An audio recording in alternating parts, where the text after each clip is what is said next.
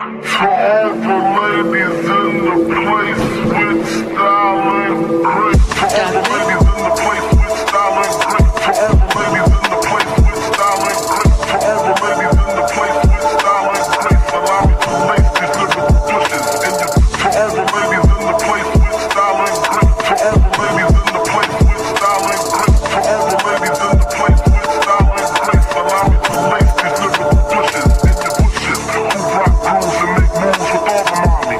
Back to the club, sipping my records where you find me. The back of the club, macking holes, my crew's behind me. Man, question asking, blunt pass. To all the ladies in the place with style and grip. To all the ladies in the place with style and grip. To all the ladies in the place with style and grace. Allow me to lace these lyrical pushes in your.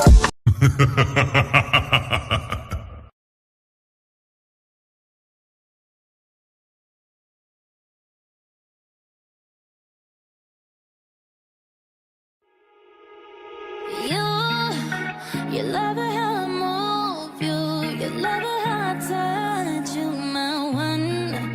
When all is said and done, you believe God is a woman, and I feel it after midnight, a feeling that you can't fight, my one. It lingers when we're done, you believe God is a woman. I don't wanna waste no time, yeah. You ain't got a one-track mind, yeah. Have it any way you like, yeah. And I can tell that you know I know how I want it. Ain't nobody else can relate. Boy, I like that you ain't afraid. Baby, lay me down and let's pray. I'm telling you the way I like it, how I want it, yeah. And I could be all the things you told me not to be, yeah. When you try to come for me, I keep on flourishing, yeah. And he's the universe and I'm the company. It's me. You love it how I move you love it how I touch you, my one. When all is said and done, you believe God is a woman, and I feel it after midnight, a feeling that you can't fight, my one. It lingers when we're done, you believe God is a woman. I tell you all the things you should know, so baby take my hand, say this song. We can make it last, take it slow. And I can tell that you know I know how I want it, yeah. That you're different from the rest, and boy, if you confess, you might get blessed. See if you deserve what comes next. I'm telling you the way I like it, how I want it, yeah. And I could be all the things you told me not to be, yeah. When you try to come for me, I keep on flourishing, yeah. And he see the universe when I'm the company. It's me. You love it how I move you love it how I touch you, my one. When all is said and done, you believe God is a woman, and I feel it after midnight, a feeling that you can't fight, my one.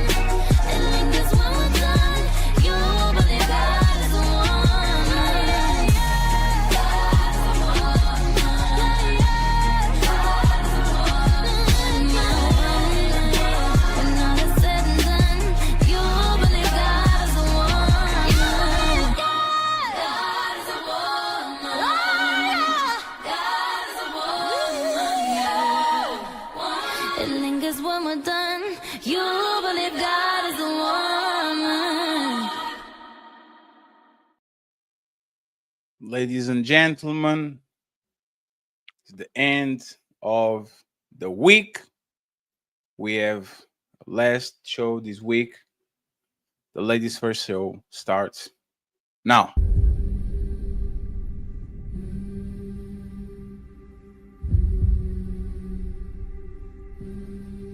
Thought I couldn't breathe without you, I'm inhaling. Thought I couldn't see without your perfect vision. Thought I couldn't last without you, but I'm lasting. Thought that I would die without you, but I'm living.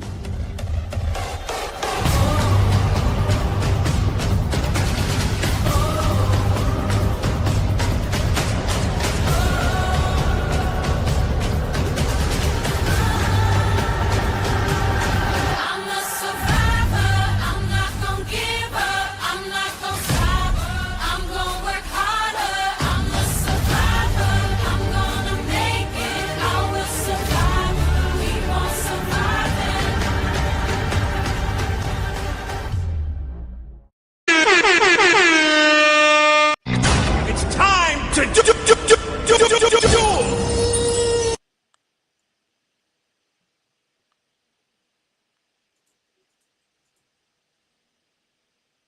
it's my turn. What's going on, family? Fatty, you be setting me up a lot of times too, man. Welcome everybody to the ladies' first show. Well, very thanks to have y'all on this wonderful, beautiful weekend. We got my sister Melanin Legacy. We got my sister Lolo. We got my brother Marte, Mrs. Jasmine, and the one and only Team Fatty in the building as part of the Untouchable. So hopefully we kick off this show as we always do and bring you another great presentation. I know that's your part, Fatty.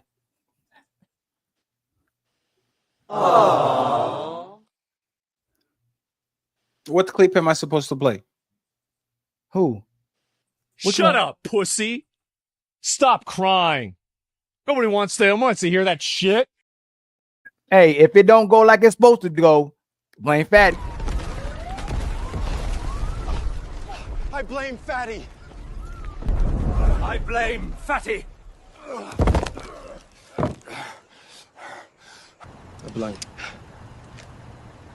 I blame Fatty. Friends, today is the day we're going to talk about something that we don't talk about. We keep talking about high value man, 7'3", $3 trillion, all these things. Today we're going to talk about short kings. The short kings deserve love too. Okay, the short kings deserve love too. We're going to be all over the place, but we have a plan, so trust us. Okay, if you want to support the Hamburger Fund, you already know. $ Team Fatty 8. Hey baby, if you feeling a fatty, hit that like, smash subscribe, and bless the Cash App at $ Team Fatty 8.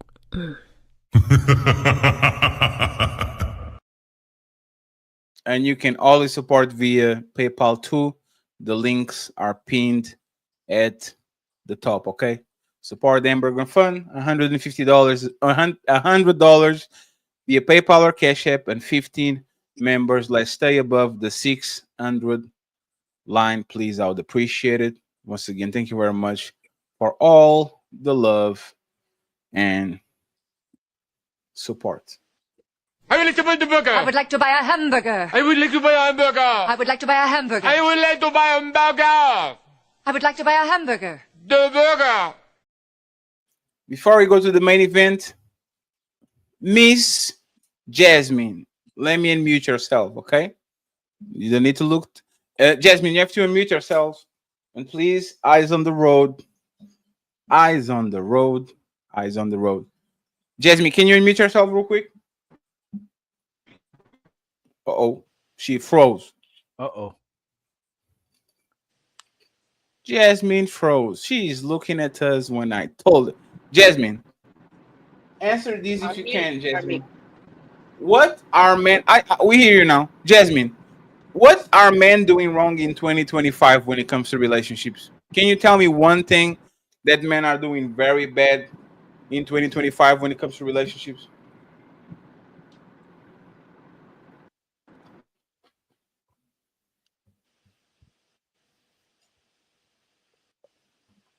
I agree. I agree. We ain't doing nothing wrong. Yeah, it's just she said shut up. She said you need to motherfucking be quiet. That's what you said. I heard that. Give me just 1 second, friends. Go! Portugal is the champions of the UEFA Nation League. Thank you very much. They are the champions. Yeah, they won on the penalties right now. Can't tell you nothing now. Shout out to Portugal in the motherfucking boot, Diesel. If you get your fireworks, you know exactly what it is.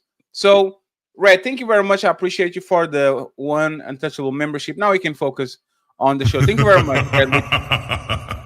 So, since Jasmine is in and out, Jasmine, can you hear us? Yeah, I was trying to fix my my camera. No, it's fine. So, can you tell me one thing that men are doing wrong in 2025 when it comes to relationships? I feel like one thing is they're not courting like they used Oh, to. oh, we.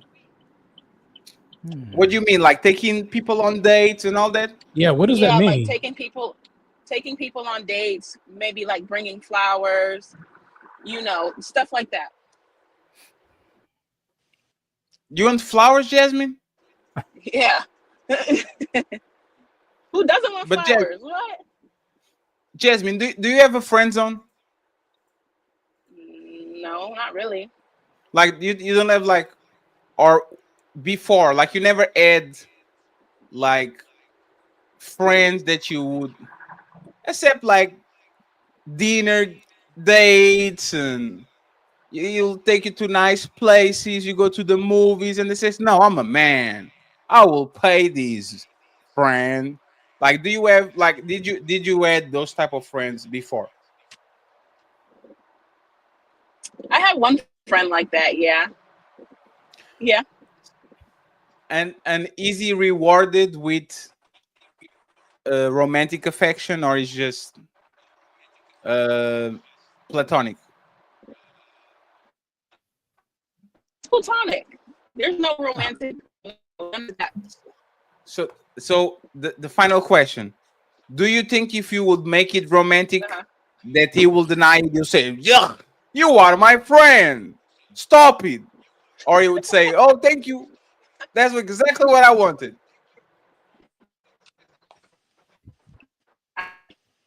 That's what he wanted. Can you repeat it again? There's Elon Musk, and then the Elon Musk saying, "Don't answer that." I know, right? I think he would say that that's what he wanted. Yeah. So this is why men don't court anymore, because y'all know what we want. We know what we want, and y'all will keep these magic friends that you know that at the end of the day they want to have sex with y'all, and you let them take you on dates, you let them romance you, take you to nice place, fly you out, go here and there, just so you can be on the rotation. And there's a guy that is not doing nothing from you, hearing you at 3 a.m. in the morning, sending a Uber to your house, smashing you, and send you back home without doing nothing. Why would I? Why would I go extra mile to romance you when I know that the guy that you really like doesn't have to do nothing to you? Like that doesn't. He literally has to do nothing just to keep you. Oh, hurts. But personally, I would do the same thing back. Like, I'm not like it wasn't one sided. Wait, you pay for dates? I don't know. You pay? Do you Yeah, court, man? why not? You court, man? I mean, not as like I don't court them as much as Now they it's like court what? me. Yeah. Like, do you do their dirty laundry? Do you cook for them? Do you clean their house to see? Hey, I'm such a good friend. Like, I cook. Yeah. I'll cook. I'll cook for them. when was the last time that you cooked for a male friend? Maybe like 2 months ago. 2 months ago, and before that, when was the last time? Another 2 months. Before that, no, I was in a relation. Well, no. Oh, relationship don't count. Where'd you just stop? What was that? The relationship don't count. I'm talking about the friend. You're saying, "Hey, Marty, you're such a good friend. Come to my house. I'm going to cook for you. I'll go with." Like, when was the last time that happened? It was just 2 months ago. I think that was like the only time. I was in a relationship for 4 years, so I didn't really have I really couldn't hang out with my male friends at that time. It was just me and him. So see what I? Yeah. So as soon as you get single, you go back to that single life again, huh? That marriage life or that relationship life is extremely temporary, right? It's like you can't wait to get back to the streets. I will say this while she's frozen. A lot of have friends. Yeah, but that's the thing, right? And we keep talking about having female friends and male friends. On a professional level, I understand.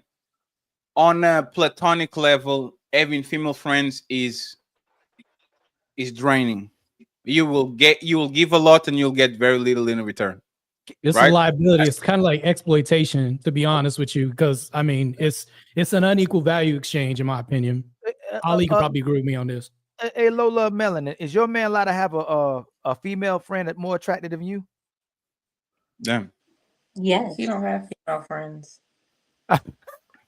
Wait, Melanie, you said yes. What's going on with that? My female friends are his female friends, just like his male friends are my male friends. We didn't come into a relationship with like, oh, this is my group of male friends, and he was like, oh, this is my group of female friends. Yeah. But Ali, before you go, but King, are you allowed to talk with those male friends and him talking with female friends without you being in the middle? Like with that, like as for example, I have a female friend or like, but those are the girlfriends of my male friends.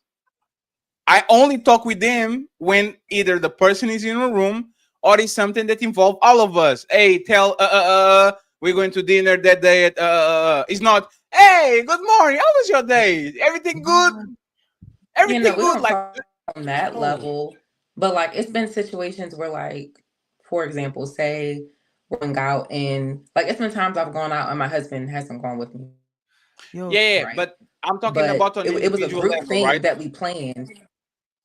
So but Lolo, I mean, like we talk like every now and then, but I'm not calling and texting them like, hey, what's up? So you're not talking to them individually apart, right? No. I mean, we do. Okay. Let me correct it. Wait. We Whoa. But it's usually very specific things. No, listen. We do talk on an individual level, but for very specific things. It's not for like, I'm just but talking that's to the you thing, and hit right? you up to see how you're doing. And by the way, Lolo, when you hear the number 5, say pineapple. 1, 2, 3, 4, 5. Pineapple. She has a 2-second delay, okay, friends? So be patient with us. So this is what I'm saying. These are not your friends. Respectfully. If you can talk with them without either your boyfriend presence or something that has to do with your boyfriend, I would consider these friends. They are associates. They are acquaintances. They are people that you will have to talk here and there with them. But they're not like, you are not going to talk with them like by themselves, like individual, like be on their DMs, having a whole full conversation. I personally, I don't believe in female friends or male friends. It needs to be something extremely specific because I know how human beings are. They just waiting their turn for the most part. They're waiting for you to get drunk.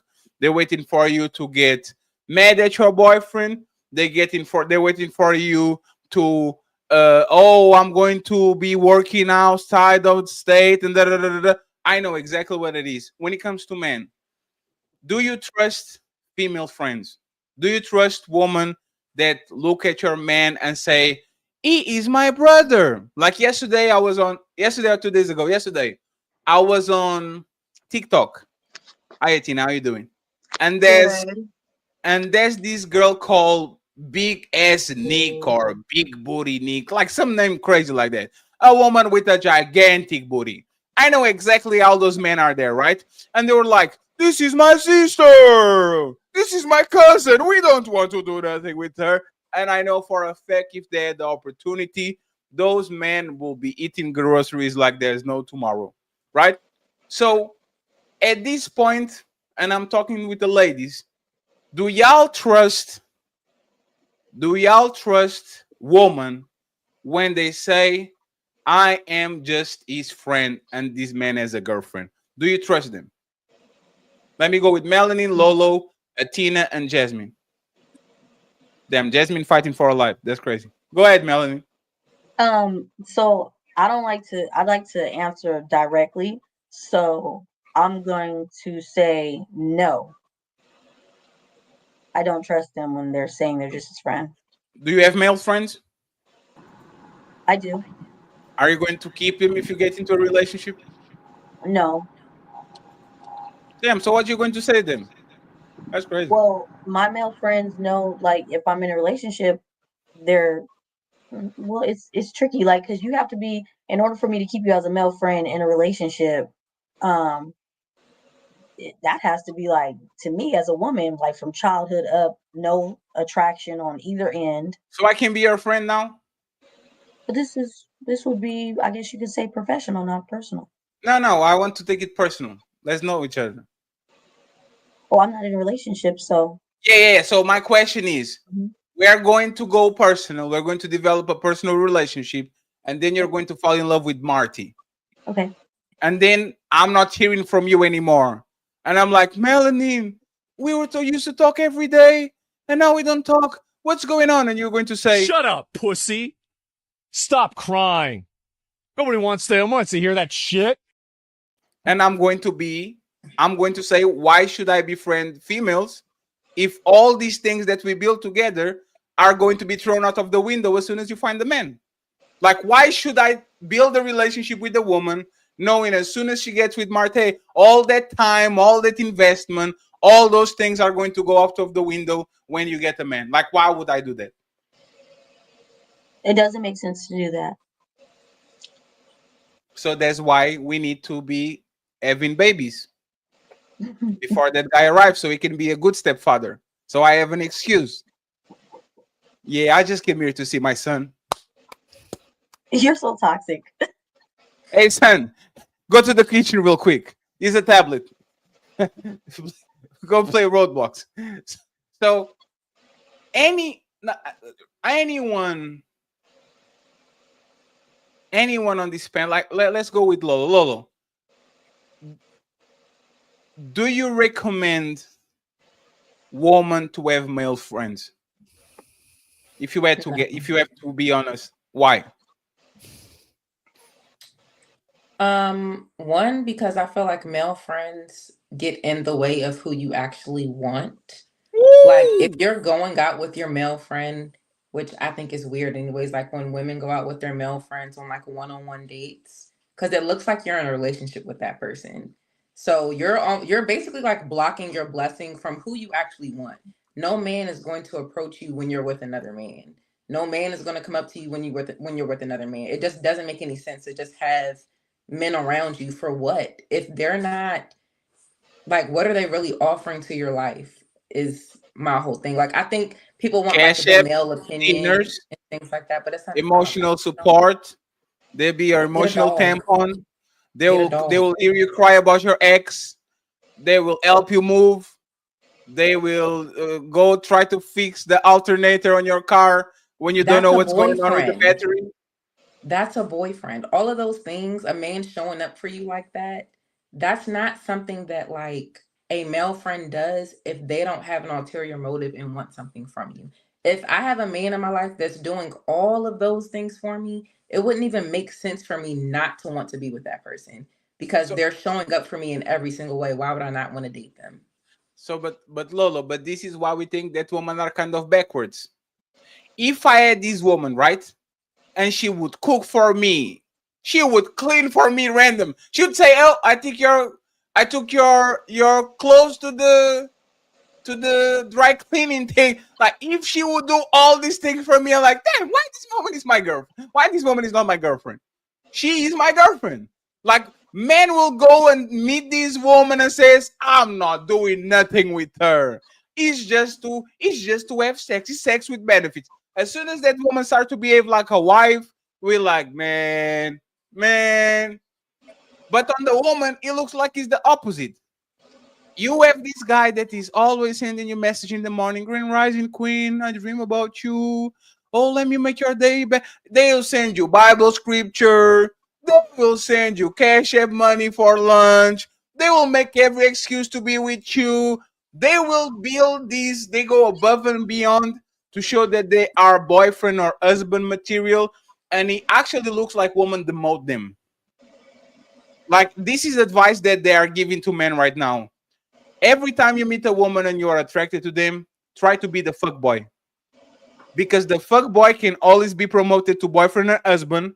The guy that is boyfriend or husband can never be demoted to fuck boy. You're never going to see him that way. So if you come in clean cut, try to help you make your life easier, and you think he might be a potential boyfriend, that man could never be demoted to fuckboy, ever. Because now he slotted himself into a category that either you take him seriously or he's on the friend zone completely. That's why when I talk to women, I'll ask them, what kind of guy do you want? And they'll say, well, I really want a nice guy. A guy that does for me, brings roses and flowers, all this other nice shit. And then when I ask them, okay, what was your exes like? All assholes, they're all narcissists, all never fit the description of what they want. So the history never shows this. So I'm like, really, that's what you are. Like, according to your history, if I buy this, if I apply for a job, they're going to look for references, right? That's your reference. When I ask you, okay, what do you want? Oh, I want a nice, so you want something you've never had before? This is not a pattern in your behavior. You want something that's an outlier of your behavior. So that's why whenever I hear this, that's wild to me. So this goes along with what Fatty's talking about. I never see this, but I always hear nice guy all the time. Oh, I want a guy to do all this for me, everything else. But the ex just didn't quit it, or he was just halfway in. And he was getting all these benefits and didn't have to work that much. Like, so I hear one thing and then I see a whole nother thing. So I'm pretty sure Ali agrees with me on this one. But yeah, to Fatty's point, he's definitely correct about this. My experience. And do you lose respect for that guy? Like if a woman had to give me sex to be with her, I think there's some part of a guy, depending on how she's moving, if that's what she's using as leverage, we probably lose respect for that woman. But do you lose respect for a guy who's trying to buy you, who's trying to gain your respect, who's trying to overcater to you, when we obviously see that the guy who does the least for you is the one you always pick? Like, he doesn't have to do nothing for you. And that's why we ask those questions. It's so backwards to me. Why is the guy that y'all actually like have to do nothing whatsoever to get you? But then you make all these demands for a guy you really don't like. You just making those exceptions for this person and standards for this person for somebody you be in a relationship with. Why does that happen, Tina? I can't relate to that because I have had a standard, and yeah, things have gone south, but I've always had the same standard in what it is that I wanted. Now, I think having a relationship with God is more important to me, and I know we've been over this, not that I'm trying to beat a dead horse or anything, but because I have experienced what I've experienced with men, I'm like, if they are not truly aligned with God, it's just not going to work out. But as far as having friends, going back to that, I don't know if it's because of a cultural difference, but our family has girlfriends, guy friends, but it's very different. You don't talk to, if you're a woman, you don't talk to men privately in DMs or hang out with them. It's like you get together with the family. It's more like friends in Christ, I guess. So the whole idea of like hanging out with a guy alone is kind of strange to me unless there's some sort of romance. Athena, you talking about associates or friends? Yeah. Acquaintances or friends? Well, I mean, I would think they're friends. I have a friend of mine. Sorry, I turned off my notifications, but it's still coming up. There's your friend. No, it was something on Facebook. There's your friend saying. No, most of it is just, being supportive for one another. I would say most of my guy friends, we know that we are not for each other, so we just don't even take it there. So. You don't think it's but we ask you why you think it happens, because what I think obviously what happens is that when women go, they don't need a man, and aren't looking for a man and single by choice. When there's the dude they really like, the guy that they need and the guy they value more than themselves, they'll do anything for her. That's what a woman truly shows you when she really thinks you're better than her, and she actually values when she'll compromise all her rules or whatever she says she wouldn't do for you, versus the guy that you set all these expectations and standards for to show your validation. I think a lot of times women are using those guys to make themselves look good, when in reality, the guy you really actually like is the one you see better than yourself. Yeah, if you're referring to like what other women do, I do agree with you. I have seen that. Like, they'll make a lot of exceptions for the man that they actually want, but the men that they don't want, they're like, oh, you have to jump through all these hoops. And I think it really comes down to they really don't like the guy. If there's not genuine attraction or desire on the woman's part, she's not going to treat him well. So you never done that before? No. As soon as I know that I am not interested in a man, I make it very clear. No, I'm saying, like, so when typically it seems like when someone gets mistreated is when they value the person more than they value themselves, and they get compromised and they get their heart broken. But if you never really liked the guy, if you lost somebody, you wouldn't care if he stopped calling you, if he ghosted you. You'd be like, oh, I'm happy he didn't call me anymore. But if it's somebody you actually liked, that's the guy who's the asshole, and that's the guy who ghosted you. But if it's somebody you don't really care about, you're like, man, I'm happy he stopped texting me. Like you never had like a male friend that every time you see a notification, you go, oh my God, him again. Mm-hmm. You don't have that? Absolutely. No, if everybody, Tina, there's always people that you are happy to see. Oh, damn, that's why Marty, damn, let me see what Marty's doing. And you always have somebody who's like, male and female, damn. So you Why the fuck is this person calling me? Why the hell is this person, man? You don't have maybe this is why I don't have a lot of friends, because if I feel that way, I say it. No, so you're saying you never got text and you're like, oh my God, it's not him. Texting, oh man, it's not him. Gosh, why won't it be him? You never been through that before. Oh, like wanting someone to message you? Yeah. Of course. Like you have someone that you're interested in, and it's not that you're like, oh, it's just my friend. It's just like, it's not who, you're still happy to hear from your friend. You're like, But if you are that kind of woman, though, where you see a lot, not you personally, if a woman never truly values somebody more than herself, has she ever been in love, really? If you're that woman, like, I'll never let a man put me in that position, does she really love someone?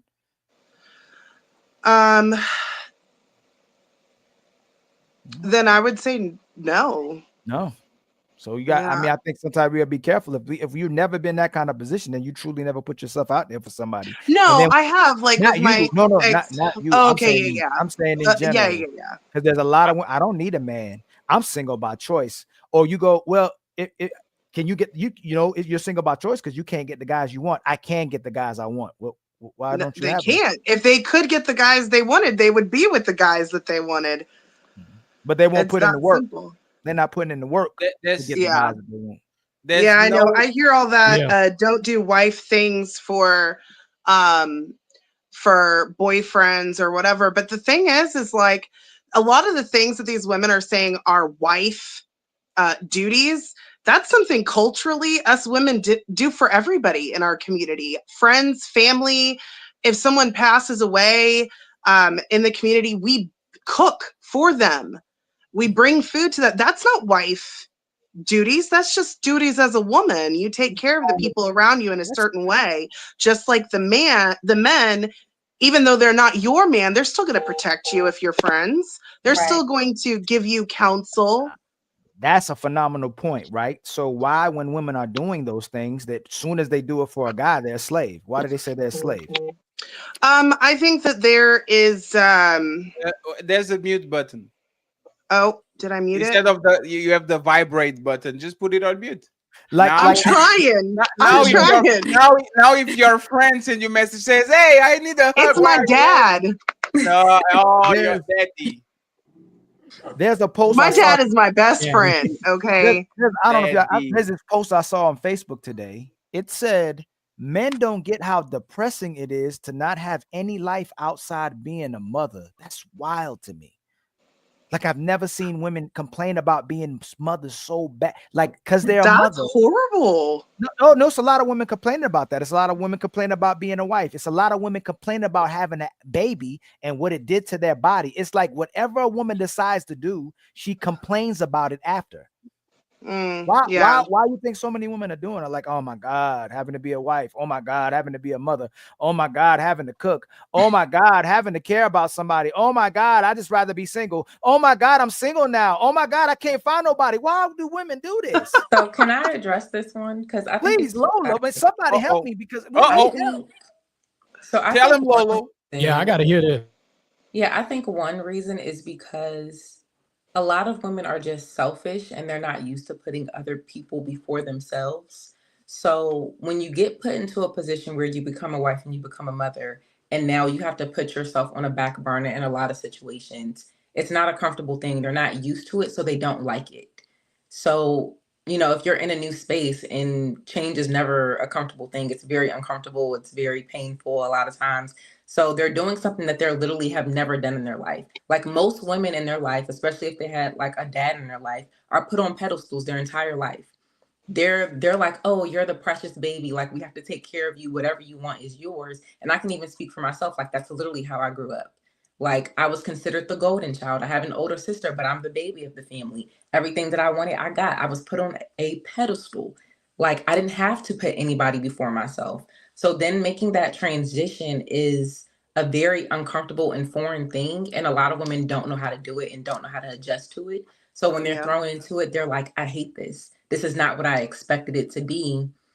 And I feel like, again, like it goes back to expectations too. They didn't know what to really expect and how it was actually going to be until they were thrown into the fire.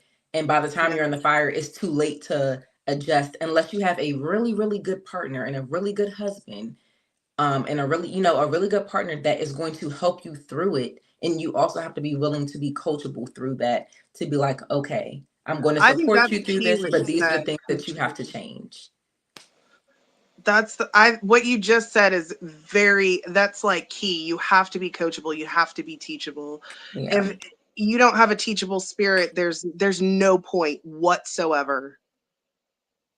Yeah, but that's what I'm saying. When women are speaking, it seems like a lot of times they're projecting. They're actually talking about themselves. Like one thing we keep seeing is that women will say men don't know how to discipline their manhood and they keep entertaining hoes, but then they're friends with the hoes. Like they keep hoes as their friends.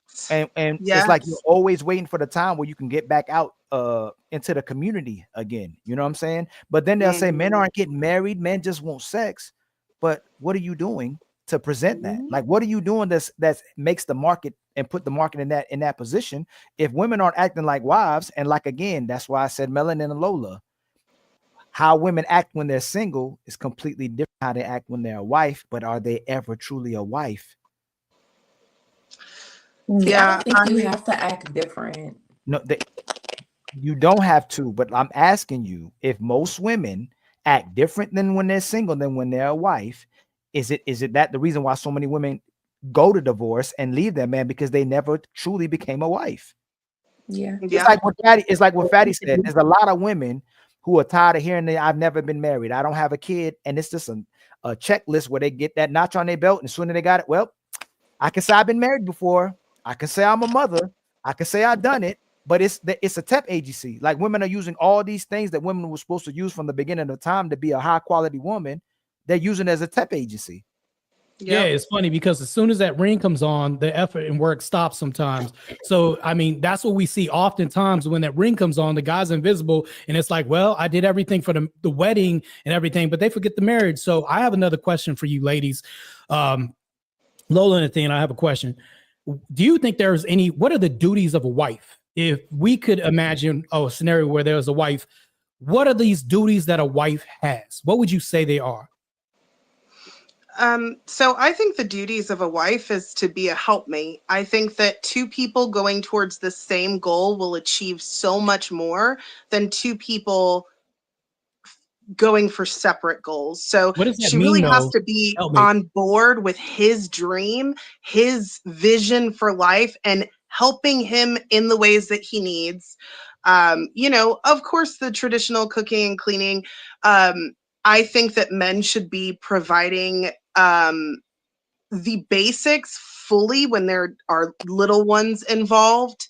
I understand after the little ones are older, you know, unless you have a homestead like I do, I could see where it's like, what am I doing? Just here, even cooking from scratch, you could still have a part-time job. But really it comes down to being a helpmate. It's doing the things that he needs to be successful so he can focus on providing and leading his family. Because I feel that I'm very big in traditional gender roles. And so that to me is what a wife is supposed to be doing. Here's the thing. I haven't heard a duty yet. I've heard just make the house a home, happy, everything. Like these duties, it's very broad still. When you talk about cooking and cleaning, these are things I can also do. If I come home 2 hours before you get home off of work, you're going to be pissed because the dish is still there and I was home 2 hours before you. Can you name something besides cooking and cleaning that's a duty? Because I heard helpmate, but what does that mean? Like, what is a specific? Can you name something that's like a specific gender thing? So I don't think it's necessarily a specific gender thing, but I can think say as the far as specifics, but I'm duties- trying to hear if you can Well, yeah, name just- one thing. Just specifics, I would say one, I think the most important thing, I don't know if this is necessarily a duty, but like I feel like a wife is like required, or the expectation is for her to be respectful to her, like to respect her husband. I think I would it's say like that's one of unanimous the, across the board. That's not a duty, really. That's why I So said these are not basic minimum requirements. it should be a minimum requirement, but it's not in today's society. Okay, so I'll give you, let me go ahead and help you guys out a little bit. Not that I'm pushing you guys, acting like I'm an educator here. Let's say that I wake up and I realize it's been 2 months and I got no punani, and it's been no activity. I have a dead bedroom. Do you think that sex is a duty? Because I can't get that from anywhere else. I can't outsource. If I go to porn, you'd be pissed. But the only justification I can say is, well, this woman looks like you, though. At least it's around them, because you still gonna be like, well, that's not me, and I'm using something that's not real, or I cheat. I can't do that. Do you think sex would qualify as a duty? Because I can't outsource it. You're the only source I have if I have a monogamous relationship. Would you call sex a duty? Yes. Absolutely. Okay, so it's gender, unless I'm gay. It's like it's a gender role. I would say that's a gender role, because I'm not with my boy Fatty doing something no homo. If I'm with him, we hanging out, whatever you want to call it. There's something else too. That's a duty. You are the only ones that can have children and babies. I can't make it have babies. Right. So these are things I'm trying to hear for. I never hear that. How come when I talk to women these days on panels, I never hear part these of things? being It's always a talking and helpmate. pleading. Go ahead, But Athena. that is part of being a helpmate. Yes, sex is very important. Right, but for here's men. the thing: you can't like quantify. When I ask you things and say helpmate, and I hear things like, "Oh, to make me happy, to make a happy home," and I have to ask, "Well, what is a happy home? What does this mean?" And I hear these broad generalizations, but I never hear broad these duties. I just hear, generalizations are there. But make me happy. That's it's it. different for every man. So the basics is the cooking, I don't the think those are cleaning, the different sex. for every man. Yeah, I think the basics Well, are food. every man has You don't different have a jobs. So, sexist relationship. so No I man can have be happy with dated that. guys Number that were one, IT guys. They have very different needs than blue collar men. Blue collar men, you got to clean their boots, you got to soak their clothes because it's covered in mud and grease. They have different needs than a man who works in IT. But I'm talking about constants. What's one thing across the? Do you think having sex is constant across the board? This is how women try to get away from performing their responsibility, like he said. When y'all talk about men, it's across the board. Provider, always provide a good leader. But when y'all get to women, Across the y'all board. like to scapegoat your responsibilities, and that's why women can't get shamed for it, because you start, whatever he likes. They're not a monolith. They're not about the same. Most of us are the same. We're the same, just like you are. And some of the stuff you named was a response. I don't know why you say like that. We're men. I mean, most sex. He said sex. We want children, food, and things, and respect. Like most. Yeah, of but outside of that, no, there's no outside. No. Hold on. He's saying the core. There are things that men might like different. Like he might like a steak. I might like An unchanging standard. but it's That's still what he's talking about. the core part of it. Just like Basically, if you give any man those three you things, he'll and probably give you Lola and Melanie might like a different color house, a different vehicle. But the core things that y'all like, security, is y'all come together on. Y'all want security in your life. Absolutely. We want peace, like he said. Yes, peace is big the with fact men. that he's bringing up sex, why did I cut off all my hoes just to get with you to have inconsistent sex in the bedroom when I can go get it every day?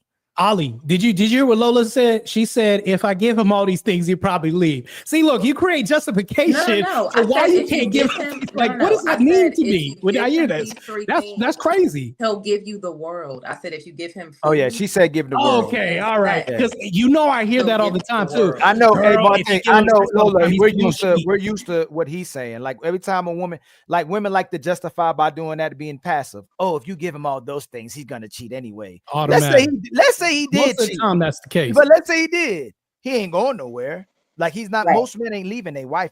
Most men are not leaving the woman that they love and they said they love. The problem is when the relationship started. I know me and Fatty keep talking about that, even though I think Fatty's sided more with me because of what happened last show. Like you literally have to lie to women about everything in the relationship to keep her happy. But eventually you're going to be unhappy with it because you have complete control over him and you resent him and go, oh man, I ain't got to do nothing for this.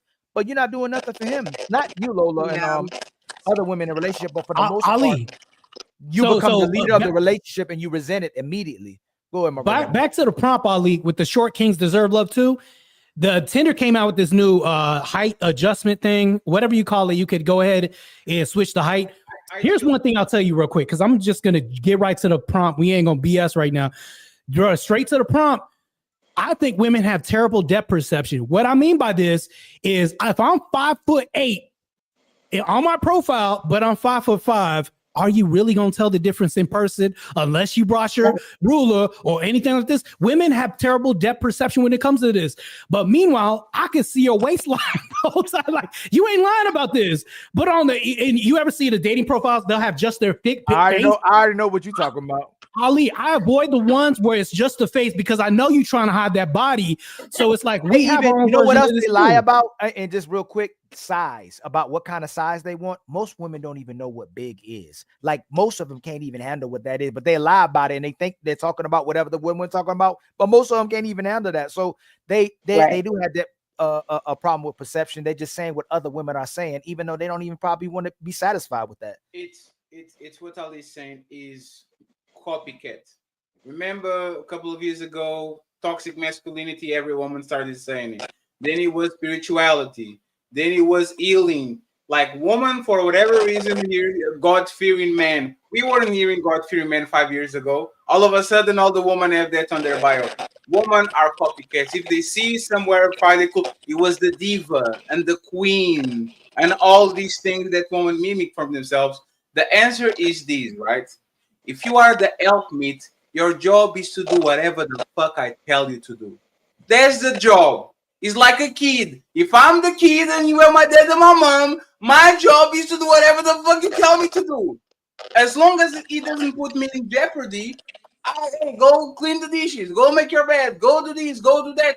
That's what it is. But this is how you know that women run most relationships, is that they're define the roles. My role is to cook and clean, and you better go outside and work 16 hours to pay all the bills. The reality is this. We as men will do whatever it takes. That's our job. Do whatever it takes. If it takes to work 16 hours on a coal mine, do it. If it takes to be on the sun every day, do it. If it takes to be at home and take care of the kids, do it. If it takes to cook, like we do, whatever it takes. So when it comes to a woman, the best description of your job is, I will do whatever my husband does, tell me to do, as long as it's conductive to we getting somewhere when it comes to this relationship. If I need to work part-time, there's a 4-hour job I'm going to do. If he needs me to stay at home and take care of the kids, that's what I'm going to do. If he needs me to work 8 hours outside so we can have a budget for the future, that's what I'm needing to do. But once again, women tell what the woman, what the real man is, but they never tell what the real woman is. There's never a real woman is. I keep talking with women and ask them about what is a loser, and there's nothing that makes a woman a loser. 3 baby daddies? No, she still deserves love. Traumatized? She deserves healing. She's a bad person. If you can take me in my worst, you didn't deserve me in my best. There's no metric that makes a woman a loser, but every time a man is short, he's broke, has a small dick, whatever, loser. The reality, once again, is if we have a team and if we have to build together, and you really believe that you are the helpmeet, but a lot of women are using this shit to get a golden ticket to retirement. They don't want to work, so they say, they help me because I don't want to have my job, so go to work. No, well, being a helpmate is work. No, Tina, we are talking on the eyes of a woman, right? In the eyes of a woman, staying at home, cooking, cleaning. I'm not talking about women that have a farm and women that have to walk miles on their property to clean it. I'm talking about regular people that live in an apartment and they can do the dishes once a day. They can do the laundry twice a week at max, right? And they can manage all the rest of the time to watch Netflix, to go outside. For most women, that's the easy work. That's the work they want to do, the work they're ready to do. So, but that's not work. Go ahead. That's not work. And what I wanted to say earlier is I literally said the same thing you were saying, that the woman's job is to do whatever it is for the man that he needs. and I got pushback from both of y'all. Well, the reason why I got pushback is because whatever, like, I'll give you, I'll give you an example. Before you go, because you said something extra. You said, and in an ideal condition, when he can do it, he pay all the bills. Like you said that. You said, I will do this while in the meanwhile, but on ideal condition, this man needs to be the provider. That's what she should do, right? So you are setting the terms. You are saying, I'm going to be the helpmeet, but you better motherfucking get your act together because your job is to pay all the bills and to take care of me. Who is in control of the relationship is the woman, because the woman is the one that is dictating the terms. And a helpmeet doesn't say, hey, this is what you should do as the head. A player doesn't say to the coach, you should do this. A soldier doesn't say to the general, you should do this. And women are so used to define what is the job of a man that they, for whatever reason, think they're comfortable shifting their position depending on what they feel. So his job, one second, just to finish. Yeah, go if you were the helpmeet, you would never say, this is what a man does. Because if you are defining what the man job is, if you are defining what that man job is, he's not the helpmeet, he's a workhorse. He's the one that is carrying the shit, and you are telling me exactly where to go, where to do, and how to behave, because that's what you want from him, and that's exactly the rules that we're stipulating for that relationship. If you are flexible, I will say another thing. But what you describe is not a leader. What you describe is somebody that is doing what you want him to do. That's what she's describing it from her own perspective and situation. So back to what I was saying, Athena, this is why I push back against what you were saying. Let's say I have a job and I hire you for this job and I'm your supervisor, and you say, okay, great, I'm ready to work. And I just tell you, and you ask me, well, what are my duties today? And I say, well, to have a good work environment, make sure that everything looks good. And I just walk off. Did I really tell you anything? No. That's what happens. That's what it means when you tell me. That's what I translate when you say a helpmate. Because if you ask me, Ali, or Fatty what a helpmate is, we'll give you 3 different interpretations from what that means, because we don't know what that means when you say that, because I can't assume what you mean a helpmate mean. That could be dishes and all this other stuff, but no sex life in 3 months. Or that could be like, do whatever I say in obedience. And obedience, when I say these words get demonized all the time because people hate 2 words. They hate submission because it sounds like slavery, and they hate obedience because it also sounds like slavery. So let me break it down what my definitions are. Maybe this makes sense to the masses, because we aren't the only 6 microcosm looking at this. There's an audience out there looking at this.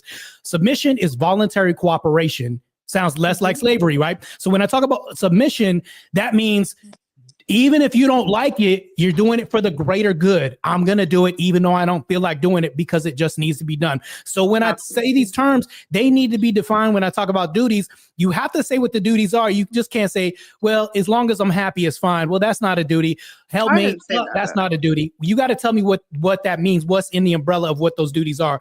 It has to be a thing. You know what I'm saying? Like sex, having a baby. I say it all the time, Marte. I say that there's no responsibilities that most women can list out that they would be shameful for not following. Matter of fact, they can define what a real man is, and you always have to be a real man, even if you're 16. All the time. They can't tell you what a real woman is, and you don't. A Proverbs 31 woman. They list it all out in the Bible. Athena, what are we missing about your statement? Or what are we getting wrong?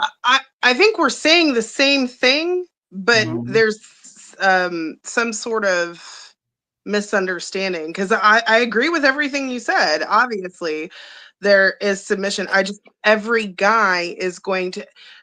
So whenever a woman is the man's rib, she is more fluid and changes more towards what the man needs. Like, I have heard the analogy of a man being a container and the woman is the water in the container. She forms to him.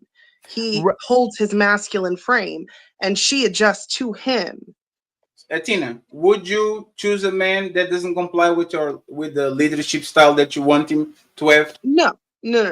So we're talking about. He just did it. You are the container. He's the water. I'm not the container. God is the No, not when your standard is biblical truth. You can correct me if I'm wrong. Hold on. If your container is a water container and you wouldn't allow Coke, you wouldn't allow Pepsi, you wouldn't allow 7-Up, if you wouldn't allow no liquid that is not water, you are the one that is putting the rules on, because you are saying, if you don't lead the way I deem you as a leader, I will never pick you. So you I don't make the rules. I go by what the Bible says, not what I say. I'm giving you a Bible. One second, and I got it. One second. Athena, when you order Uber, there's like 7 options: Uber X, Uber Comfort, Uber this, Uber that. If you are the one that every time you ask Uber is always Uber X, you never go to Uber Comfort, you are the one that is deciding the terms of that trip. So I'm not saying that you are going to implicitly lead, but if that man doesn't display a level of leadership that you are comfortable of following, you will never pick him because he's not your leader. So you are the determinant of what you have over there when it comes to leadership. Is he the real leader when you're saying you only can lead the way I want you to lead? If I'm a basketball player and I say my coach can only run triangle, if he doesn't run triangle, I want him out of here. Who is the leader? Is the coach or is the player? And I'm asking, I see what you're saying now. I'm gonna ask you a question. I'm gonna ask you a question, okay? Because this is what Marte was trying to say and what Fatty's trying to say. You sounding the part instead of being the part.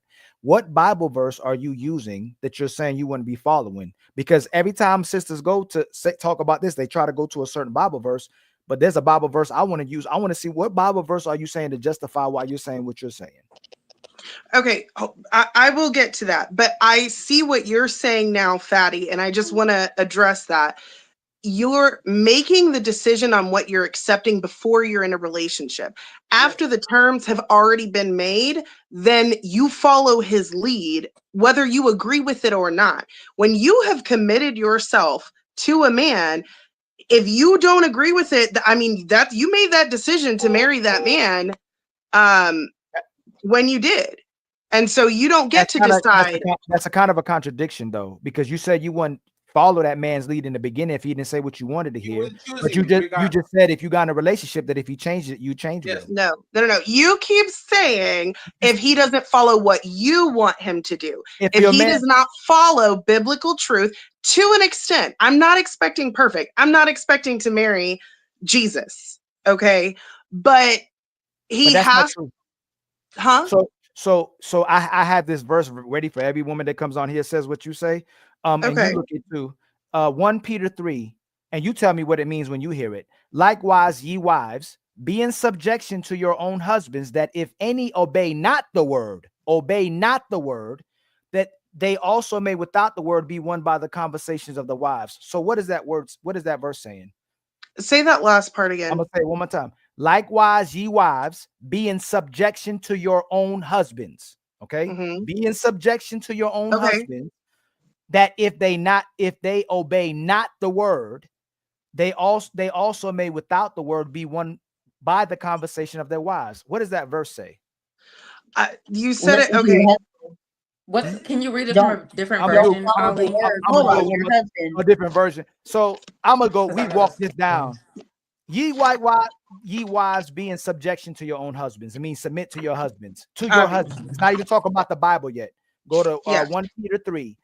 That if any obey not the word, that if your husband doesn't follow the Bible, they also may without the word be won by the conversation of the wives. So you're supposed to still listen to your husband, even if he doesn't read the Bible, but that with your voice and you helping him, that he may be convert back to the word. Yes. Yes, so you are. The Bible says no matter what, you're supposed to submit to your husband. Athena, let me ask you a question real quick. Was that an Orthodox one that you showed me? That's a W. Okay, we can get back to the conversation. That's a massive W. All right. I've been Orthodox since I was 11. But that's the part that is not making sense to Fatty. Ali's actually correcting this one. I agree with him. So I'm gonna let Ali finish cooking. If a man can get you to change your mind inside the relationship because he's your leader, why aren't you not following him based on what you want from the man prior to the relationship starting? If you're not picking the man to be what you want, if you're not picking the man and what he wants from the man you pick from, that's where the problem comes. Soon as you try to change him, that's when you start taking the L, because most women want the man to change for them instead of changing for their leader. And as soon as you get him to change for you, you start leading a relationship to the end of the relationship. And then you start resenting the man too. So it I follows agree suit. with He's correct that, about but that. I've always changed myself for the relationships, like Nope. the music I listen to, the can't do food that I cook. You can't do that when you But just that's not ask- what Ollie's talking about. He's not talking about. He's talking about like. So let's say I become your man, right? Let's say we in a relationship. Ollie's my friend, Fatty's my friend, and next thing you know, they overhear him talking after Orthodox service liturgy, whatever we go to, and you say something to the effect of, "You know what? I just don't like the way he's leading." All of a sudden, it's who's the arbiter of what's leading? Is it you or me when you make that comment? Well, I don't think women should ever disparage their husband's name. No, he didn't ask you that though, because most women do. He's They asking. do. I know, but And that they wasn't shouldn't. in a disparaging context. What I'm talking about is like, even if you think this, you That's say, what well, he's leading, but he's just not leading godly the way that I think he should. It's what Fatty said, man. It's the Then number I one would thing. say it's if not she about doesn't us think to he's decide leading how. godly, if she doesn't think he's leading godly, exactly how? Where is it exactly? She needs to quantify and say exactly how he's not leading. And if he is a godly man and his wife comes and says, "Hey, I love you and I will follow you no matter what, but I don't think that this is a good idea." And I did do that with my ex-husband. I still did what he said. Like, and I'll even give you an example. I did not think it was a good business decision to buy a bulldozer cash in the economy that we were in. He said, I can do this. I want to do this. So we did. We spent almost 70 grand cash. And I was like, I do not think this is a good idea. You work? Huh? You work? I started the business. I did the. Does he? Who makes the money now? You or him? Oh no, we divorced. No, but while y'all were together, who was making the money? We both were.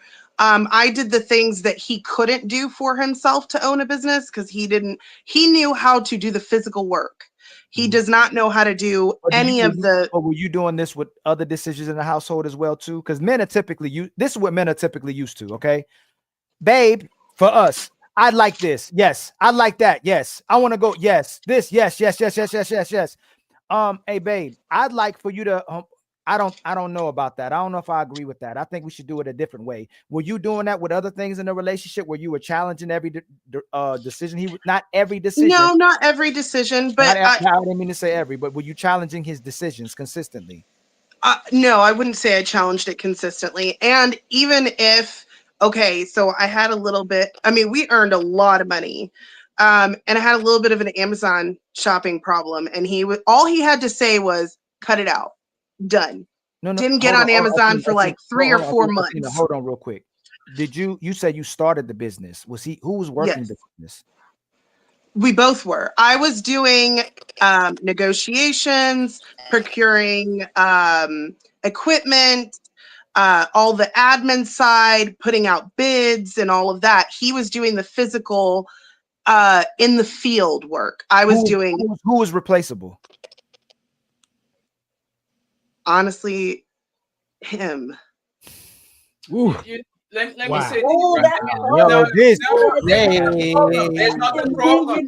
Ali just hit the button right there. He just hit it. Problem at all. And this is what I'm talking about. When y'all come with the biblical bullshit, but you will live under secular motherfucking rules, this is when shit gets crazy. You made the company. He's the replaceable dude. It's very difficult to follow a man when you are actually doing this job. So when we, Tina, I'm not using. But I still did.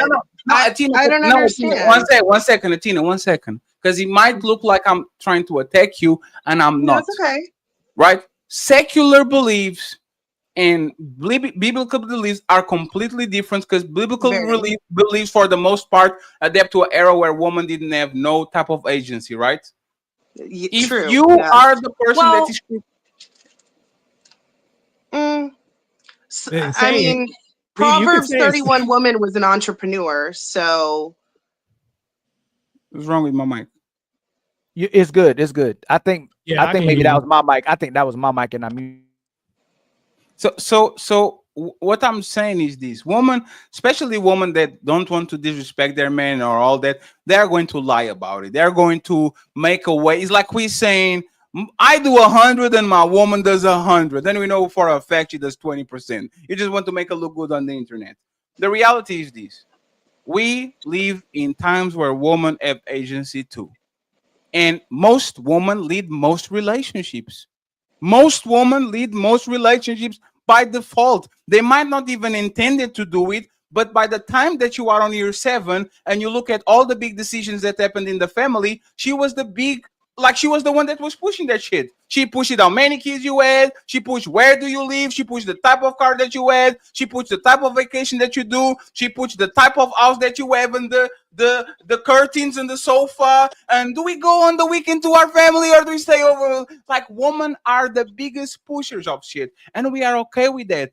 Because we don't care. I don't care about the car and the curtains and if the kid goes to this school. We care about you when we say no. That's the problem. We will let you lead the relationship from point what day 1 to day 30 years and something. Who are you when I say no? And who are you when I'm not performing? Right? But I think that's why you don't let the woman leave the relationship, because then when you try to tell her no, it's going to be a problem because you've never told her no in the past. So why are you letting the woman leave the relationship from the start? Because most of the because men believe in soft power. Men believe in the power, just like men believe that if you are under me, just like my kid, I know Xbox is better than PlayStation, but I'm going to buy a PlayStation just because you want to. That makes no difference for me. You want the Nintendo Wii or the Lakers when I'm a Celtics fan? Go ahead, kid, get the Lakers jersey. You got it. I don't care. Like, so we do to our kids the same way we do to our woman. I truly don't care. If you want to get those type of nails and the type of hairstyle, go ahead and do it as long as it doesn't impede in my shit. As long as it doesn't drag my reputation. But the problem is, like I said, is women get so used to dead by 1,000 cuts when we concede 900 times because we truly don't care. Where do you want to eat, baby? There. Oh, let's go over here. Oh, no. Like, we concede in so many little things. Because on the day that we actually have to put our foot down and says, hey, stop that.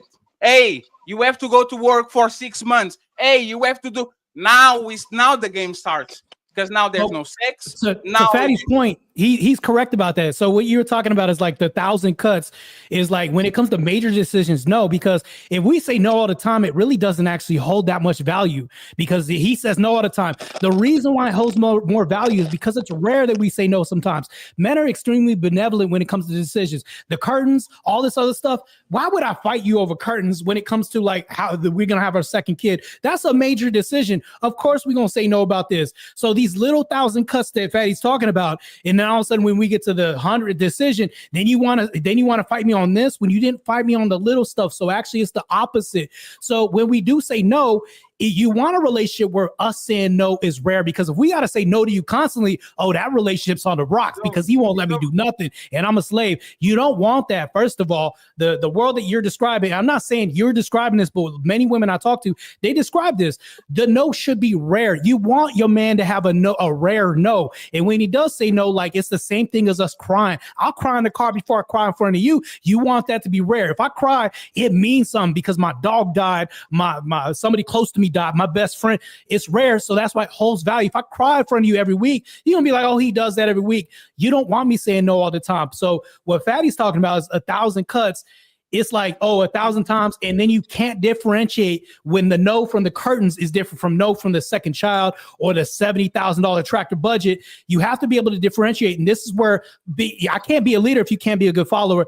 So that's why men are really benevolent. We have to go ahead and have guidance. That's why with Athena, I had to say we have to be specific about things because women tell men things that are pretty all the time because you already come with a face of makeup on. Everything else, we already bond what you're selling, but the moment you come in sneaking something in on the 70th no and you want to say no, oh, that's crazy. Now I have no room because my no doesn't hold any power. That's what Fatty's talking about with that 1,000 cuts. I agree with you, but I want to interject something, and it's just funny that my dad literally just messaged me again.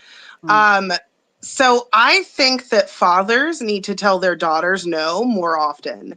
I think that spoiling little girls is not a good way. I think that they have to teach their daughters how to be a good wife. And I can tell you, even at my age, a grown woman paying her own bills, I called my dad for advice because I'm now a single woman, so I don't have the covering of a man. So I called my father and asked him because I got invited to a sporting event, but it was during Lent when we're fasting. And he said, absolutely not, because it was right after Christ had been crucified. So we were in a time of mourning. He's like, absolutely not. You cannot go out during a time of mourning. And I was like, okay, say less. That's fine. I think men need to say no to their daughters because my dad tells me no all the time, and I'm just used to it. You're doing it right now. Do you want to have to be? Do you want your dad to have to say no all the time, or do you want a daughter that's easier to manage that you don't have to say no to all the time? No, but before that, it's the mom. Yeah, it's the mother. It's the mama Why we responsibility. going to the daddy? Y'all already do it in household. You want to be the father. Mother's map. Yeah. I needed to teach you how to clean and how to shut the fuck up and how to neat and how to like.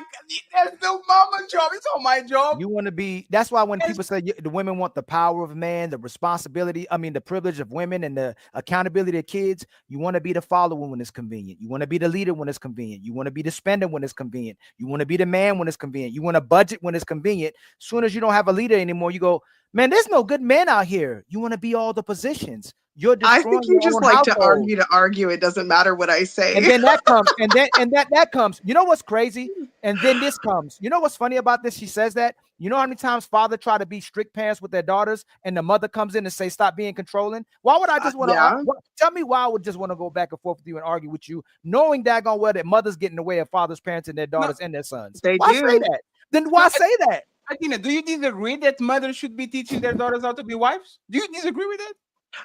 Okay, so there's a difference between disciplining. That is a majority of the male's job is to discipline, and then teaching to be a wife in the sense of doing the cooking and caring for your partner like that. Yes, the woman does teach her daughter that. One second, was right. Ali, just I promise. Just 1 second. Adina, first of all, Ali says this. This is one of the top 5 quotes ever. Woman never ask you for explanations when you agree with them. Ever. A woman says, "Can I go to the such and such and such?" If your dad said yes, you never say, "Why, Dad? I'm fasting." And woman ever ask for explanations when the man agrees with them. That's kind of like interesting, right?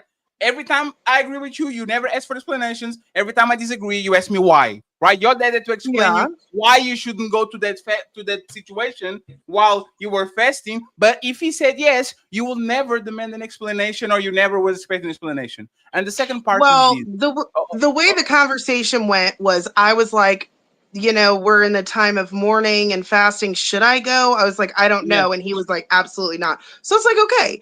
And I just wanted to verify with him whether it was appropriate for me to go or not.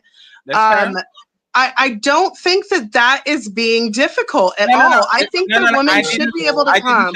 I didn't say that. I didn't say that at all. Well, Ali, I did not. What Ali? No, 1 second. What Ali was saying, like, because you said you just want to fight, and the basis of the conversation was like, you disagree that woman should actually teach other woman how to be a woman. Let me give an example, Latina, and this is why I don't talk about it a lot. She said the father. She said, no, Ali, 1 second. I got you. So, Latina, I have a older sister that passed away when I was 6 years old and she was 14. Okay, like, this girl knew how to cook, knew how to clean, knew how to dress me, how to take me to school. I'll wipe my face. She knew how to be quiet when she needed to be quiet. She knew how to talk when she needed to talk. She would serve my dad first. A 14-year-old girl. Yeah. And my dad didn't taught her nothing. He was my mom. This is what happens. If somebody's talking, you be quiet. If somebody does this talk, this is not how you should wear. This is what you should do. This is what you should like she knew it. 14-year-old. And we have 20, 25, 30, 35, like just floating in the planet. They don't have no idea how to play their position. That's the mom job. Your mom is the one that should say this. You know what my mom does? Sometimes I get into it with my dad, right? Not in an aggressive way, because I will bow down and leave the room. My mom grabs me and says, "You need to be quiet, son. Just shut up. You are right. I know you are right. Shut up." Right? That's the power. That's the power of the words of a mom. Is diffusing shit. Is know how to play the position. Even though she's not the leader, she understands it's better for you to be quiet than let the man have it, because he has his ego and is the leader of the house, of actually just letting you talk. You are going to say something that you utterly regret, and now there's no family for nobody, because that woman, instead of put you on the position, she let you blah blah blah, wear that dress, go to a place, get impregnated, deal with the wrong boyfriend, and all of a sudden there's nobody is having their way. Not you, not your dad, not me. It's the mom job. And you know why it's the mom job? Because if I disrespect you, my dad will put me on my fucking ass immediately. Let me talk with my mom funny for a second, and she doesn't have to say nothing. My dad will stand up and look at me and say, "What's up? What's going on?" And I know what it is. So it's kind of a disappointment. Like disappointment, I say, on a conversational way.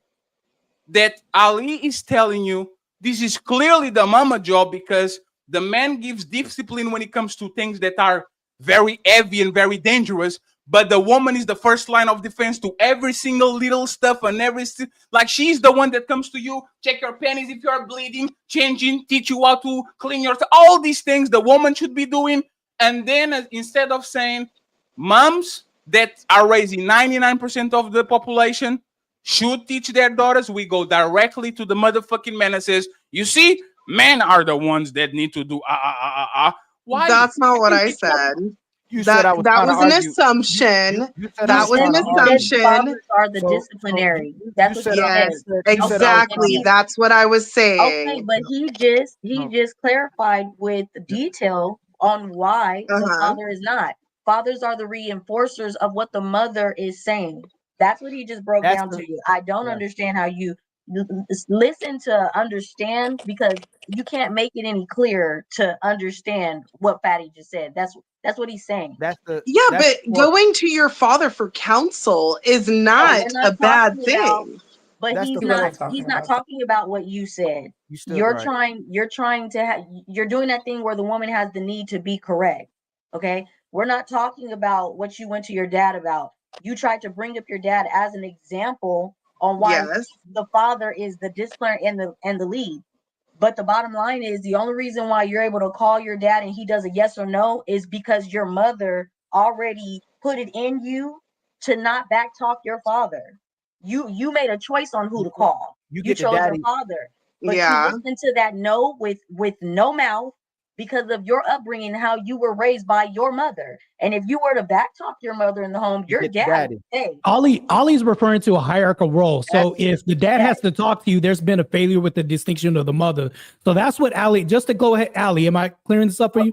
I'm trying to go to, that's the fourth responsibility. Ollie, yes. It's the mother implementing the order of the father into her children and instilling order of how to follow order from the father. If you got a hierarchical function, if you got to your father past your mother and how things are supposed to go, it's a wrap, because the mama would tell you, all she would have to say is, "Do I need to go tell your father? What did he say?" And that's it. Do I need That's a good example. Yeah. But you know what it is now?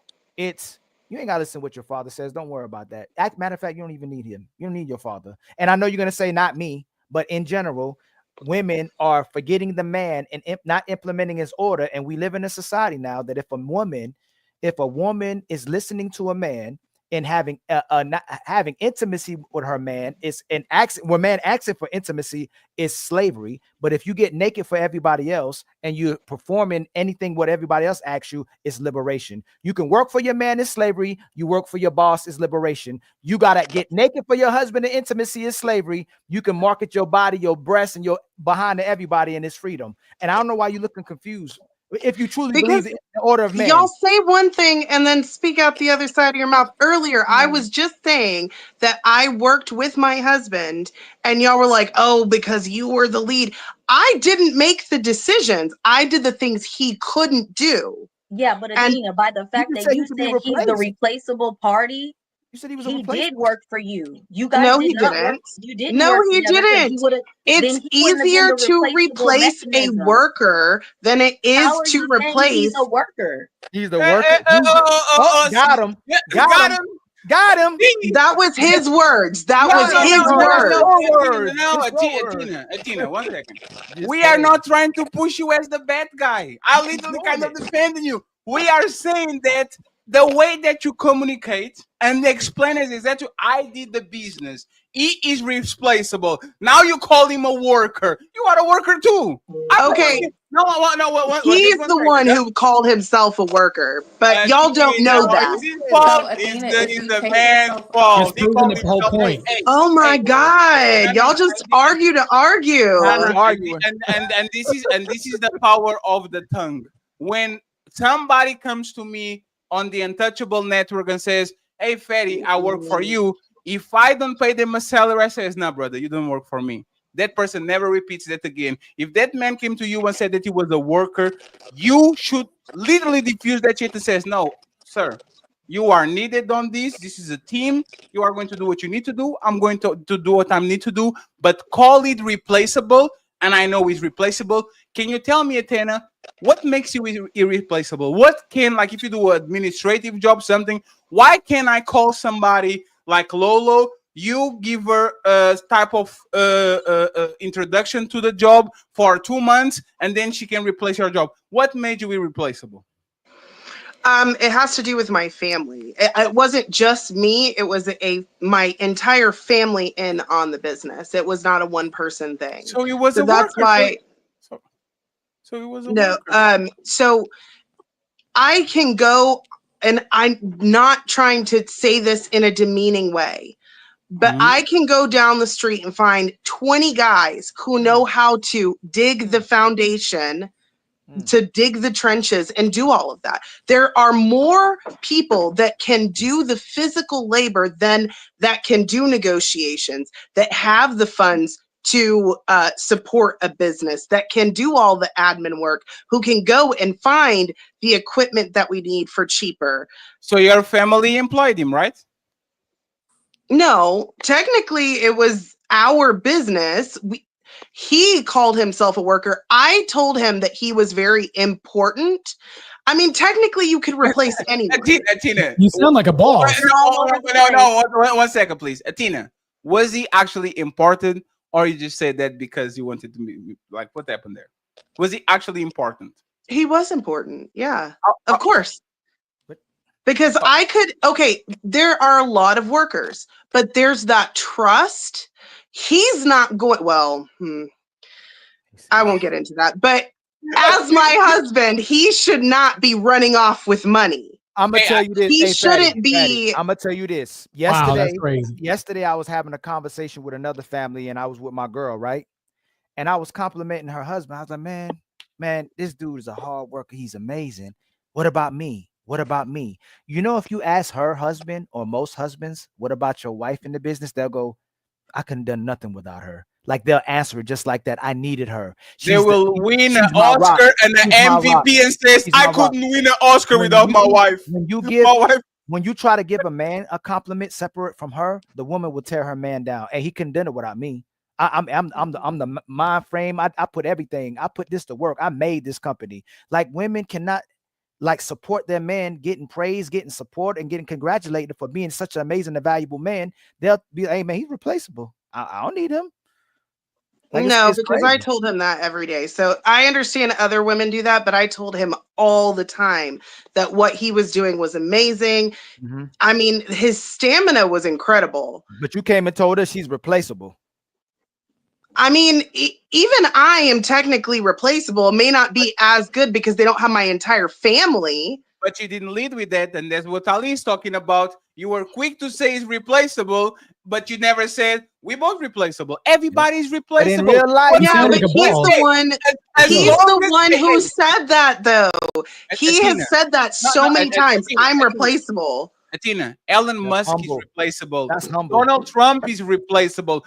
The most powerful people, the most beautiful woman, the most biggest actors. You think we can find somebody that does the same job? Everybody is replaceable. And that's the point that Ali is saying. Woman will be quick to say that that person is replaceable, but by guarantee you, if you're your best girlfriend, you'll never say that because you care about her feelings. Woman will never say, hey, this is my business partner. I create the business, but she's replaceable. Yep. They will gas her up. They will make her feel good and all that. What we ask is this, Athena. Lie to us like you like to your best friend. Yep. That's all. I don't lie to my girlfriends, and you can even ask them. No, I'm not even talking to you. I'm talking to women Okay. in general. Sorry, Echo. I'm talking about women in general. You know, a woman go to IG pictures and lie to their girlfriends. Oh my God, you're so beautiful. Oh my God. Yeah. Oh, Crazy. lie to me. Like you lie to your bed. Be my biggest supporter. Be my biggest cheerleader. Every time you see me at home, you might feel like shit to see me. Gas me up. He's here. Let's go. Lie to your friends the same way you are all excited that I know this is a lie. I literally been outside for a second. Yep. I think that just goes back Like, to wait, women hey, not liking their partner. I saw these. Tell me if I'm lying. Don't 1 second. Tell me if I'm lying. I was outside. It's hot outside. I saw groups of friends seeing each other. 5 girls. Yep. Yep. Bitch, why can't I get that shit? Yep. Why do I never see a woman I see say it all a the man time. that you love? I say all the time. The dog beat you to the door. I'm like, dang, yo, you know, the dog beat y'all to the door, but we don't get that. But it's deep. Well, that's why I said Wife there is has like, to be hey. genuine desire. The woman has to genuinely desire her man. If she doesn't, she's not going to treat him And well. the best Yeah, guy gets- the best guy Athena, gets you know that why? treatment. You know why? The best guy Because get that we treatment. because you know why? Because we are not genuinely excited to see you, but we pretend to do it every day. I'm not excited to be on the phone 2 hours with you talking about, oh my God, Angela from accounting did this to me. I'm not excited. You know what I do? I pretend. I'm not excited to go to you shopping and stay on the motherfucking outside holding your bag like crazy. Yep. But I pretend. I'm not excited to go outside on a movie date when all I want to do is fuck you. But I pretend. I'm not excited to be here. It's motherfucking Sunday. Is midnight. Portugal is the champion. That's facts. Everybody's outside Yeah, cheering. that's facts. I agree. Because we actually want to It's see our them job. happy. We Because actually, we care. and not just job. We actually want to see you happy. Like men actually want to see you happy. You see me and Fatty on the game, watching the game. Ugh, why is he happy? It's like you want to see that smile get off our face, but we want to see that smile on your face. We don't understand it. It's like if we're happy, you're miserable. But if you're miserable, we want to make you happy, and it seems like we can never accomplish that. I know you're probably not directing it towards me. You're just saying women in general. But whenever you keep saying you, and then the switching from personal testimony to, oh, most women. Oh, but we were just talking about mine. That gets a little. I know delivery doesn't matter. Right? What I say. generalization. So it used to be my delivery. Now it don't matter if I even say most. It's gonna. I guess if it hits, I guess that's what it means. I guess it shouldn't bother you. If I'm not talking about you, No, if it doesn't I apply, was then why is saying it that bothering you? earlier. But why is it bothering you if it's not about you? No.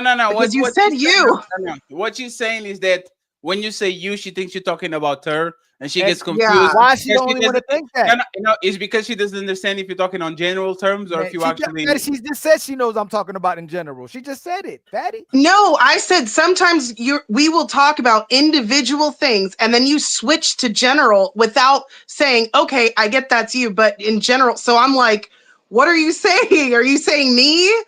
Are you saying in general? Because yes, in general, I see that all the time.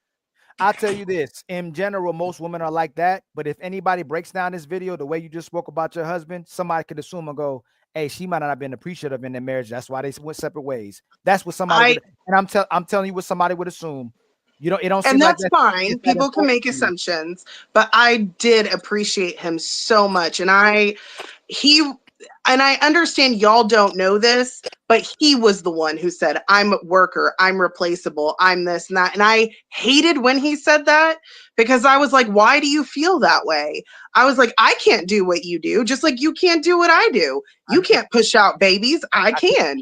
I couldn't can't go out there and dig the ditches. If my woman was a great irreplaceable woman, and I got on, they said, man, she kept downplaying herself, but she was so special to me. I couldn't replace this woman. Like I couldn't live without her. You came on here and said he's replaceable, and you said there's 15 guys down the street that can do what he does. Like you came on here and said that, but that means you really believed it too. That's why he said he's the worker. Hey, just one second, and Lolo, you can get it afterwards, and then we go to the main event.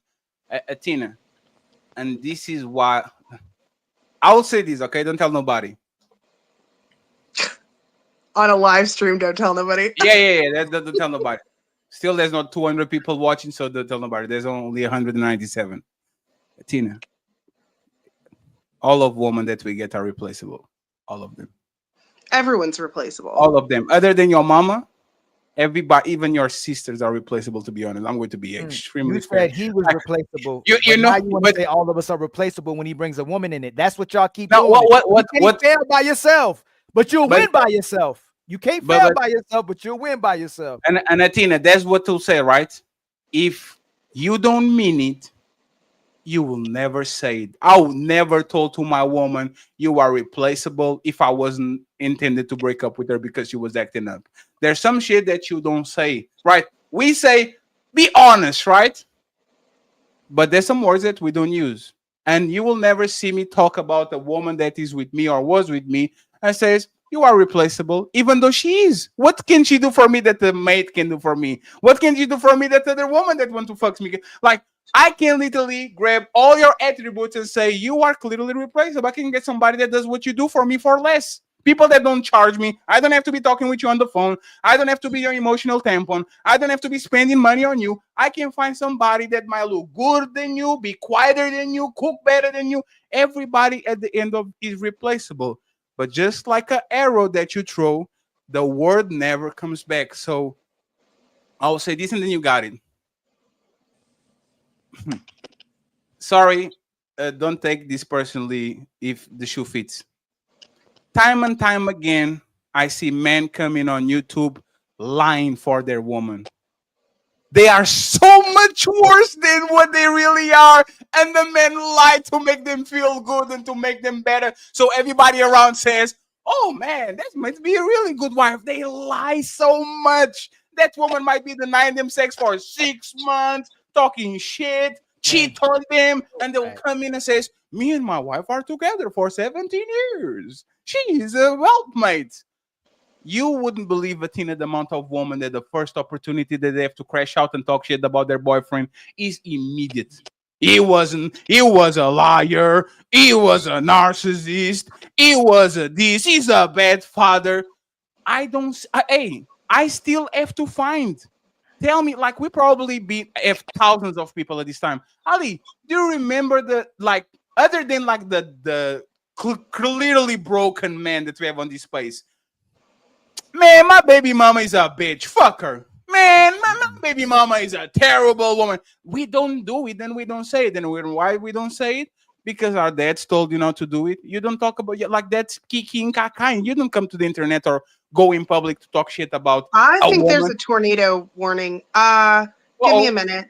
No, it's fine. It's fine. Go. Oh no, it's my son.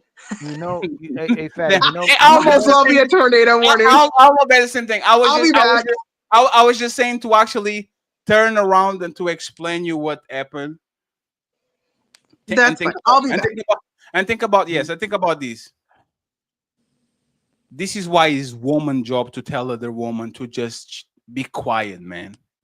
Like, I don't care if that man is the father of your kids. I don't care if that man, you divorced him. I don't care if that man cheat on you. As long as he didn't put his hands on you, because that's something that you need to warn the community about, an abuser, like somebody that actually is doing wrong by other woman.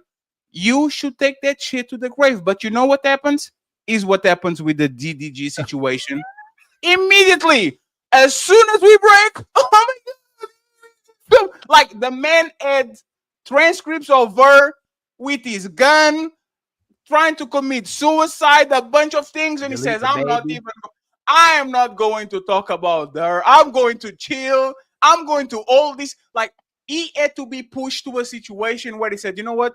I have no choice but to actually come in and come clean. And you know why women wipe our motherfucking ass like they whip our ass on divorce court? Because men never have the courage to pull the trigger. We always think, I don't want to make my baby mama mad. I don't want to make my ex-wife mad. I don't want to betray her. Even though I don't like her, I will never deprive her from my kid. And this is why a lot of times we are asking if woman can correct you, if men can correct you, if people on the internet can correct you, like who can correct you? Who can correct woman at this point in 2025? Kevin Samuels couldn't tell you nothing. Motherfucker dead. Tommy Sotomayor couldn't tell you something. Fresh and Fit can tell you nothing. Kendra G can tell you nothing. Rollo Tomasi can tell you nothing. Like, who can tell you something? Roseanne can tell. Like, I can go from comedian to politician. Michelle Obama can tell you nothing. Like, who can tell you something? Who can tell you know what? This is not the behavior we should do. We should get better. And everybody understands. You know who that person is? Casper the Friendly Ghost. It doesn't exist. Because no matter what the tone is, and we know this with Sister Shahrazad Ali, she tried to warn women for 40 years. From the 70s until now. You old egg. Nobody, there's no tone. There's no nothing. We as men will say, somebody, oh damn, who is doing the I was wondering if that's you or Lolo. No, I think it's Lolo. No, that's not me. I have a professional microphone, sir. I have 3 of them. 1, 2, 3, 4, 5 tests. Yeah, it's Lolo. Might be the spatula. No, but I don't have. I'm not using the spatula. I'm using the professional one. Oh, it was her when you unmuted. Yeah, is there. Lolo, you have a little bit of static. What I'm saying is that we men elect some people that says, you know what? If that person corrects you, you're probably wrong. If Ali comes to me and says me something, you're probably wrong. If Marty comes to me and he says me something, hey, let me check this real quick to see if I'm bugging. Me and Ali get into fights because we disagree with something. You know what Ali does? He goes back on the tape and he watches this shit from the beginning to the end if he actually is tripping or not. Yeah. If I tell a woman on my circle that you are doing something wrong, I'm expecting not to talk with you for 2 months. I know exactly what it is. That's crazy. Until the feeling goes off, until everything, I'm going to talk with you in 2 months because you are not going to be receptive to whatever I have to tell you. So once again, I need to see the place where husbands look at the woman and she knows exactly what time it is. And she's not talking, she's not arguing, she's not saying but why. I want to see, other than the Middle East, because we know for the reason why they actually have all that power, a place where men are comfortable to look at the woman, she sees the look, she be quiet, and she's not on national news the next day saying, oh my God, I think she's on an abusive relationship because he gave her the look, and she just be quiet. I don't know. I don't see it. So I'm going to try to understand what's going on here. Any final thoughts before we go to the main event? That all the times when I have these conversations with people and other couples together, the number one most uncomfortable question you can ask women in front of everybody is if your man is happy, and should be like a. Oh, did you saw that video of that woman? That's a good question. Who? Which one? Ali. She said, I thought you're talking about the interview of a guy that looks like you. No. This is no. But motherfucker, ask her, hey, is your husband? He said, is your husband happy? She said, that's a weird question. Nobody ever asked me that. I saw that one. Yeah. Nobody ever asked me that. And he asked, is your husband happy? And she becomes quiet. And then the guy says to the cameraman, no, he's fine. He got it. Did you got it? He said, yes. And he cussed him out. She looked bad. You gotta get that clip. But no, I can find it. Anytime we're in a position, she'll do the, yes, we're happy. And then you want to hit, aren't we? Like you want to see the aren't we? But that's the most uncomfortable question you can ask a woman in front of her friends is her man happy? It like she'll even turn, like her body language, everything will turn because they don't ever think about it. Well, it's not going to work when a woman's in control. Most women are going to say, I don't want him to control me. I want an equal. But at the end of the day, they biologically want the man better than them, protect them long term. So I find it like the lady, I was hoping she was still on here, Fatty. And Ali, you was cooking. Y'all both was cooking. And everyone was cooking on here too. Nice to meet you, Mr. Rayless. I was just noticing the lady, why would you want to bash someone that you opened up your legs to, someone that you love, that in the beginning you had a good vibe, to where now you come online and you bash this person, and then you don't realize that the next person, the next man that might be interested in you is going to say, well, you might bash me too. So I don't think she was bashing him. I would say that bashing is intentional. You see what I'm saying? Bashing is you going out there, yeah, this person is it's subconscious. What happened was this was it. Ali exposed. It's just exposure. That's it. She didn't intentionally do this, but it's really revealing. That's what I'm saying. Yes. Is how you feel about things. Is, for example, you call him a worker or saying he's expendable. You don't do it on purpose by want to bash him. You have that shit buried in your head. This is what you feel about what's going on. And you know what's funny? It might be true. But like I told you, you don't call your motherfucking son expendable when you have 7 of them. You don't say, hey, you could die tomorrow. I'll have 6 more of you. You don't say it. Conditioning isn't always it was conscious, by the way. It was the accountability. It's the accountability. And what Fatty showed it when he said, we listen to what women are saying when we're not saying certain things, right? It's like if I tell you, brothers, men would have sex with anything. We're not gonna go, everyone would have sex with anything. You get what I'm saying? Or if you say women want men with money. Yeah, but women will go, everyone wants the minority. Everybody who wins. That's what they talk. Yeah. When Patty said that women are replaceable, and women know it. Women are replaceable. Especially if you're dealing with a great guy and a higher state guy or a valuable guy hold on, an average guy. If you can get a guy that's investing in you, supporting you, loving you, taking care of his business, most men ain't gonna do that for you now, because they don't see it as an incentive to do it, because how so many women have compromised themselves. It's like you want a husband, but you don't want to be the wife. You want a king, but you don't want to be the queen. You want everything, but what Fatty said, the most important thing, you don't want to just listen. So it's very difficult to find a man who will still be catering to you while you put his whole life through hell. And it ain't like you cheat or anything, but it's constant demands and problems he has to be attentive to. But he'd rather deal with your problems than not have a woman at all. That's how men are biological made. I'd rather be with this woman, and women know it.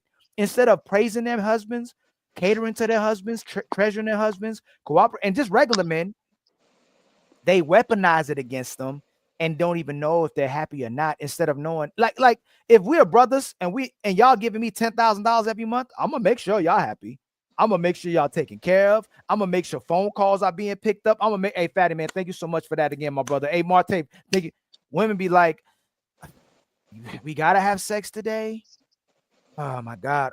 You know, like you give it. I don't like when you do that. You're controlling. Hey, now you know what's crazy? Like, when did I become controlling? I've been this catering man, this most amazing guy that you've been with. Now I'm asking you to do something, or I'm asking you not to wear a particular a particular outfit that might show your behind, so everybody don't see your ass. But now I can't ask you not to show it off when you were showing it off to get everybody or to get the man you want, and now you got it. Shouldn't you cover it? Because the women that say they act different when they single than when they act married, but they're not switching up when they get married. They'll switch up and act like your wife temporarily, but they start acting like the single woman as soon as they know they're in there for good. That's exactly what I'm saying, Ali. Thank you. Yeah, I agree with you, Ali. Styles, get 30 seconds. 30 seconds. I'm going to read I'm going to play this video, read the super chats, and we go to the main event. Please, no questions. Please. Stay I'll make it quick. Ali, I agree with you. My girl Jazz, she was just on here. She was just on here. She's driving. I had the same conversation with her. I was saying men have been the same since the beginning of time. In my belief, women have changed. And ladies be like, but Jazz, she doesn't get mad at me. She understands. She agrees. Women be like, no, we didn't. Y'all changed too. It's always a rebuttal back. Men have been the same creatures since the beginning of the time. Circumstance in this country, things have allowed women to have this power. And then so when men ask you ladies, I'll make it quick, Fatty, my bad. When men ask you ladies, well, what do you want us to do different if you cook us out the house, if you're working all these jobs, If you don't need a man, what do you want us to do? It's up to you, ladies, to say, you know what, I'll be more feminine. I'm not talking about all women. I'm just saying, the more feminine you are, that makes us, all right, let me do less of this for her. But we can't go at these masculine new era type females because we're not going to fulfill your needs because you lose too much for what we got to do. But that point that you make is a great point that women don't understand. You get more with honey than with vinegar. Fuck us more. Lie to us more. Oh my God, you look so good today. Oh my God, I'm so proud of you. You get more by actually be positive towards her, and you put a battery on my back, and you say, "Look at that Goofy." But you know, I'm a happy Goofy. Let me go do my job. You get more actually reward me than to take things away from me. But that's what we're talking about, and that's what happened, for example, with your friend Styles, right? This is why I hate when they say we hate women, right? Let me give you an example. When we're talking with Paradise, I'm sorry, no, you are Paradise, Jasmine. When we're talking about with Jasmine, she said, men need to do more courting. And we couldn't start to dig a little bit more. She's using I heard her, Ali. I heard it. Right? Like most women are using these men. I will never tell a woman. I never tell a woman to war herself, like to just fuck anybody. One second, Styles. 1 second. I will never tell a woman to go fuck everybody just because it benefits me. Right? I will never. You can call me womanator, whatever. I will never say, Melanie, you need to give that shit away fast. I know it benefits me, but the reality is I will not put on a compromising position because I know it's just for my favor. But women have no problem in to tell you, go ahead and court this woman. Go ahead, Fali. Take a long take. When you know for a fact that 5 of these guys in rotation and they are using them. We keep telling women to do what's best for them. Protect yourself. These men are trying to bamboozle out of your pennies. These men are trying to trick you. And then we go to men. Yeah. They're not trying to trick you. Take them on dates. Yeah, take them to Fogo do Chão. Spend $200 on a date. Spend gas money for a woman that's going to go to Marte house as soon as when the sun goes down. Marte gets a call. Hey, can I stop by? And now he has to do he doesn't have to do nothing to get the most. I don't get it, but I will understand one day. Let me play this. I'm going to go to the super chats and then we go to the main event. Thank you to the 203 people watching on all platforms. Please like the videos. The likes are for free. And please contribute for the Hamburger Fund. We need 15 members. We need 15 members. Actually, 14 members. Become a member. This is the last show of the week. And maybe I'll give you TikTok toxicity a little bit later because I have nothing to do. Yes. Cool. Yes. Is he happy? Oh, that's a weird question. Usually, there's a weird question. They ask if I'm happy. It shows your clock. Are you married? Yes. It's crazy. Cool. Yes. Is he happy? Oh, that's a weird question. Usually, they ask if I'm happy. Yeah, but it's a different kind of an interview. I'm just, because he's not here, I want to show my care for him as well. Is he happy? Your answer is yes, no. You don't wanna answer that question. No. I think it's okay. I think we got the answer. Who we? That's me and the camera guy. You got it, bro? Well, fuck. And fuck. Well, and F him too. And F her husband. The way she treated them is how she treat her husband, man. You see it clear as day, man. And that's this is kind of a existential crisis. When everything is about you, the day that is not, you will take offense to it because it was always about you. Right? And Athena, this is why I understand that you are telling men should actually do this to their daughters so they kind of don't develop like the princess syndrome and all that. But think about it, Athena. 99% of women are being raised by other women. Is your job. Like, we understand that the man Is our job, is Marde's job, is Ali's job, is the coach, the pastor, the minister, every single man as a community to tell these men when they get to the teenage years how they should be men. But women with feminism are pushing these young ladies to be everything and anything, nothing at the same time. They are princesses, astronauts, presidents, stay-at-home moms, career woman, boss babes, submissive woman of God. They are everything. And you know, a master of all trades is like a jack of all trades is a master of none. You are going to just become a confused person. And when you met the man, these men been trained for 30 years to take care of a woman. This is all we do. We sim for y'all. We buy y'all things. This is our existence. Hey, Marty, you better take her on a date. Hey, Ali, you better buy her the new car. And now you meet. Imagine a man that is 29 years old in this planet, used to cater for a woman, and a woman that is 29 years on this planet saying, what about me? What about me? Cater me. What do you do for me? What do you do for me? This is a recipe for hell, and there's nothing to do with men. It has to do with women and mothers. Let me read it. Can I say go one ahead. thing? I agree with you, but I think, I do agree with you that the mother does a lot of the parenting under the cover of the husband. But I think it's really important that women get their children in volunteer work. Even if you're not religious, you can still go to a soup kitchen. You can still volunteer and sit with the elderly to go and listen to them. All of these kids, they're not doing any of this. This is stuff that I had to do. Tina, sorry to stop. It doesn't work. Because women are doing that for everybody. Women are doing that for dogs. I date women that if they see a dog on the street, I'm not talking about dogs. I'm talking about people. Atina, 1 second. Women are willing to listen to their teachers. They are willing to listen to their the bosses. They cater to their friends. They cook for their friends. They go like, women are doing this for everybody. What is happening is the dehumanization of men. So these women are capable of being team workers and catering. For example, on TikTok. I don't know if you're watching our shows on TikTok. Yeah, girl. Yeah, we are red. Let's go.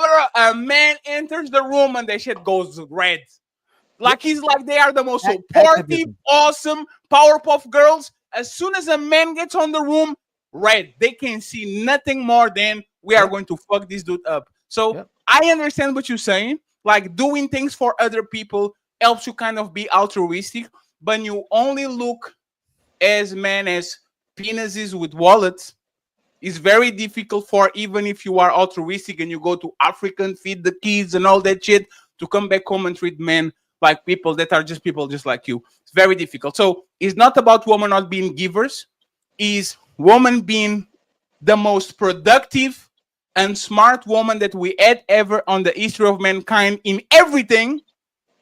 And then they get into the relationships and then the shit goes out of the window because the motherfucker is something. But you know what they do? Try to date a woman and see how they treat her. But I mean, those women have to have something in common. Those women have to have something in common that makes them that way. Keep deflecting. No. 1 second. Can you say it again? Because I could. Those women, there has to be something that is causing that, because that's not how women used to be. You know what it is? It's a combination of things. Yeah. Feminists 1-on-1. We were oppressed. Women are rapists. They are murderers. We need to protect ourselves from men. They hustle you out of your pennies. They are deadbeats. They will put their hands on you. Once you hear this shit a million times, remember the average age of marriage is 29. If you get this drilled in your head from 4 years old until 29, what can I do? Ask the question. No, I asked the question on the spot. I'm gonna ask the sisters: do men take advantage of women more, or do women take advantage of men more? Women take advantage of men more. Because the only thing that Adina didn't answer. Because I don't know. I think that men take advantage of women in a different way. I'm happy you said that. So now watch this. Okay. Hold on. I'm happy she said that. Athena, All put the- it on mute. All the men, I don't know how. all the men for the most part come on here because women don't listen to a damn thing. So how does a man take advantage of a woman? Can you tell me, outside of using the obvious grape and physical force, how are men taking advantage of women and getting her to do something that she doesn't want to do? Please tell me, Athena, without using grape and physical force, because all of us are here because women don't listen to a damn thing. How does a man take advantage of a woman and get her to do something that she doesn't want to do? I think those are the only two big things that I think that So it's checkmate. whenever Right? it comes to men, That means they don't take. That means they're not taking advantage of women. Most men can't take advantage of women. Most men get from women what they want to you for you to extract from a woman. She picks her leader. well, No, you have let me just- let me- let me just- womanizers, let you me- have all sorts of things. Like, Fatty. I think that men and women, How is he taking bad advantage? men and women use that's each not other. taking advantage. Are you That's okay, a Fatty? womanizer. A womanizer. Hey, Fatty, I know, get some I know. water, brother. Before we lose no, your no. lady first. How is a man that gets women taking advantage of a womanizer gets women because women want to be with him? Again, how is a man taking advantage of a woman? Not if he's lying. I'm asking again. How is a man getting a woman to do something she doesn't want him to do? How is he taking advantage of her? He's taking advantage if he's lying So She's still Ali, and your using choice. her But while that's still leading your- her that's still on. your choice. No, That's so still your Athena, choice. Athena, so this is what I was saying, right? Usually the only thing that men take advantage of women is sexually, and women Yes. like sex too. So even if I'm trying to get in your panties, you are moaning. You probably like it. You are wet. I see. Like even if imagine like this, right? Ali tries to bamboozle Fatty out of his wallet, and we both make money. Oh my God, I feel so used. Yep. Right? If he's trying to bamboozle you out of my wallet, and now I have more money than I had before, did he really bamboozle me? But woman will say, this man tried to hustle me out of my pennies. We both had fun, but he tricked me. You enjoy it too. So Yeah, but a lot of things could be fun and not good for you, and you only want to You keep save making that a separate- sex for you keep someone making who some separate argument that's irrelevant. It's a moot point. How is It a is man? not. How is a It is man? not. How? It is You- not. how- that's a separate It is argument. using someone and lying. So That's not Lying about You what can't though? use a person Lying that's about willingly what? Yes, doing lying about what? Lying about what, If a Athena? man is saying he has serious intentions, but he really doesn't, he is using her for sex. That's such a broad statement, Fatty. That's such a broad statement. Hey, one second, Athena, he's friends. talking about an unequal value exchange. He's- Iso, 1 second. So, Athena, what does he get from you again? I'm lying, right? I'm telling you, I think I'm going to have a long relationship with you. We both have sex. We both have good times. We both enjoy our company. I changed my mind, right? I changed my mind, right? Which lowers a woman's value with every man that she's with. So let me ask you something. You think your value now is lower than it was when Oh, before absolutely. Then when I was a virgin, yes, of course. So you Well, she's yourself. right. No. I won't know because I want to ask her. You couldn't compete with the woman that you were when you were a 19-year-old. You couldn't compete with her. No, Why? because I was a virgin then. Why? So you're telling me that the men that want you when you were a virgin don't want you now? Actually, I had a really hard time dating when I was a virgin. Like So really, now, really hard. we get in there. We get in there. We are going to leave all the motherfucking talking points, okay? Because nobody's looking for a motherfucking virgin. I know people say we want a virgin, but we see women with 40 bodies getting cuffed. Mia Khalifa has 2 ex-husbands, right? So the question, Athena, answer it honestly, Athena. Do you think you couldn't outcompete the woman that you were when you were a virgin? Yeah, I could not outpeat myself when I was 19. It's impossible. No, Athena. If there was a man right now in front of you and in front of the 20-year-old version of you, and both of you were in front of you, you acquired a decade of experience. You know how to move, how to be bad, how to do all these things. And this woman is raw. You said you had difficulty when you were a virgin, right? Do you Yeah. think you could take that man from her? Do you think you had the upper end, the advantage over that young woman? No. So No. what was she doing that you are not doing? What? Well, she didn't have a kid. She hadn't been married. She was a virgin. She. So you if know, you so if you remove the kid, I weighed less. okay. So if you remove the kid, could you compete with her? No. I'm So- older.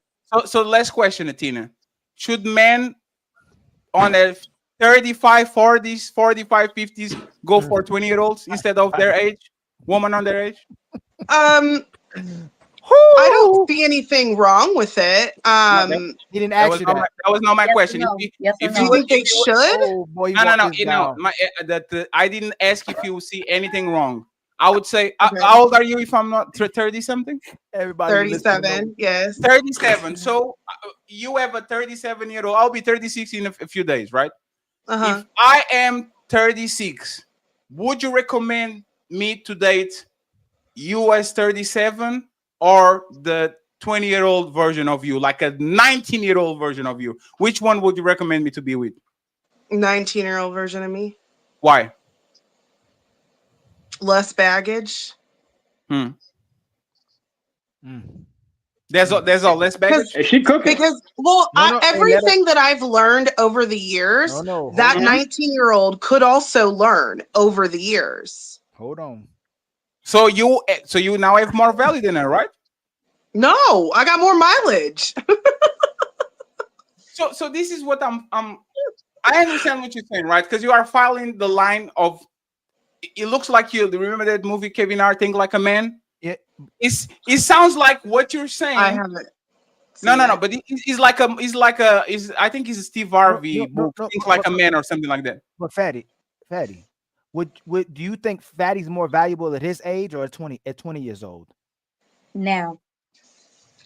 Men, I think they peak depending on the man, because some men are very career oriented. They don't waste their time in college. They go straight to like plumbing, electrical, whatever. Around 26, mid 20s.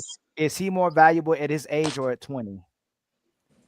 I think men peak around their mid to late 20s. I didn't ask you. You see what now you keep or doing? then? Just now or Is then? he more valuable at 20 or now? But you're saying 20. I'm just asking you a simple. Is he more valuable? No, ask better question. Is he One second, please. Let Ali more finish. valuable right now or at 20? I'm gonna keep asking you. When is he more valuable? I think he would be more valuable right now than 20 years old. Should the younger woman deal with the guy his age or deal with a 20-year-old man? Should a young woman Oh man. No, it's fine. It's fine. We're going to have patience. Go ahead. Repeat it again, Ali. Should a woman does a woman typically want to deal with an older man? Why do you in talk his like age? that? Can you just say it succinct? Just say it. I am. You're the only one having a hard time hearing it and understanding it. I promise. No one else is struggling with it. Again, would a young woman rather deal with a 20-year-old man or older man? Probably older. Typically, women date a little bit older. Yeah, for sure. But then, so why do we keep saying that older men are taking advantage of younger women when we know younger women are dealing with older men because they're more valuable? They're only taking advantage of if they're lying and saying that they're going to, wife her up here we and go. all of that. Last one is a younger woman looking for marriage or a good time. Now, most no. Most are younger not. women looking for marriage or a good time? Most young women are looking for a good time in modern society. So that's checkmate again. She wanted, just like Fatty says, she wanted sex too. It was an equal exchange. Most women, when they don't get what they want from that guy, or you keep doing that. That's such a terrible. No. This is you said, "Oh, checkmate," because you wanted this. I didn't want that. He's not talking about you. It's in general. He just wanted you to He respond. just said. That's fine. He's not talking about you. Don't be anecdotal, Athena. It's okay. Every time a woman doesn't get her way, she gets upset, she gets emotional, and she'll make it about her, that's one way. But if she doesn't get away, she'll play literally she'll play just victim like what's said it. happening. She'll play victim like what she's doing right now and call a man a predator. But I actually don't agree with that. No. Ali, you know why I don't agree with that? About you. Because we're assuming intention. And this happens when you have a line of questioning and people are answering just on an honest way, just what they feel about it. People are going to contradict themselves, and there's the right to do it. But these are your right to point out when they fall on contradictions. And it's not a contradiction. No, Athena, is because you are Athena. If you're saying that most of young women are looking to have fun, and you are saying that these men, right? We talk not you, but we're talking about most of these men, when they are dating younger women, they're talking about they predating on younger women, like Leonardo DiCaprio, for example. Like, the fact that they want to have fun denies the fact that they are predators, because they are exactly doing what they want to do. I never said that they were predators. I said they're predators if they lie to her. Exactly, but there's the thing. If I'm lying to you to give you, I'm lying to you to have a good time, and you want to have a good time. Well, just because the majority of women want to have a good time does not mean every single woman wants to have a good time. Fall back. 1 second. We're going to do this in slow mo, because once again, intention is important. I think you're doing intentionally, right? But think about it. If I'm trying to bamboozle you out of your pennies to have a good time, and you as a young woman are looking for a good time, nobody's scamming you. A fair exchange is not robbery.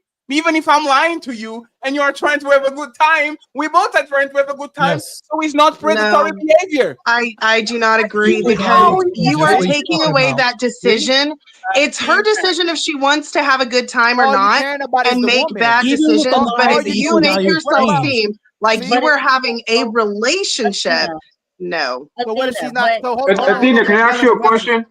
Melanie, hold on. What if she's not happy anymore? And she don't want to deal with this older guy anymore. She's extracted his resources. She's had a good time. What if she goes, you know what? I'm not attracted to this guy anymore. I don't want to be with him anymore. Should she stay with him or be able to leave? Well, then if she was using him for his resources and had no intentions of staying with him, then she used him. But there's the thing. Ali, can you stop there? Yes, sir, man. No, Ali, Athena. Did you notice when one of those people lost on that exchange, right? One of these people lost on that exchange. You promised me that you are going to be here. You change your mind. Now one of these people is penalized. If I am trying to have a good time and you are trying to have a good time, and I'm lying, but we still end up having a good time.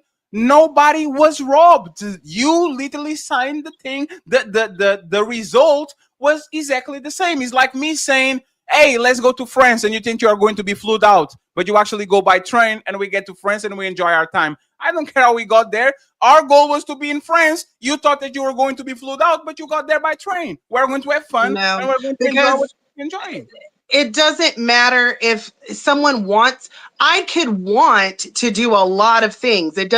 I could want to go get drunk, but I have to work tomorrow. So I'm not going to go and get drunk.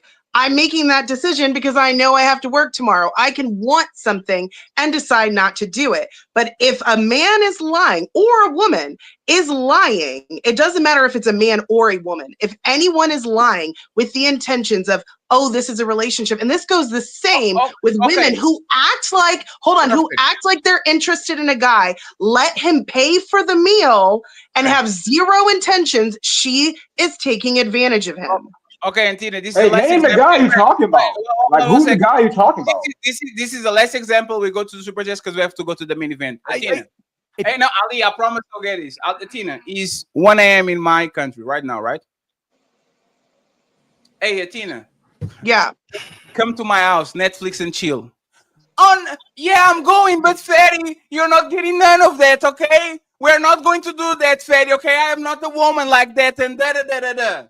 You get to my house, I bend you over, get you in force, and do what I need to do. Was I scammed?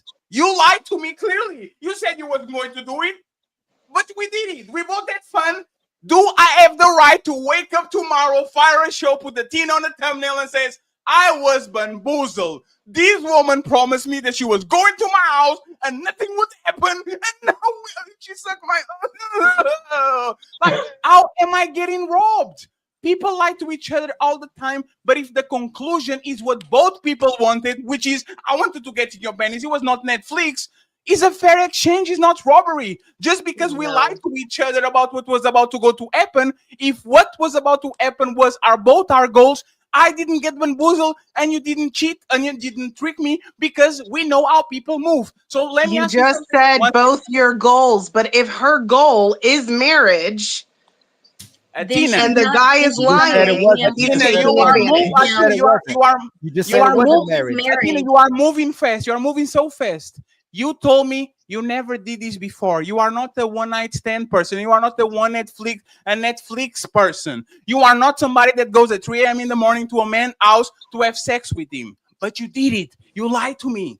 That was a lie. I told you. Okay, you're talking about 3 a.m. I'm talking about you're dating someone with intentions. You just said they were the Athena, you can make scenarios. I'm giving you a scenario, okay?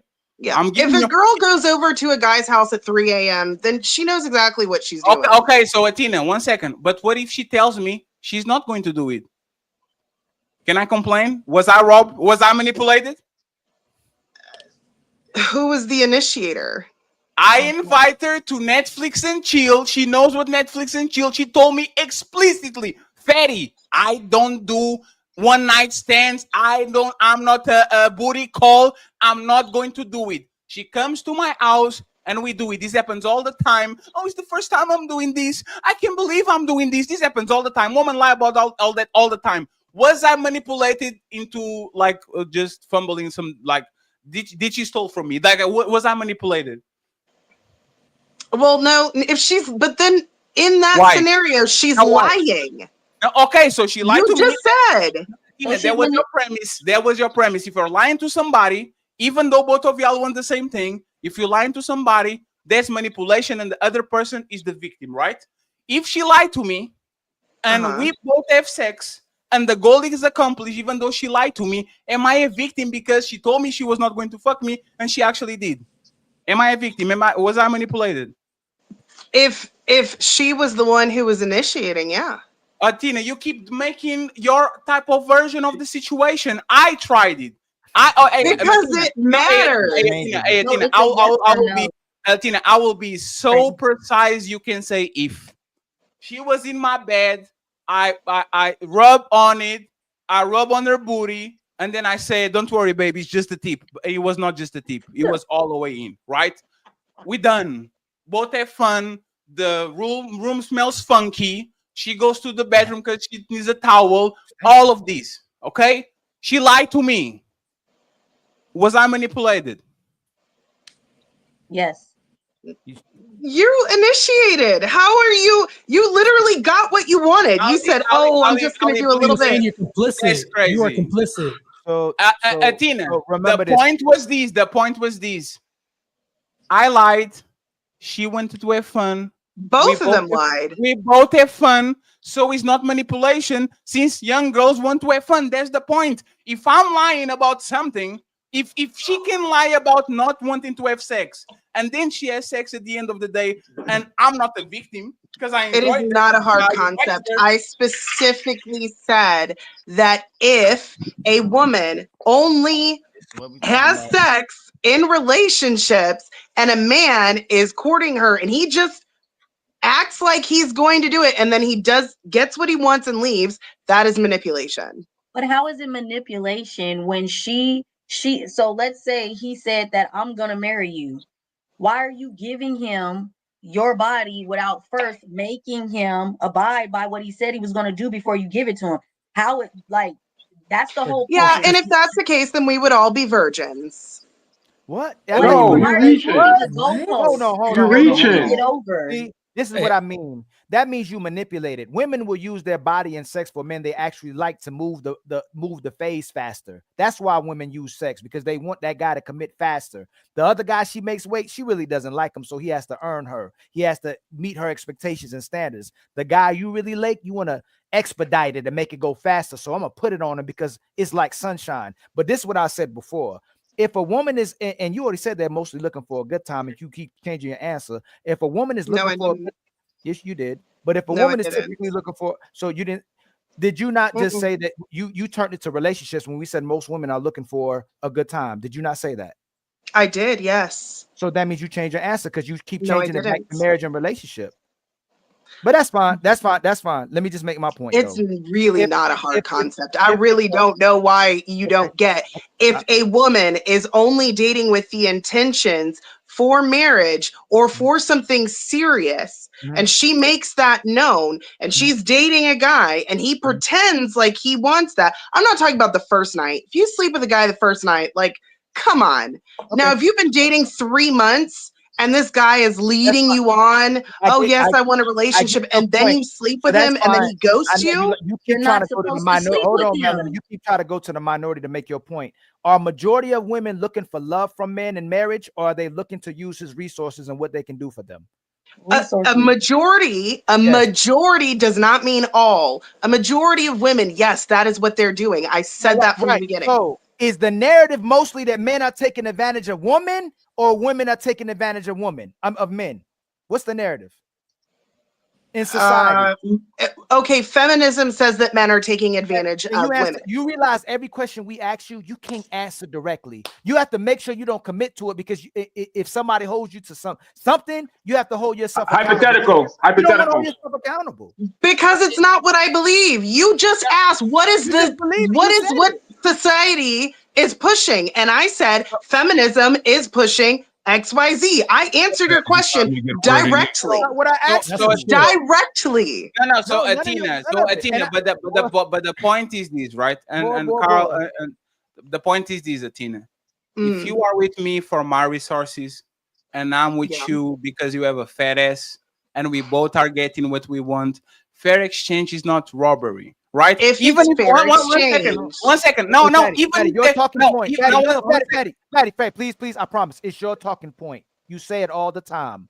Men lie for sex and women lie for relationships. Yes. That's your talking point. These women are lying for relationships, but they're not being with these men for them. They want resources for them. And men are lying for sex, not because they just genuinely want sex too. It's all they can get from most women. Men want love. Like, they really want to be loved. That's why relationships are failing, because they can always milk the cow, but they want the cow to actually love them. Women go, hey, I really don't need you. I just need your sponsorship. So when we say that most women, even at a young age, are looking for a good time, women deal with older men for resources and what they have. If they really love the guy, they deal with the guy right in front of them. And we're not trying to be Athena, because we're trying to give you grace, because once again, intention matters. We don't think we're being malicious when you're answering questions. Is that when we give you the example that is similar to the other side, your brain doesn't register. And this comes to what we talked before about men being conditioned to treat women well, while women being conditioned to treat themselves well. You kind of will see manipulation from the other side, while I'm saying, if I had a woman and she wanted to use me for my money, for trips, for ABC, and she was with me because of my money, but I still wanted her because I wanted to have a good time, she might lie to me, I might lie to her, but because both of us got what we wanted, that's totally fine. And I don't disagree with you. But that scenario, that's a completely even exchange. Absolutely, but even if you actually use it to the things that you said, like we have these engagement queens, right? We have these engagement queens. I was engaged times. I don't think there's scamming people. People change their minds all the time. The man came to you. Can I ask you? The man came to you. The man came to you. He proposed. You feel inclined to do so because he's kind of a promise ring. We saw something in him. Shit went left, and you didn't go through. I don't think that's scamming. I don't think that you leading the man along. Is you moving progressive towards the relationship. And then if that shit doesn't work, It is what it is. And let me just tell you this, and then Styles can get it. I don't know if John wants to talk, but we really need to read the super chats and go to the main event. There's one thing that is happening in mess right now. Women using men as placeholders. Like it's happening in mess. I kind of don't like you, but it's the best man I can afford right now. So I'm going to stay with you right now. I'm going to go get my degree. I'm going to get my career. I'm going to get all these things. And as soon as I get into a position where I'm beautiful, I'm more fit, I'm more all of this, I'm going to upgrade you for another person. I would say that is actually is malicious, right? I would say that it's malicious, and I would agree with you.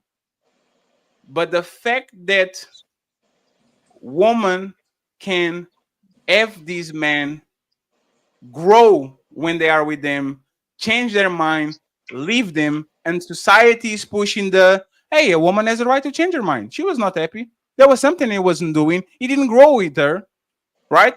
But when a man does the same thing, which is, I promise I will be with you forever, but I changed my mind because shit happens, life happens. I'm a big baller now. I have more money now. I have access to better woman now.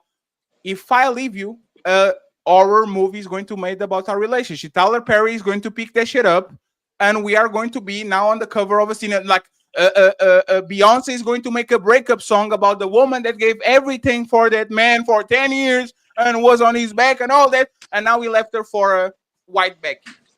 I think that a lot of times when we're having these conversations, we don't. I was going to say something very stupid. Fatty. We don't say exactly what it is. Most people that get into relationships are there for a reason. Very few people are there for an altruistic reason.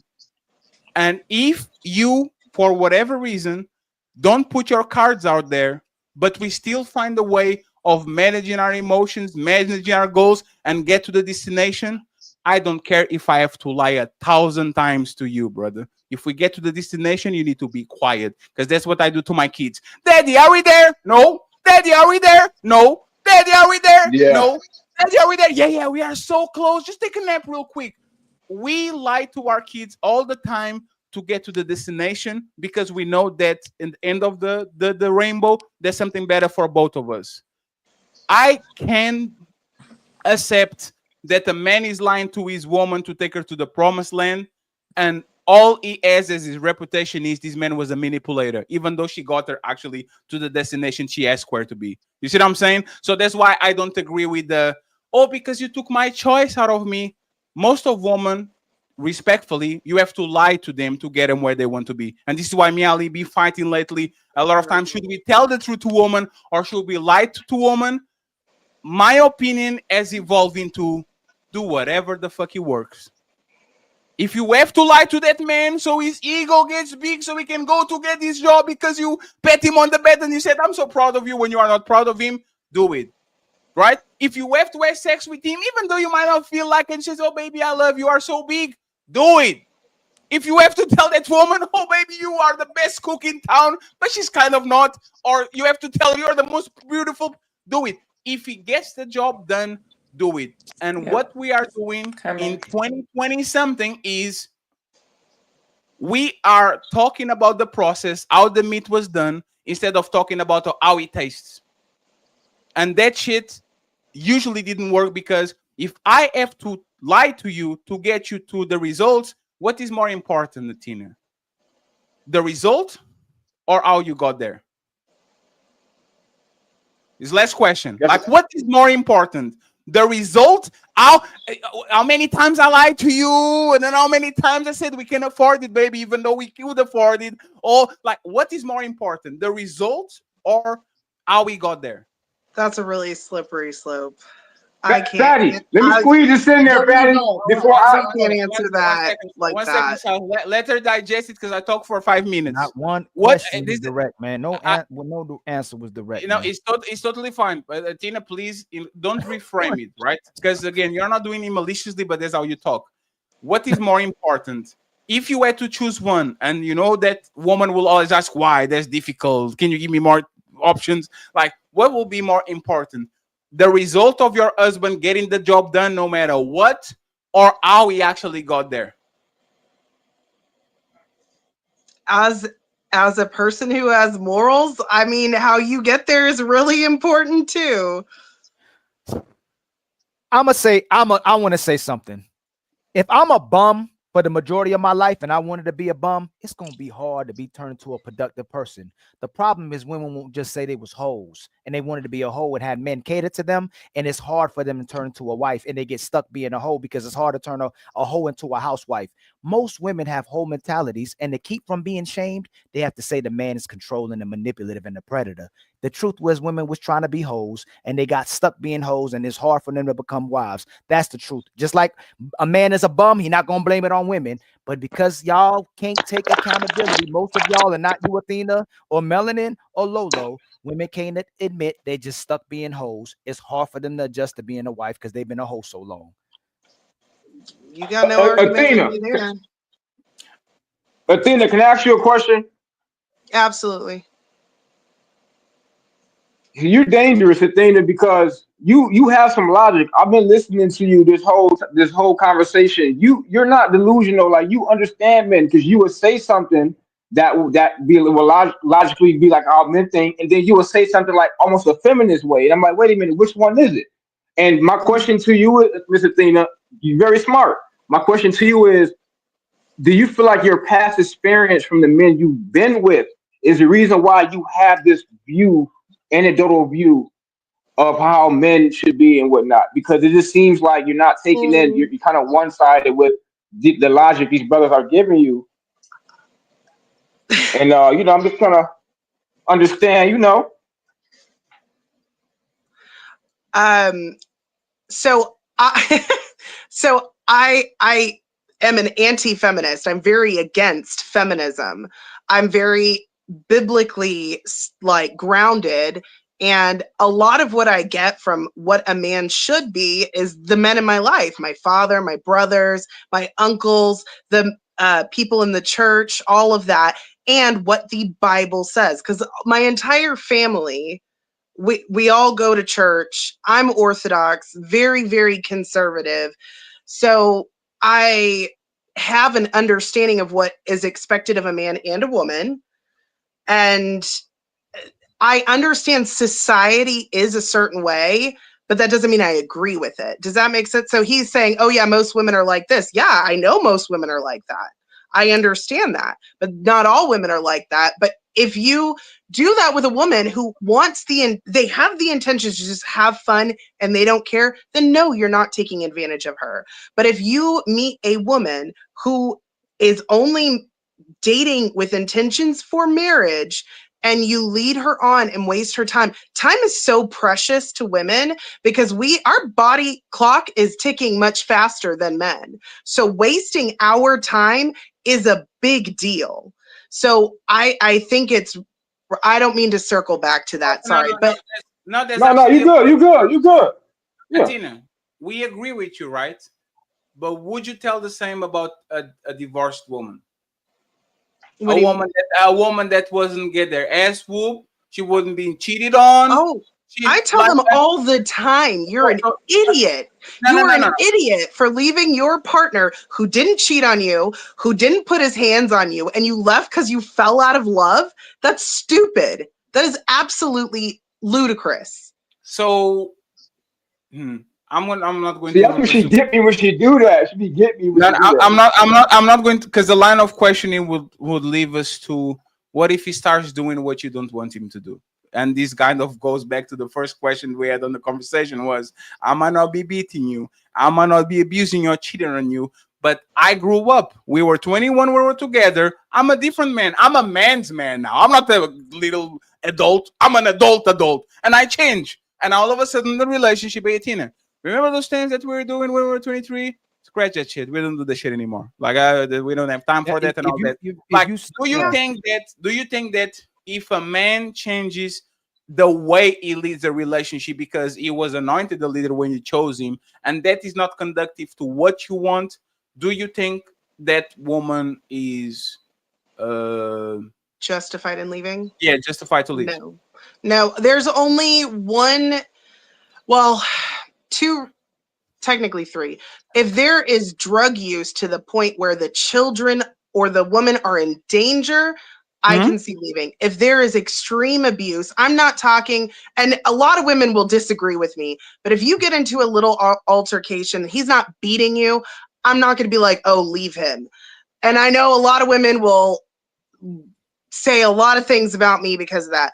And then cheating, even if he cheats once, I wouldn't say leave the relationship for that. Now, if he's having a whole affair and a relationship with another woman, that's a completely different story. If a man does not, but those are the only reasons I think are justified for leaving. You sound consistent. You sound at this point. I would have nothing to ask. I'll give you the microphone, fellas and ladies. I do want to ask a question. We were talking about the trail of logic. I just want to ask. Well, I gotta go. That's why. Damn. So, go ahead, Mark. You're good. I just have to ask one question, and I'm not gonna lead this to another lead up. So, if a vampire shows up, we all know vampire, right? Do you think vampires just barge in houses? Can they just walk into a house and barge into it, Athena? Why? Vampire? Would you be a victim? So would you be an ultimate victim, because we all know vampires are bad people, right? So if he's outside of your house, can he just walk in your house? A vampire has to be invited. Okay. I don't know. Is that a thing? Because you had a cross. You probably have a cross on. Vampires are very terrified of crosses, right? They need an invitation to come in. Okay. And my whole point is thus making you complicit in your own doom. So if a guy lies to you, it's an equal value exchange, because you're allowing him in your life, and you're doing, no matter how nefarious we could say a guy is, you are complicit in your own destruction. There's no way anybody can excuse their way out of this because you allowed him in. Women have to allow us in there to do our so even if I can see to you that lying is a part of this, it's still an equal value exchange at the end, because you wanted his invitation. You didn't know what was going to happen. And in the end, you're romancing. A bite just happened to come with this whole thing. So that's my whole demonstration, is like, so even if you do concede that a lie is happening at the beginning, you have to invite something in. We can't just barge in, because what Ali was talking about, though, you have to omit the great thing that happens. We have to omit the forest. So even if we go ahead and talk about Ali's point, and you concede to the deceit at the beginning, we are complicit in our own destruction, because allowance has to happen. And that's the Fatty's point when he was talking about this. An equal value exchange has to happen, right? And most women lie about the liars, because most women know exactly who they're talking to. That's just we know we're dealing with at the door, and we have to have an invitation. He was like that. I didn't know he liked putting his hands on women. I didn't know he liked lying. Exactly. I didn't know he liked other women. When y'all are the greatest detectives on earth, y'all know exactly who you're dealing with. But you know what you do? I can change Dracula. I can change exactly, for real. and Athena, without being personal, this happens on the opposite too. Y'all know when men are hurt. Y'all know when men are bums. Y'all know when men are not the man that you want, and y'all still go, and then you get your heart broken because that man was exactly what you knew all along. A man that was not ready to be in the relationship with you. And this is what we're talking about. Exploitation. Again, once we made it and I get like $2 million, I'm going to actually start thinking what I really mean about this shit, right? Like, I'm not saying this because I like to play along. Yes, sir. Taxation without representation, man. Right, like, it's like I like just to go ahead and engage into conversations that I know are kind of futile, because we need to a lot of times get dark. And the reality is this: 90% of relationships are based on lies.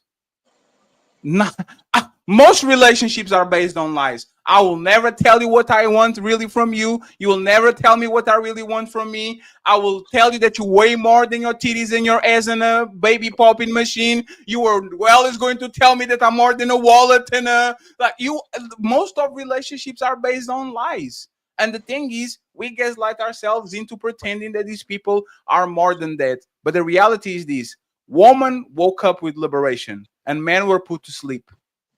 While woman kind of was like, oh, damn, we can go outside now. We don't need him. Oh, shit. Time to play the game. Men were put to sleep. No, John. It's not. John, give her roses, John. Yeah, John. John, if you really show that you're responsible, John, she will like you more. John, one day, and I'll repeat it again because Marty has to go. We are going to actually talk about what makes woman comply, what makes woman like a man, what makes a woman wed, and how you actually put women not on their place, but on a place where they're still contributors of society, but they have check and balances so they can do their job and not just wander around like most women do. And on that day, we are going to get canceled. Marty, thank you very much for being here, man. I appreciate you. Sorry for not getting to the main event, but this is how you brought it. Good, man. Thank you for having me, man. Next time for sure. Hey, great encounter with you, my brother, man. I'm gonna follow you, bro. Ollie will connect. All right. Yes, sir, for sure. You better be ready for tomorrow. Styles, Melanin, Athena. Yes, sir, Marty. Tomorrow, me and Marty are going to have a debate. We're going to whoop his ass. So thank you very much, Marty, for being here. Fatty lives to revolution. I appreciate you. Thank you very much. All right, man. See y'all later. Friends, let me read the super chat and then pass the microphone to John Eric because he didn't touch the ball. And we're going to the main event. JB reacts. He became untouchable. Salute to you, sir. Untouchable Empire, baby. I appreciate you, friends. We had another video that went viral, 5,000 views and 90 subscribers in another day. Look at us. Ooh wee! Shout out to the untouchable Empire, baby. So, you think you're untouchable? And Neil Canali going crazy on Instagram too. So once again, respect where respect is due. Salute to you, sir. We appreciate you. Red Lipstick Vibe, thank you very much for the membership. Thank you. The untouchable Empire, baby. We have TD Tellum saying, "Man don't have to court anymore. The woman that get the man they want don't care about dates. They just going straight to the bed." Nope, she doesn't do that. I'll never do that. What do you think I am? A booty call? Kind of. Red Lipstick, $5. Woman always say Proverbs 31. Woman and no idea what that really means. Their life is a contradiction to Proverbs 31. Thank you very much, Fred. We have John Neri saying everyone always wants to misuse the Bible. Nothing in the Bible nor the people ever existed. Let me play this for you, John. Oh man, hey.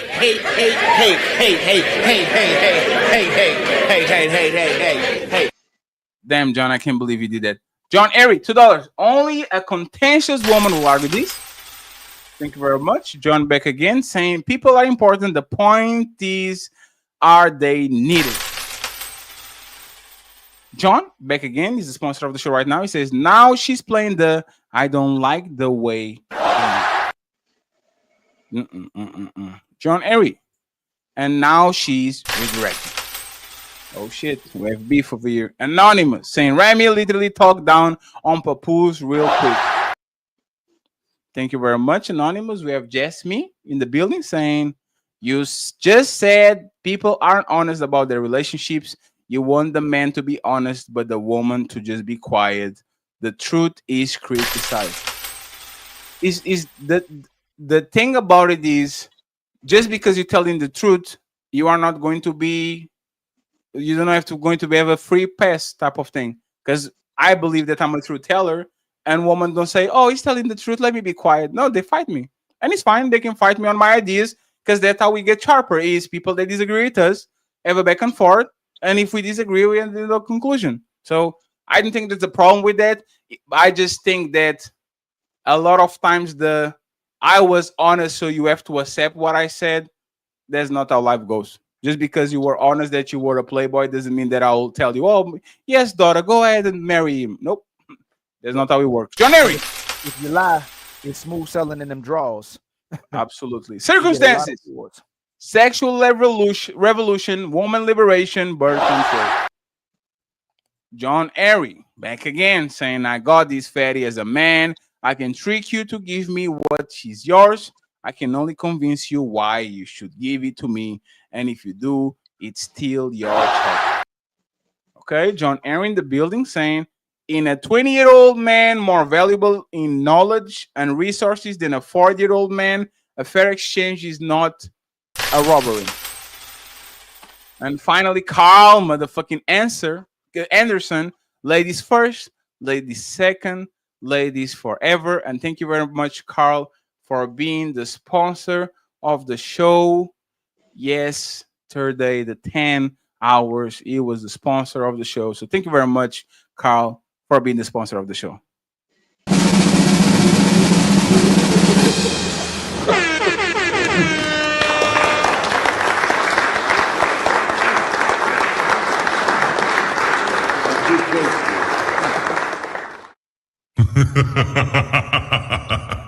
And friends, the hamburger phone is as empty as I ever saw it. One membership and $10. Damn. Let's go, friends. Let's get at least the memberships. Let's get the memberships up. And if you're feeling generous, how many? Start sharing. Hey, baby. If you're feeling a fatty, hit that like, smash subscribe, and bless the Cash App at $Team Fatty 8.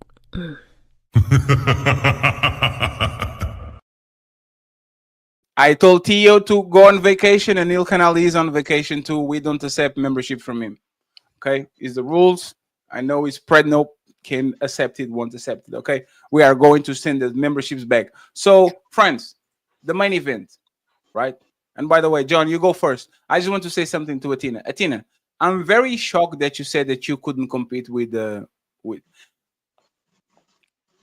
younger version of myself. Yeah, you know when you ask for something and you get it and you're like, oh shit, what the fuck, right?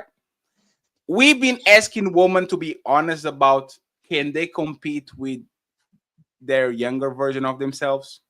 No. And as soon as like they start to kind of explain your accolades, men say, nah, that we don't value that, right? And my confusion is like, how can't you outpace an outperformer 21 years old? Because I surely can outperform my 21-year-old self. There's nothing the motherfucker can do. So having like years of experience, it kind of rubbed me the wrong way. And this means not you, it's my feelings, it's my fifis. Mm-hmm. How can a woman that is 16 years older than the version at 20 can't outcompete, outperform, and literally demolish a person that is wet behind the ears? And I know the kid situation is something that is actually tangible, but even with no kids, my question will be, is 99%, 90% of what men want on women have to do with their looks? Yeah, mostly looks, purity. They don't want, the more men a woman is with, the more she compares the men. And then she makes, I was literally just talking about this, she makes a Frankenstein version of what she wants. Well, he was really good at this, and he was really good at this, and he was really good at this. So I want a man who's good at all of it. And so the more men that a woman is with, the more she changes her preferences. She's less flexible in her ability to cater to that man. And she also loses the ability to pair bond, which affects her ability for long-term relationships. So does this apply to you? I would say, yeah. I mean, I don't think I have a problem with pair bonding. I don't leave relationships. So if that doesn't apply to you, the pair bonding, if you are still malleable and flexible, mm-hmm. right?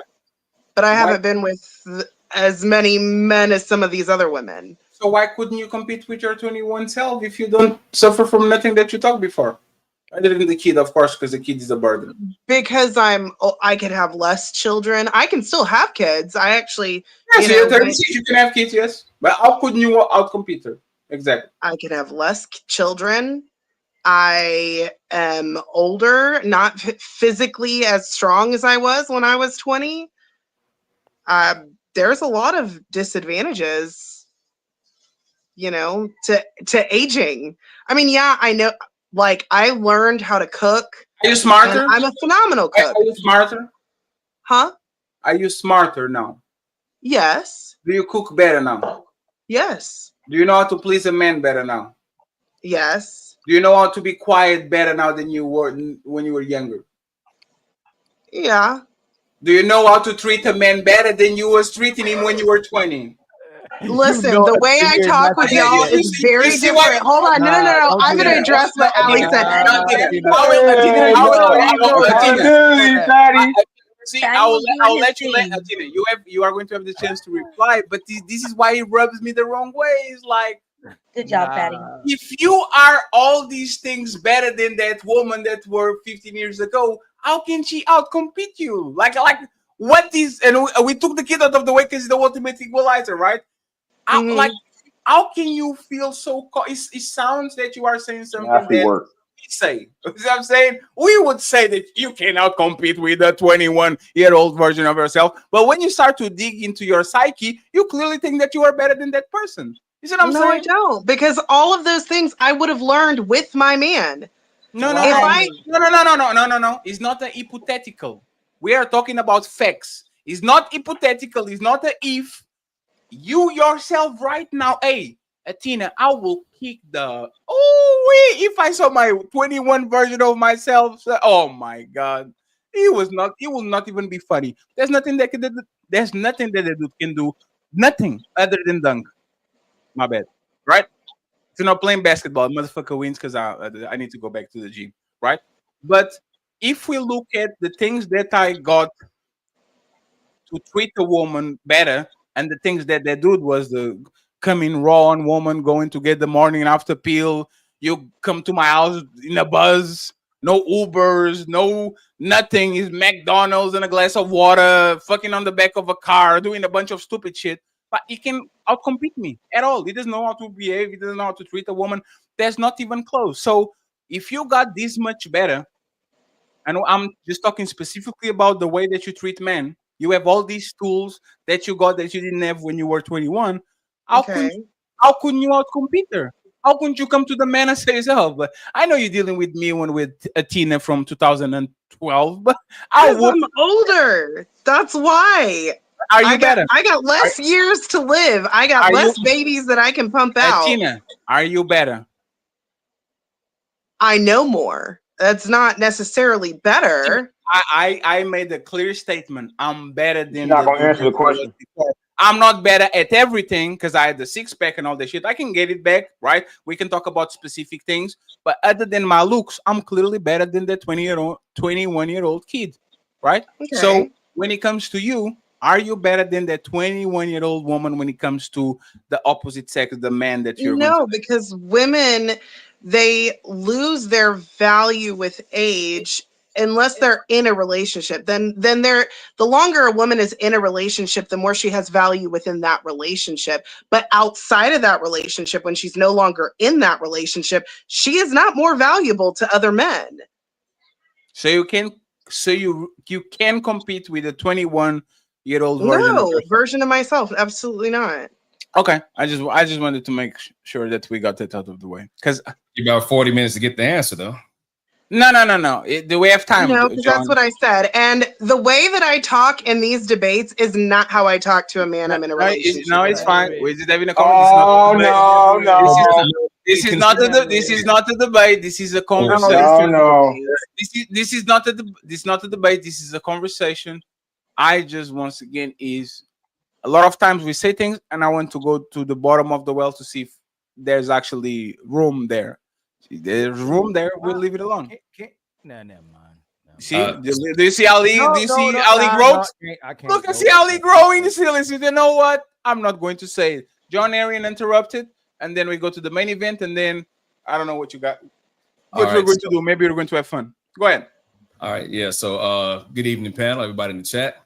Folks, allow me to get this out before I have anyone step in. So again, let me work here for a second. So going back to the basics here, men chase, but women choose. That's just the factor. However, if you are her type, then she can be persuaded. Now, I know Ali and Fatty have heard me say this a few times, so this might be old news for them. For everybody else, a woman knows who she's looking for when she gets up in the morning. Therefore, if you get her attention, You're either the man she's looking for, or what was already previously discussed. You are an acceptable alternative until what she really wants comes along. And even if you do get chosen, you never know if you're still the guy, but keep that in mind. The reason I point this here is that a woman can be cold or won't be cold, broke, or lonely unless she chooses to be. However, she can be cold, broken, lonely based on how she chooses to behave. Let's put that out there. Now, as well as going into that, the next factor you have to look at is that as a man, I can't trick you for what's yours. The one thing that I have not heard spoken here for the most part is choice. I haven't heard anything that's been remotely sticking onto that because people make choices. Please value the consequences of your decisions, all right?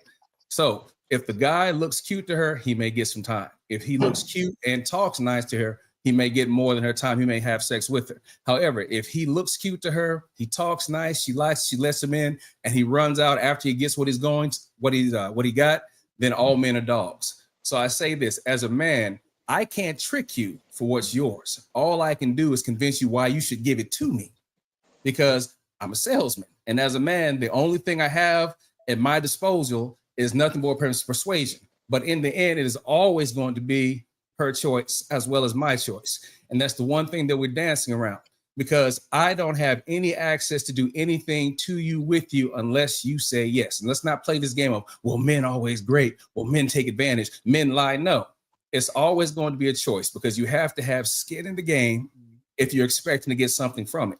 So therefore, if you put your best and you're all into it, it's going to be a toss-up. The thing is that you have to bet at the very beginning, but make no mistake, choice is always going to be a factor. I'll land my plane there. Thank you very much, John. Atina, question.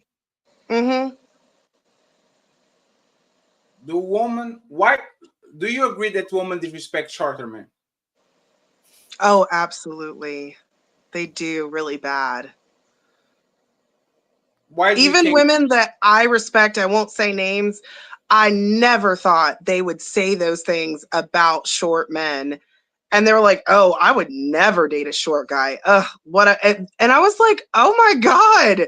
I was honestly, because these are women that I respect, and I have a very high standard for my friends.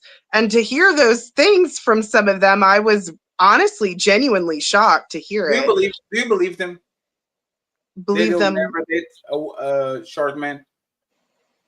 I mean, I've never seen them date a short man. Like, for example, if Bruno Mars came around and the motherfucker and he was short, Bruno Mars is like 5'2", something like that, right?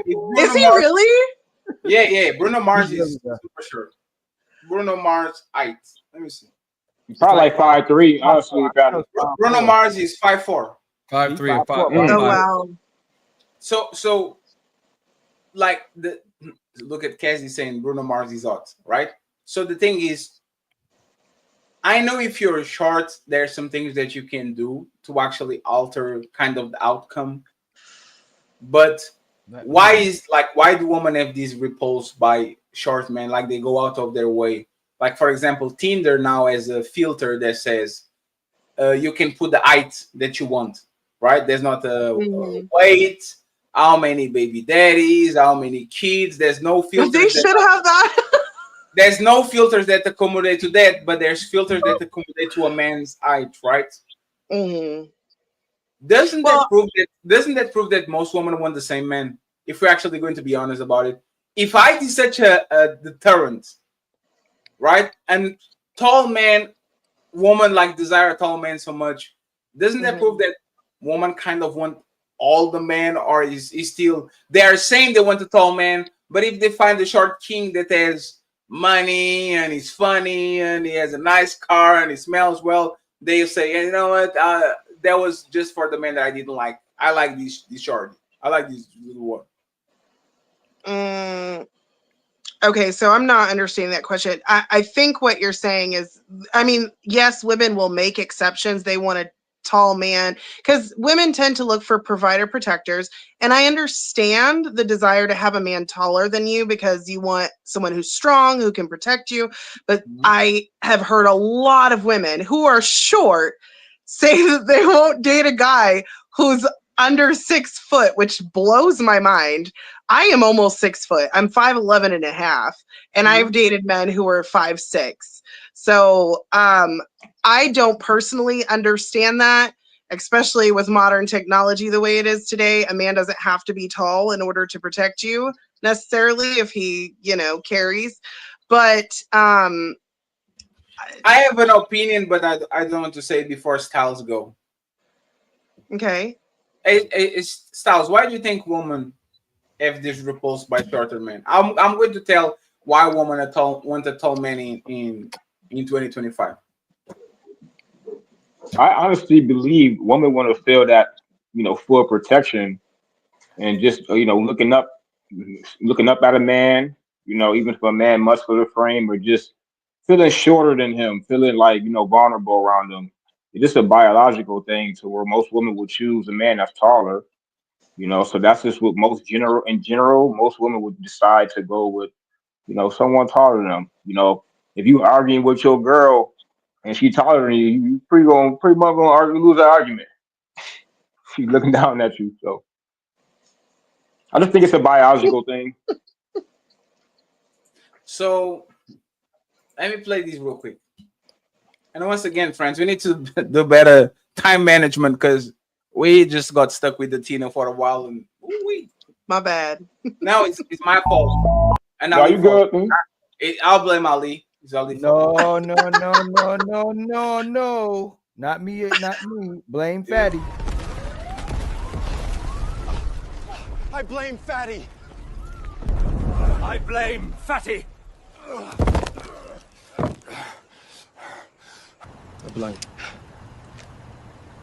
I blame Fatty. So I love it. The one with Jesus. Yo, Fatty a genius, man. Fatty a genius, man. That's me. Everyone. Shout out to my boy. Please, he's in the building. And what's up, brother? And friends, we're going to change a little bit of what we do over here. We kind of solidify the shows that we want to do. First part of the show is going to be closed, and then the second part of the show we're going to open the panel. Kind of what like Ragey Tomato does. So shout out to Ragey Tomato. Like we're going to stay for 2 hours and something, and then we're going to open the panel for everybody, so y'all can participate in the super panels, in the battle of sexes and all that, so people can jump in. Okay. And you probably don't have to be on camera for most of it, even though I would love for you to do it, but we're going to kind of navigate that like that. So I'm going to play 3 videos and then we go from there, right?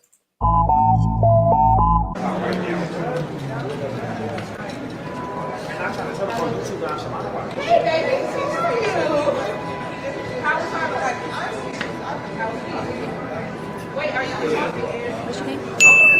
I'm Callie. Nice to meet you. I'll be right back. Oh yeah. No, I don't. I feel like you guys used to grow. Why don't you play basketball actually? Why don't I play basketball? Yeah. Because I'm a professional cabinet organizer. So no, seriously, I get paid to organize cabinets. Nothing funny about nothing. The same things. So see, hey, I can't get away with it. Let me go say, yeah, I'm a cabinet organizer. I'm dead serious. Oh, I'm going to put it on full screen so you guys see. This is Kevin. This is Dave Chappelle in his prime, making jokes, right? Really? Yeah, Task Rabbit. Do you like do you travel? So yeah, like anything. If somebody wants me to come to the grocery store to go or grab stuff over the top shelf, if they too short, I'll go there. I get paid hourly for that, and then Task Rabbit, I organize people's top shelves, and I dust and I dust top refrigerators. Well, you know what? Like, actually, I might have a job for you because I know these skills make me look tall, but when I take them off, I'm literally perfect. So maybe we just do cabinets like you. Who knows? No, seriously, I'm really good at it. Really? Do you travel? Because you live in DC, so you might have to come and visit us and do cabinets there. And dust cabinets? I did dust some cabinets. Perfect. Well.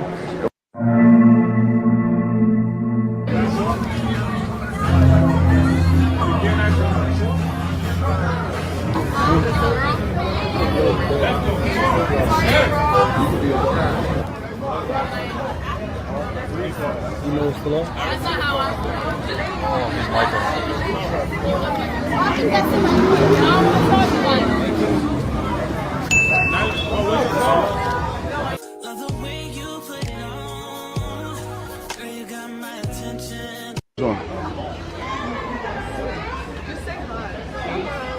How you doing?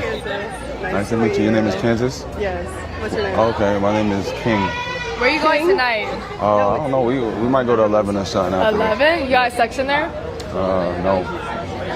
But I have friends that have sex. Why 11? Why not space? I don't know. I'm not an EDM fiend. You don't like the little... Nah. I'm gonna be in there. Everybody gonna be fist pumping, and I'm gonna be like this, looking at everybody. You can't do the fist bump. Hell, fuck it up. I will play more, but you guys know the gist. You know how she said, "Do you have a section?" And he said no, and she keep touching him. That man could say no. I just pick up the trash and put it on the bag. Right? Kept going. This is why I think women want tall men in 2025. Because it looks good on them. Has nothing to do with protection. Has nothing to do with nothing. This is literally competing with other women. I want this dude because all of y'all want this dude. It's like a bag it's like a Birkin bag. He's 6'8" and your boyfriend is 5'9". It's a Louis Vuitton shoe or dress.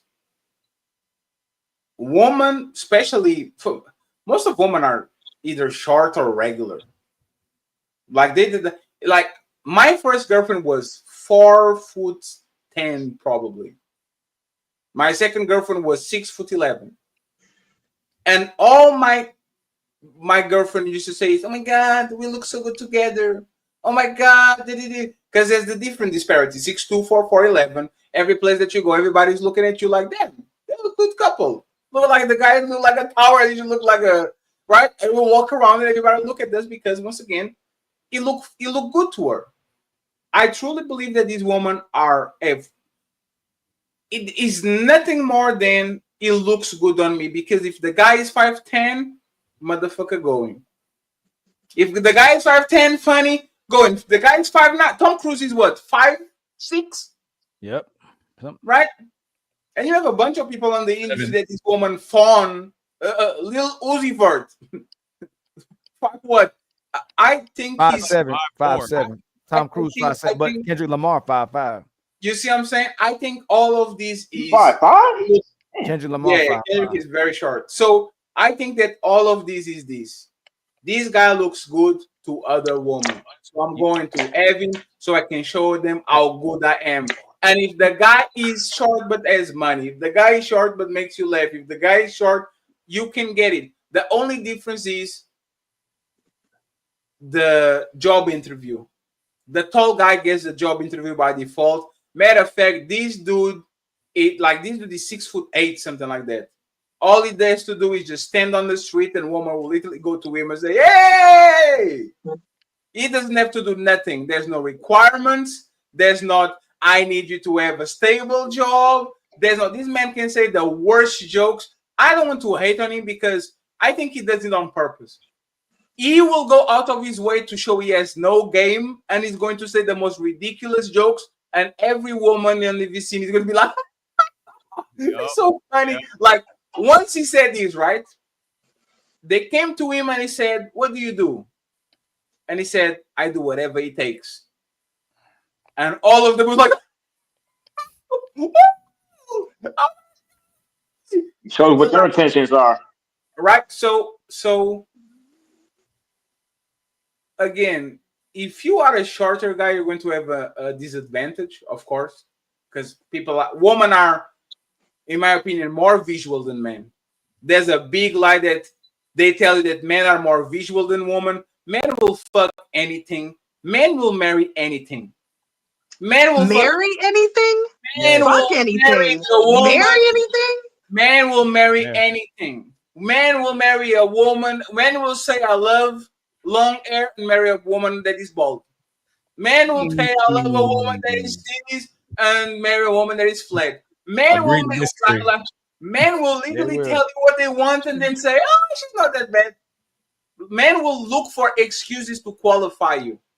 Like they will look for it. No, sorry. They will look for it. Yeah. I said it right. To qualify, you said it right. For excuses for it. You might be nothing, and he says, "Oh, but the armpit is beautiful. Let me go ahead and put a ring on it." Yep. Like men will go out of their way to find excuses. When it comes to women are kind of looking for excuses to get the ick. When it comes to you, like they are looking for you to say something you don't like or to detect a certain smell. Like they're looking for excuses. But for the most part, this is why a lot of times when people are talking about man improvement and all that shit, I tell them just go to hell, bro. If she likes you, you don't have to show. If she likes you, you don't have to do nothing. Because she already liked you. This was the conversation that we were having with Steve the other day, right? Yep. Oh, because you have to work in the river. For who exactly? For who? Because men that were in that position that commanded the room when they got into a room and everybody looked at them kind of know. If they don't, you don't have to do nothing. If they hey Fatty, you gotta do more than be tall though, Fatty. Let me just say this: if they like you, they like you, and if they don't, they don't. Yep. And there's a crazy video like I could play that is Mr. Tupac Shakur, right? And he says this: last year I was on the same room. Yep. I couldn't get a date. Nobody was looking at me. I couldn't get a date to save my life. And now this woman can stand to be around me without. And once again, if they like you, they like you. If they don't, they don't. And the same man with the same responsibility, with the same, with a different wallet or with a different car, I kind of understand why we are telling men to actually get better. But if you don't like me, like on a carnal way, on a reptilian way, should we actually tell men to get better? Like, are we forming better men or are we forming bigger targets? Right? You're telling a short man, go get your money, bro. Go get your go to the gym. Go to the and that will like, are we sending that man to a burning building? Are we giving him advice that is good for him, or giving him advice that will make him on a position where he's a bigger target because that woman still doesn't like him? But now that he has money, let me go with Lil Uzi Vert. You know that bitch wouldn't date Lil Uzi Vert if he was a regular person. That's the reality. If he was a regular person, she would spit on him. So my question will be, and let me get anonymous here.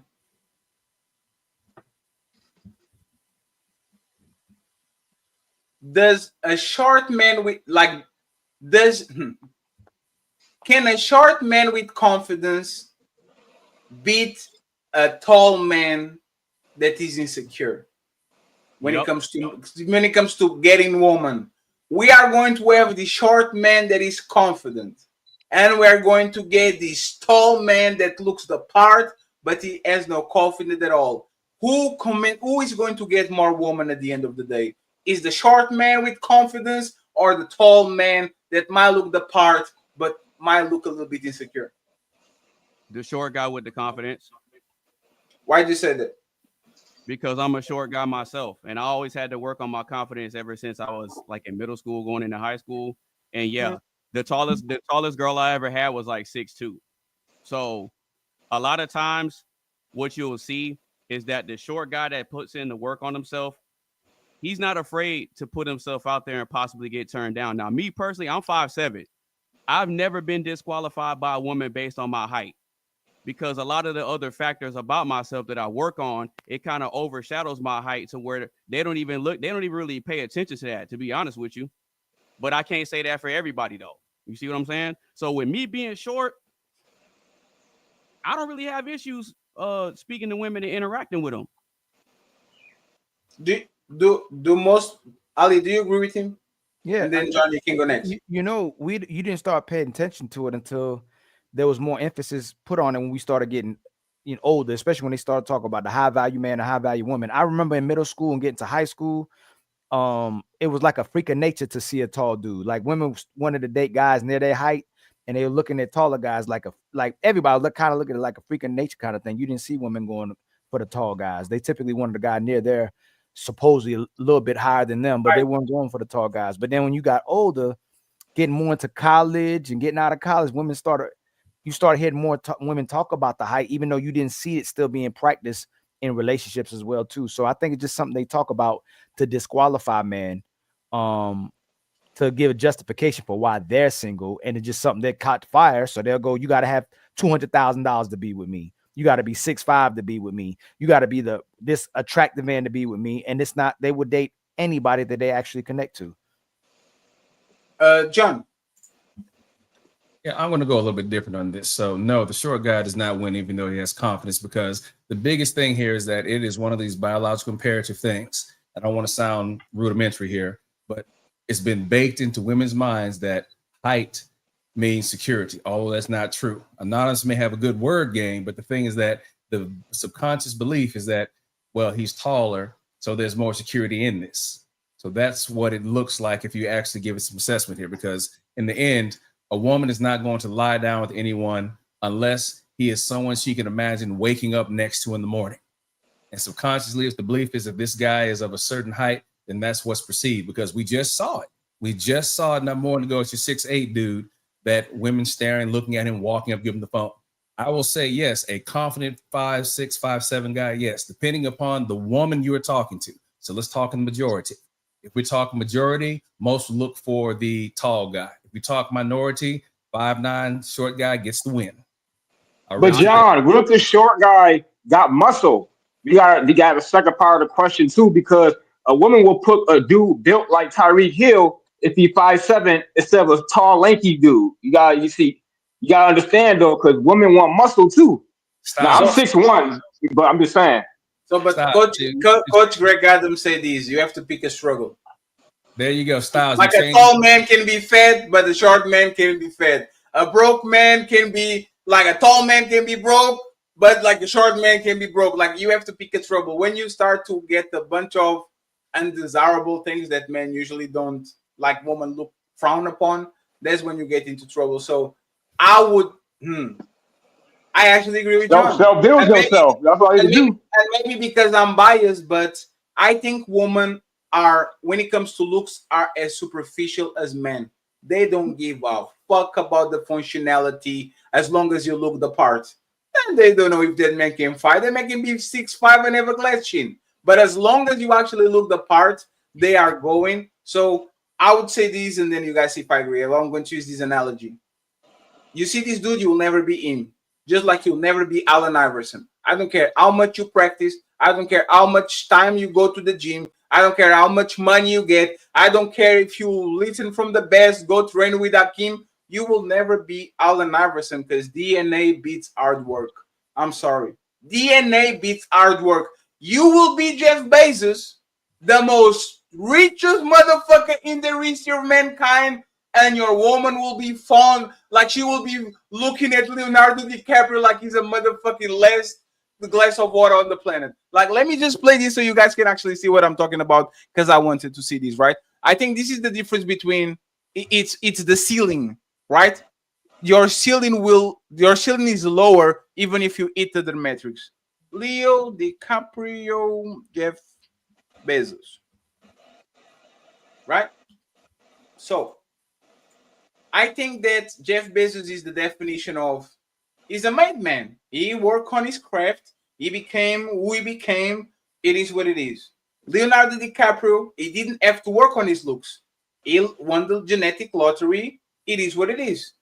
This is what happens when a man with a low ceiling maxes out all these things, and a man that is born with the DNA genetic lottery. This is the difference how women actually react to both of them.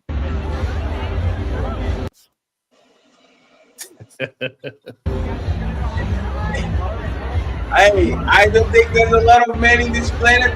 I don't think there's a lot of these men in this planet that can get a genuine use.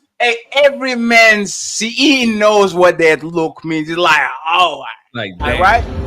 This is the guy that I like. He might as well be salt made putting steak in her mouth at the dinner table in front of everybody. But that's why I said height. I think is still a bonus, Fatty. But women, like you said, looks. It's looks. Like if a tall guy comes next to a short guy that looks, the women will still look at the guy with the looks. They prioritize looks.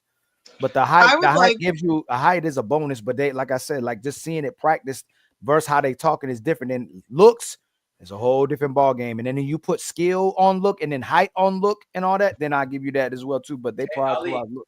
Hey, Fatty, let me finish my point. That's one thing I didn't do here. So back, I was going to say, Styles, is that you're changing parameters. Now, when you start adding parameters, that makes a difference. So for a guy who is short, he can't grow taller, but he can work physically and he can grow wider.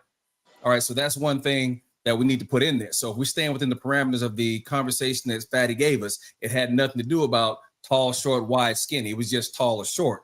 But if we start adding those different parameters in there, again, depending upon whether she likes a short-built guy versus a tall-built guy, hey, that tall-built guy may win it. But if we talk about just a guy who's tall versus a short guy who may be in shape, may be built, and he has certain looks to her, that may tip the scale. So let's try not to tilt. No. I'm with you. If it let's say the same guy, the woman's going to prefer height.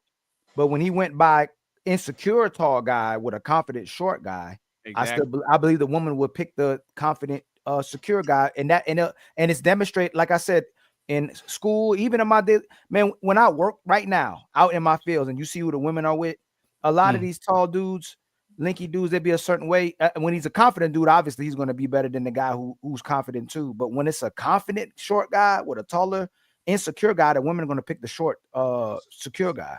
What's the age? That's all I'm saying. That's all I'm saying, Ali. That's all I'm saying, Ali. That's all I'm saying. I don't know if I can agree with that. It depends. You know why? It's going to come back down to back where her mentality. They'll look at him like muscular. They'll look at him like women gonna pick the muscular dog. Yeah. Let me just say this, and then John and Latina got it right. Yeah. Like Cassie said, she was just starstruck.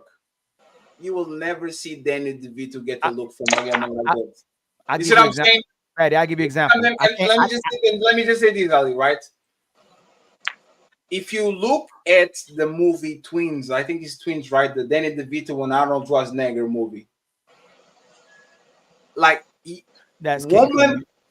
woman look at short man next to tall man.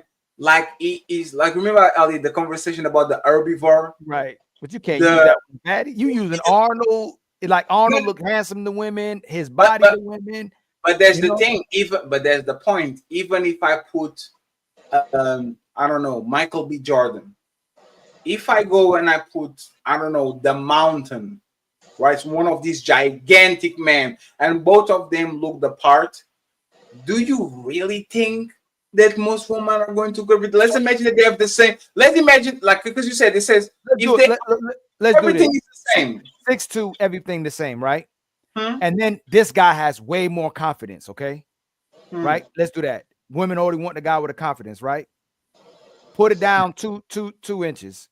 She's still gonna go with the guy with the most confidence, right? I don't know, right? I don't know. They do, man. I'm telling you. I don't know about it because he's 1 second. I'll give you an example. I can't talk about it too personally, right? Because it's something involved, something.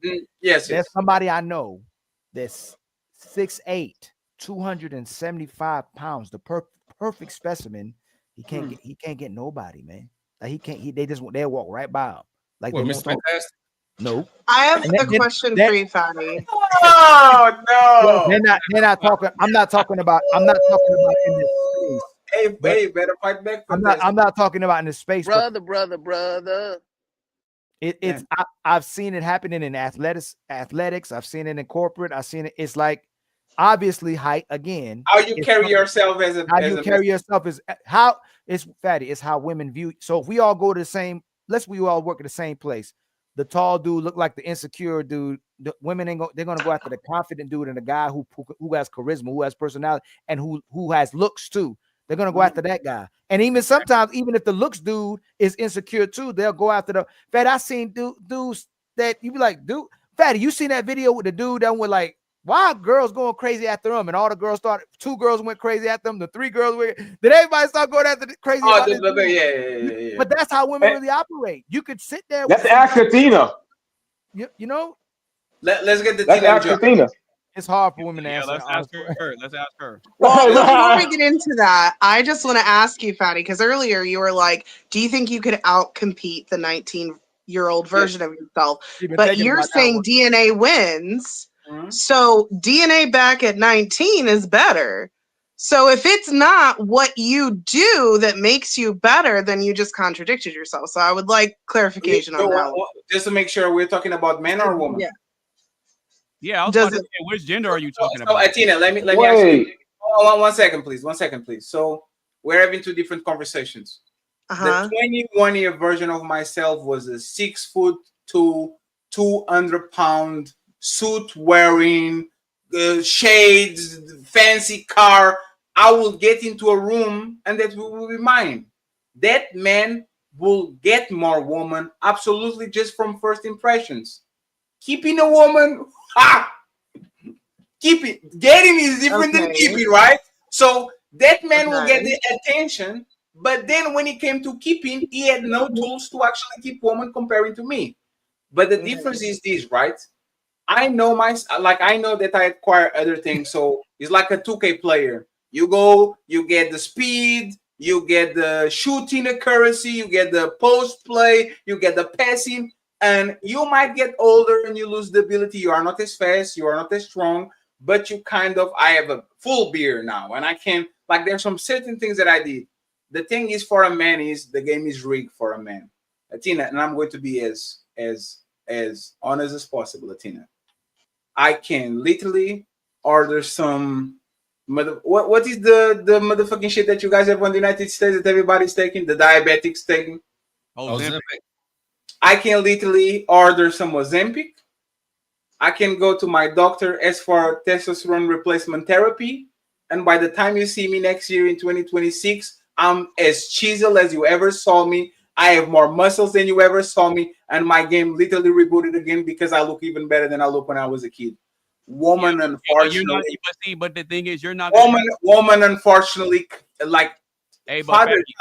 Father time is ruthless to woman, Athena. Hey, but Fatty, I mean, but that's what I was saying, that the woman's value decreases. So Athena, but there's the thing. Getting a woman is different than keeping a woman.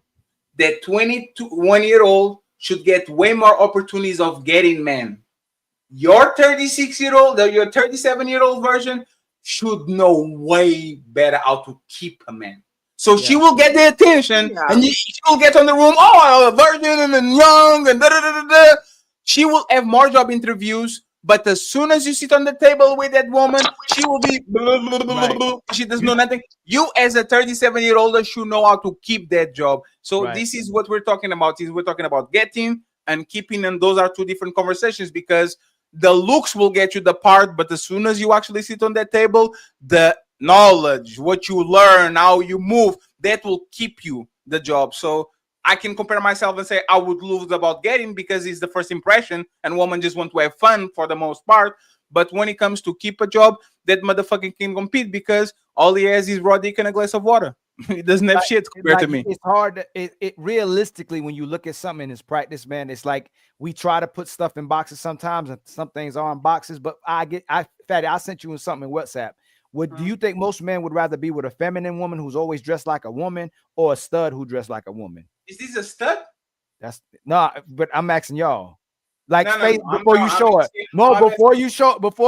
I'm asking the brothers, would y'all rather be with a woman who's been dressing like a woman her whole life, or a woman or a stud who just started dressing like a woman? Not a woman. Woman her whole life. Okay, now so watch this. Watch this if she came. However, Ali, before you throw this wrench, because I'm waiting for it. I know what he's trying to do. I have seen everybody right. Studs who look rough to keep guys off of them, but then she will put it on and you have no idea. Like, so you ain't giving her a trans style. This is a stud. That's a stud dressing like a woman. Style. I want style. You ain't giving her a chance. See, now you got me now. Hey, you know what's funny? The guy looks confused. Ali, now you got me. What the fuck? Look, you ain't gonna look give her at a chance. look at the guy's I'm face. telling Look y'all, at the we guy's all face. like it. Called it.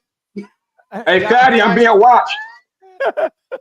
Y'all not giving her a chance. Damn, you're fine as hell. So, but this is what we're talking about. Is and this is why I kind of agree with the Tina, even though I was kind of focused on the part of getting. This woman cannot compete 99% of women, no matter what they say or what they do. The only thing she has to do is be quiet. Yep. Because we will make up excuses about, oh, she's so feminine, she's quiet. She might be thinking about war. She might thinking about stabbing you. She might thinking about doing a bunch of bad things to you. As long as she is quiet, a man will make every excuses to keep this woman. Woman on the opposite, they will look at this and say, oh my God, this is such a great deal. He says something crazy. Ugh, I have the ick now. I can't like him anymore. So our brains kind of function a little bit different. So that makes sense. After real fours on a housewife. So Atina, how do you think this woman loses men? How do I think? Like what you women? see, like for example, you see the Ali Berries, you see the Jennifer Lopez, you see the Brittany Renners, you see all these beautiful women that you're like, oh my God, every man is dying to be with this woman. Look at her. How do you think they lose their men? They're probably not his piece. They're probably combative, or they are controlling. They're never happy. Oh, can you hear me? Yes. I'm saying it's their mouth. It's all it is. It's their mouth. It's their mouth. Is their the mouth can keep a man or it can lose a man. Yes, that's 100% fact. Is their mouth? I never heard a woman that says, I lost my husband because I talk too little.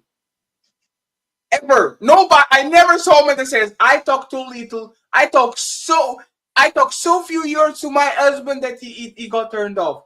You can be a motor mouth with your best friend, your female friends and all that on the job. I never met a man that says, you know what? I don't like my woman because she barely talks. But I know a bunch of women that lose the man of their dreams because they can't stop. Atina, but do you think those men really like the woman if they don't want to hear her thoughts? We have no option. Lord, that's actually great. Hey, you open the Pandora box in there, Tina. You know it's funny, Tina. Let me tell you this, right? This is an experience that I had with a person kind of on this space, but not on this space. I was extremely specific and said, we have to do A, B, C to get to this goal.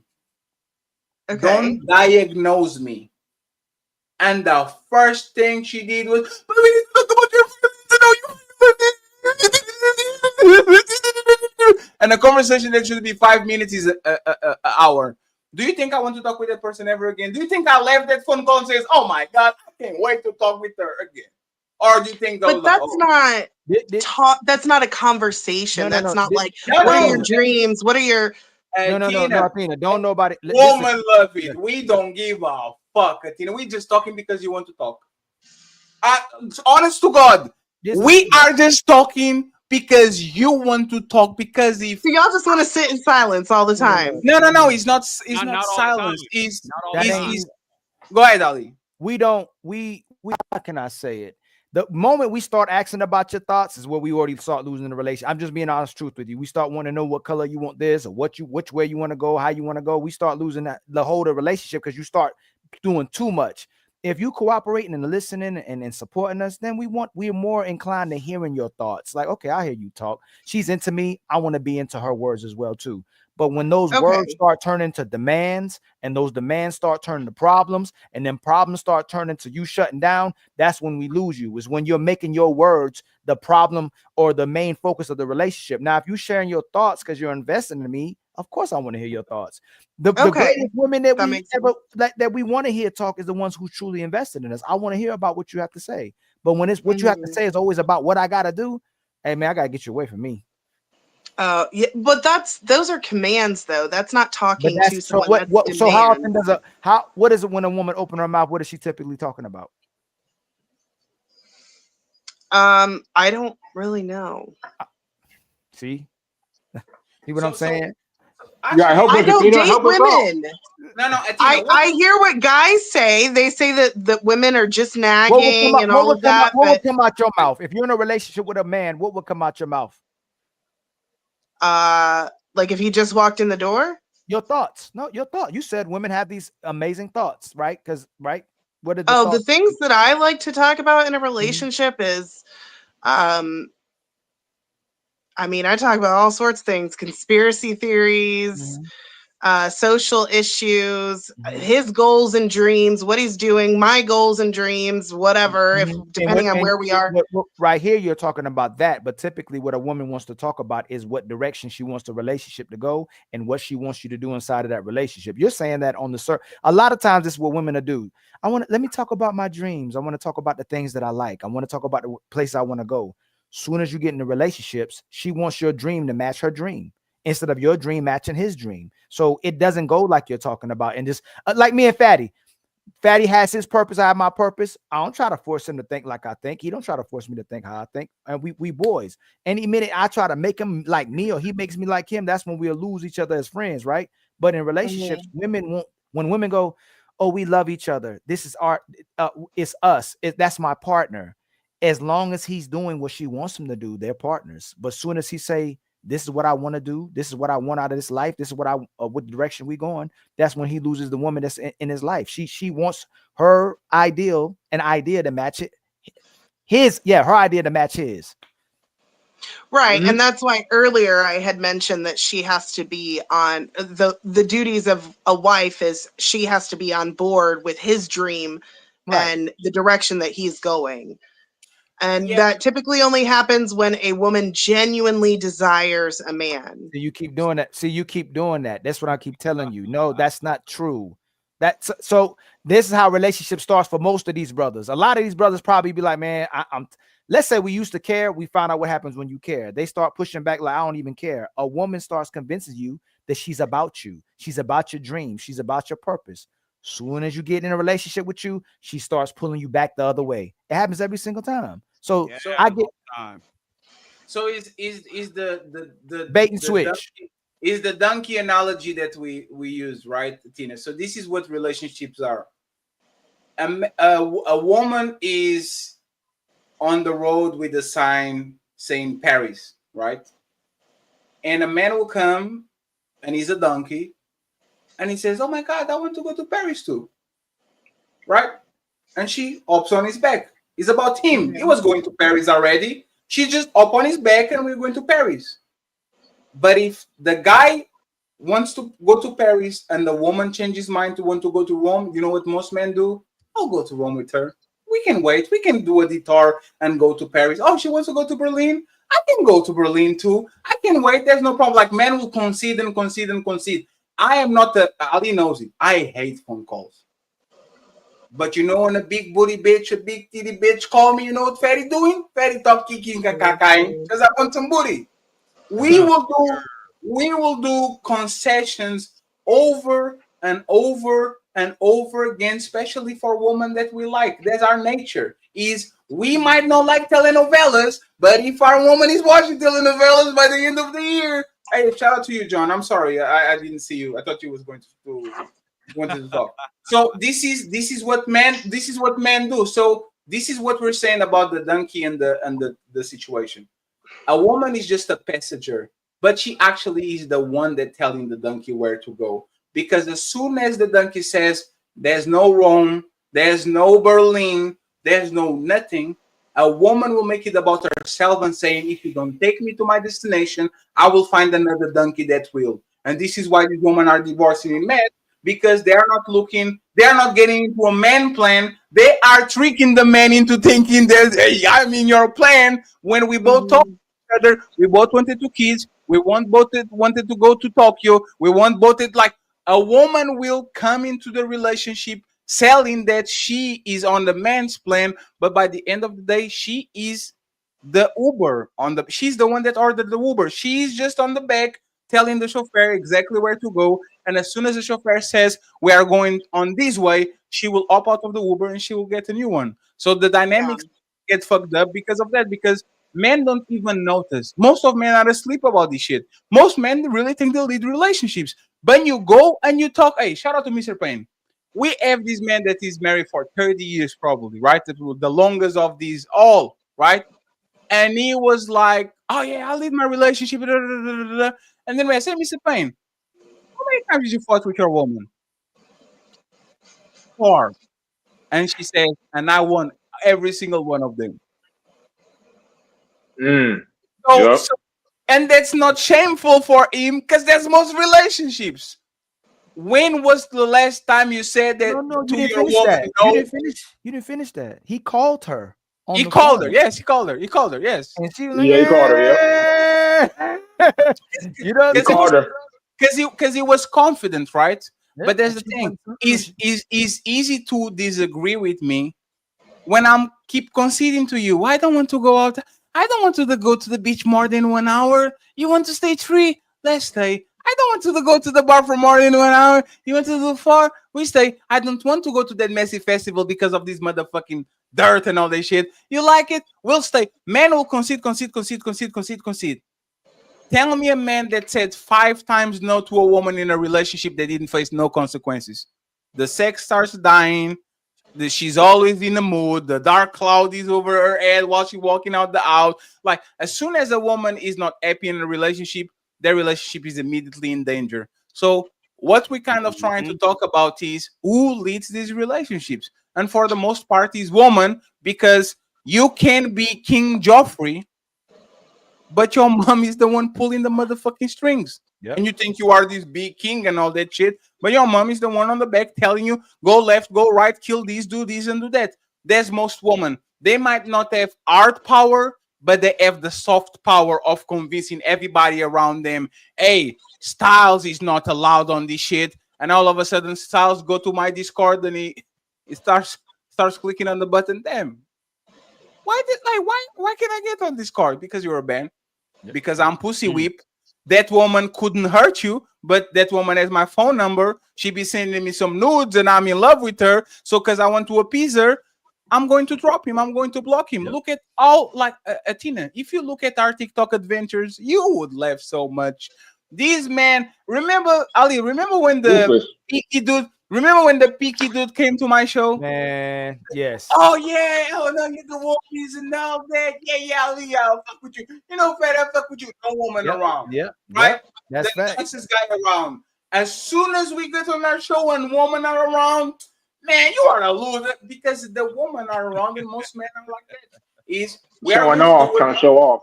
We are going to do what women deem acceptable. So I'm not saying what you're saying is wrong, but what doesn't make sense to me about women who do that, who emasculate their man, you are tearing down the man you're with. That does not make you look good. You look like the loser's woman. Versus if you edify your man, then you're the king's.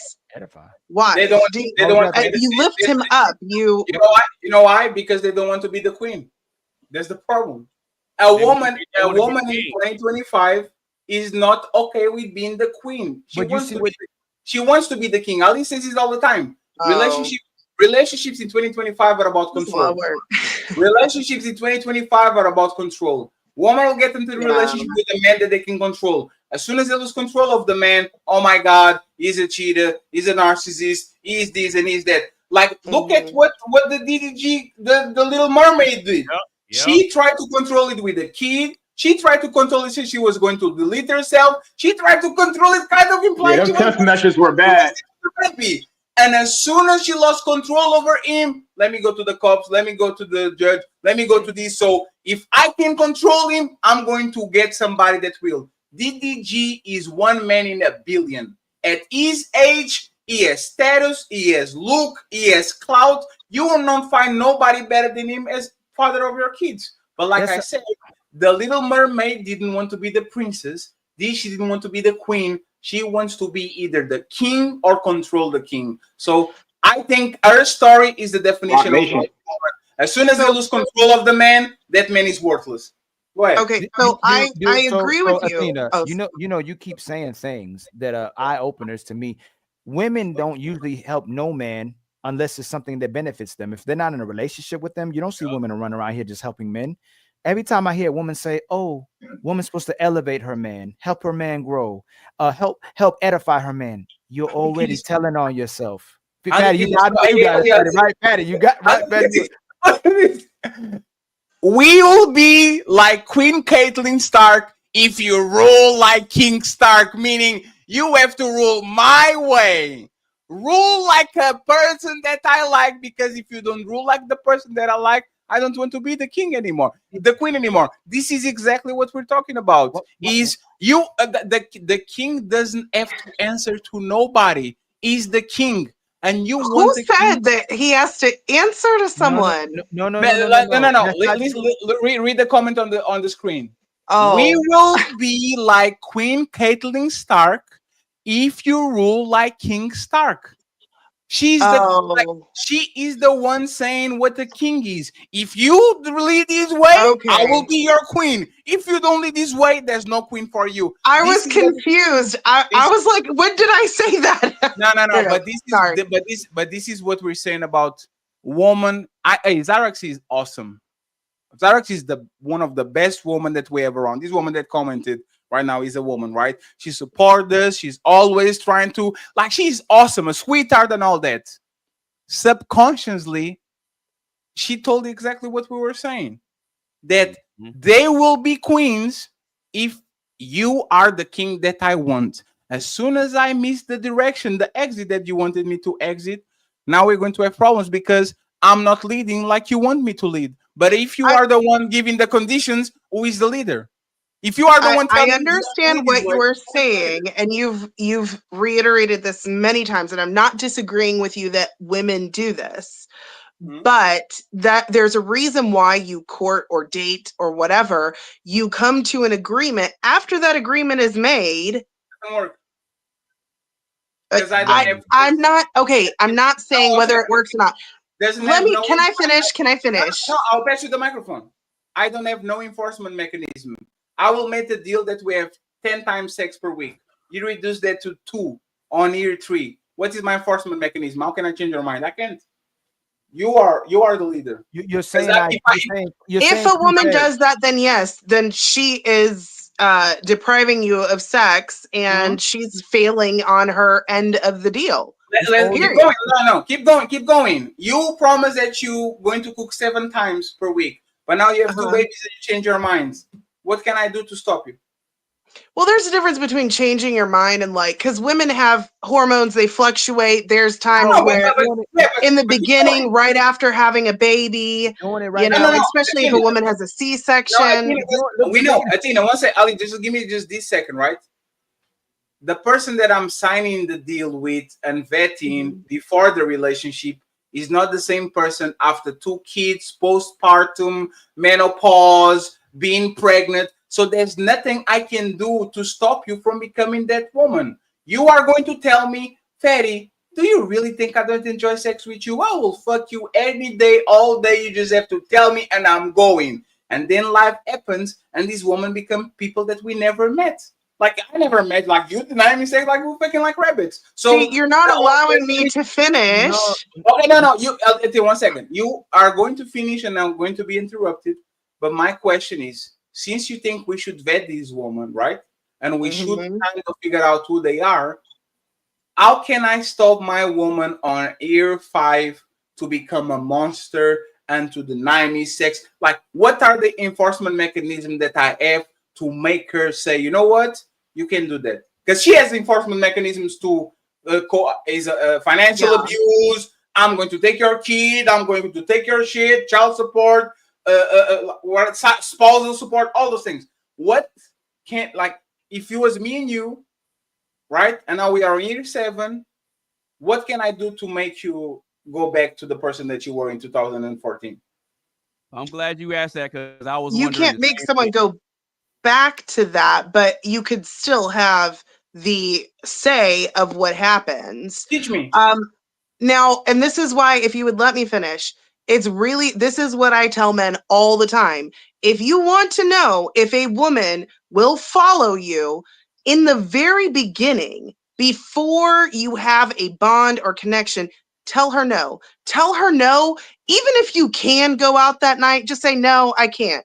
Say no to her and see how she reacts. When you tell women no and you set boundaries and you are clear in your masculine frame, this is how things are going to be. If she does not get on board, then she's going to be the one who changes later on. Okay, let's test You it. ever watch Animal Planet? 1 second, Sal. Let's test it. Athena, I want to have sex with you. Say no. No. Athena, I want to have sex with you. No. Athena, I want to have sex with you. Okay, no. Do you think I stopped wanting to have sex with you? No. And this is what happens to women. When a woman wants something, a woman will accept a no. Ask Ali. Woman will literally be on a feminist one-on-one. Remember what happened with Might, right? Oh, men don't want to pay bills. I said, Might, we having a conversation 3 years ago about you being a housewife, and you saying that you are strong and independent, you don't want no man. But now that she's on the age that she wants to have kids and she wants something from the man that she wants, now all of a sudden she's willing to concede into everything because she wants to be taken care of. What I'm saying is this, Athena. A woman will do anything to get your commitment. Put a ring and the same way they say, give power to a man and see who he really is. Put a ring and a baby on a woman, and you know, hey, a woman is not the same. Blueface said this shit to DDG. Hey, brother, I'm older.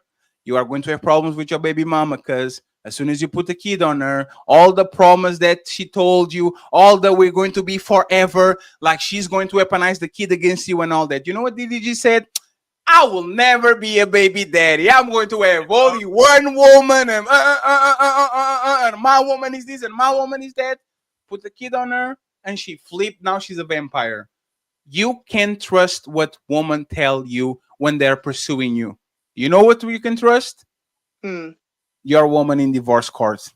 That's the woman that's when you know if that woman actually fucks with you. She has the opportunity to bankrupt you. She has the opportunity to take your house. She has the opportunity to take your kids. And she says, this man and me, we went to a great journey. So I'm going to make sure that he's taken care of. And I'm going to take the bare minimum so me and my kid have a roof to stay on. And we can actually move forward. Most women will demolish your motherfucking life as soon as they don't see you as valuable. So how are you telling me? Like, so the question is, move on with another woman.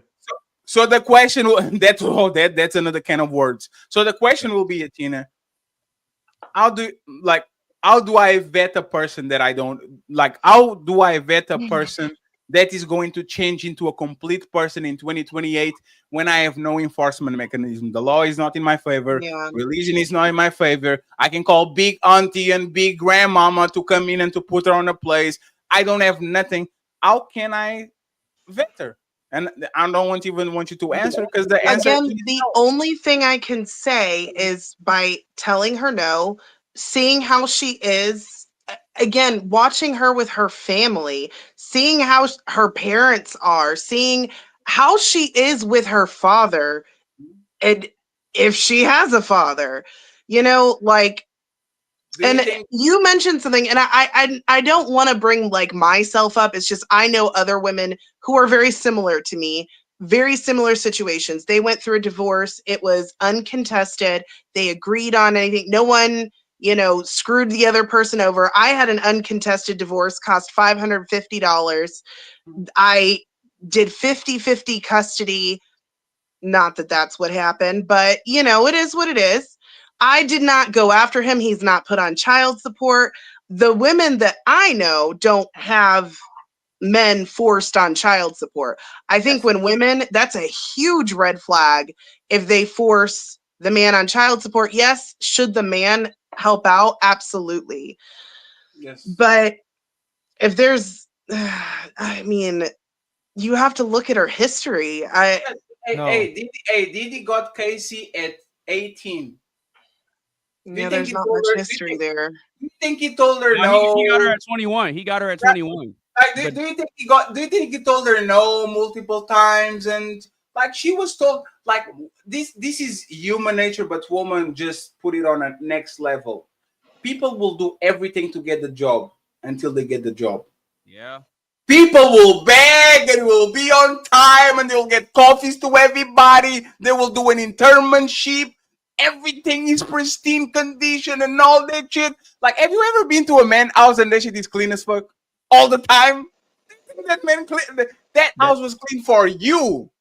Because the man kind of messy, like my shirt over here and all that shit. So even if you say, oh my God, why were you so clean before you met me and now you're all over the place? Because I wanted you, bitch. Not you per se, but the person. Yeah, Because I wanted you. So when I want you, I put my best foot forward. I say, my family has trauma, but I resent my dad. I will never be like my dad. My dad was a wife beater and an abuser. I will never do that. He was an alcoholic. There's a reason why I don't drink. I will sell you a dream. And as soon as I get what I want from you, Atina, this is when the game starts. And this is why the vetting conversation never works, because you know when people need something from you, talk with the person that needs money from you.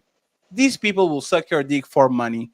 They will scrub your ceiling for money. They will do any. I will pay you tomorrow, brother. I promise you. I will pay you tomorrow. I promise you. I like you. You should trust me. And as soon as they get that money, hey man, I had to pay the water bill next month. Hey man, something come up next month. Hey bro, this is human nature, and especially women. When they get into a position of power, it's over, because a good woman is a woman that is in a position of power and still has mercy for the people that are beneath her. It's like, I'm winning. I have all the benefits to leave my family, to leave my kids, to put him on alimony, child support, and all that shit. But you know what I'm going to do? I'm going to let you breathe, brother. You got this. Most women don't do that shit. And as soon as they get scorned, they will gaslight themselves into thinking they are the victim. And they will say, you know what, sir? I need you have 50 million. Let me try to get 30. Let me try to get 40. We have 3 kids. Let me move to another state just to make you bleed. I don't even have to go there. But let me go there because I have a boyfriend there. Let's see. Like, this is what we kind of are saying. If woman didn't have control, we would blame men for it. If it was the woman of yesterday, if it was 70 years ago, sir, if your house is not in order, it's your fault. Because this woman has no power. She has no credit card. She has no property. She has no money. You are the one that are saying what are the rules of the house. And if she keeps breaking, like, it's your responsibility. In 2025, when it comes to laws, when it comes to public pressure, when it comes to public perception, all that shit, a woman is the de facto in charge, because I have no mechanism for put you in line, Atina. And if I get mad at people like here on the panels, and sometimes I said, man, if you're in my face, I will grab you and throw you out of your balcony. What do you think will happen if that shit happened in my house? How can I stop a ruthless woman? A woman that is 5'7" on my face, rah, rah, rah, what you going to do? Nothing. I'm going to shut up. I know, I've seen it. I've seen it. Honestly, but that's why I say that's the end of most relationships. It's you're not who you say you really were, or if you change. Because if you really like a man for who he is, you're supposed to cooperate and stay the same way you were when you got him. That's why I asked, why are you trying to elevate or edify a man, aka change him? You say a man has to do this for you. No, edify me. This is what I'm saying. You say a man has to do this for you. He has to do that for you. And when he doesn't, you go, I'll do anything. When did I say? What did I say? A man has to do. Not you. I'm saying okay. General. You're saying in general, women say these are my expectations. She'll say a man has to be this or be this until or unless I'm tired, unless I'm pregnant, unless I'm PMSing, unless I'm depressed, unless I have postpartum, unless I'm healing, unless I'm unhappy, unless I'm in my feelings, unless I don't agree with you, unless I want you to change, unless I don't want to, unless I change my mind completely. It's the women who are changing and switching up, because a man wants you to stay the same way. You get what us women can't stay this. Women have a hormonal cycle, we have 4 cycles in 1 month. You're going to get 4 different women in 1 month. We agree. So the question will be, how do you predict a person that is 4 different persons in 4 different parts of the month? How do you get a person that I have this anecdotal evidence, right? I had this friend that when his woman got pregnant, she just went ballistic, right? So she treated him like a piece of shit, right? Is there hormones? Let's assume it's her hormones, right? And he said, I'm going to withstand this because my woman is pregnant and her hormones are all fucked up. You know what happened after she got the kid? That became the normal because she can revert to the woman that she was before. Now that's the new normal. I treat you like a piece of shit, so you're going to continue to be a piece of shit. How can you bet a woman that is going to go through that every time she is pregnant, every time she has a kid, every time she has postpartum depression, every time she gets on a menopause, every time her hormone changes, every time she's on her period? It's like you saying this is water, and water is liquid, water is solid, water is gas, like is a cube of ice, is rain, is a river. Water can be so many things. That's what women are. You come with the motherfucking cup and says, I'm going to get some water today, and that shit is ice. And you can put ice in the motherfucking cup because it's still water, but it's not the water that you got. That's the reality. Is women go from liquid form when they are in front of you, so you get the really nice cup so you can put that water. And then when they have the marriage and the kids, oh shit, this shit is frozen. And then when she says, oh baby, can I have this? It's raining.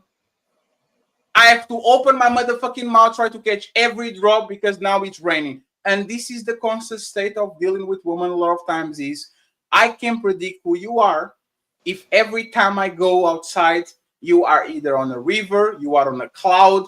I can't. That's impossible. So the best women are the women that, even though they are water and they change, they still are very close to their original status. Right? Yes. They're not too high, That I they're not agree too low. But there's a thing, Tina. Knowing women like I know now and the representative and all that shit, there's no way that you can control that. You just have to be lucky. You just have to be lucky that your woman doesn't get off birth control and doesn't go crazy because our hormones are all fucked up. Hey, I Right? got a better question, Athena. So, And by the way, just 1 second. Anonymous, it's a question. Style, read the super chat. And then we out. Right back. Go ahead, Anonymous. Okay, so I got a question for Athena.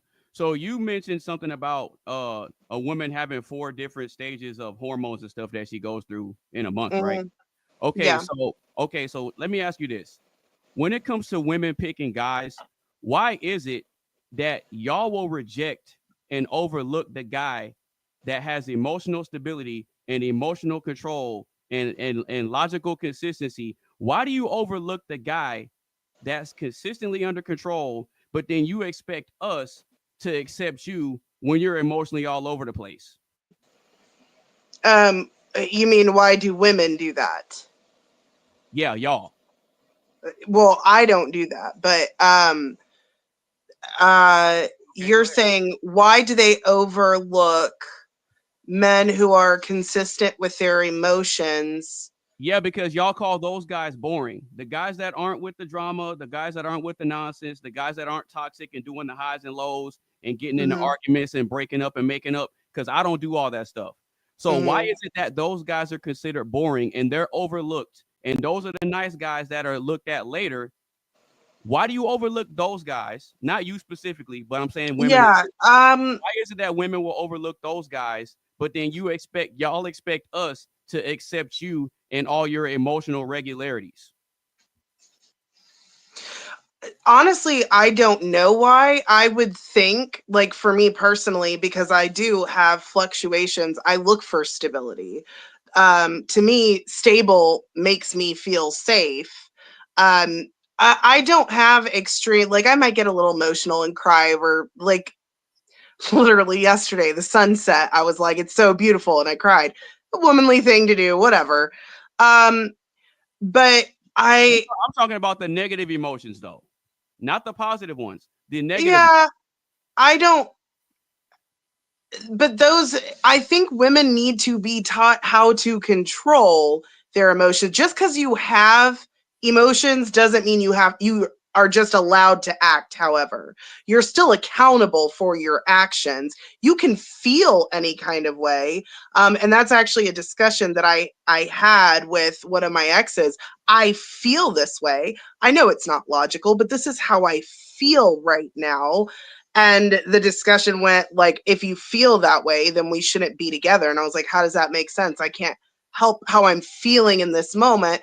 women need to get control over their emotion. And that might actually be a good indicator, is if during her period, maybe say no to her, or like right before her period. Watch this.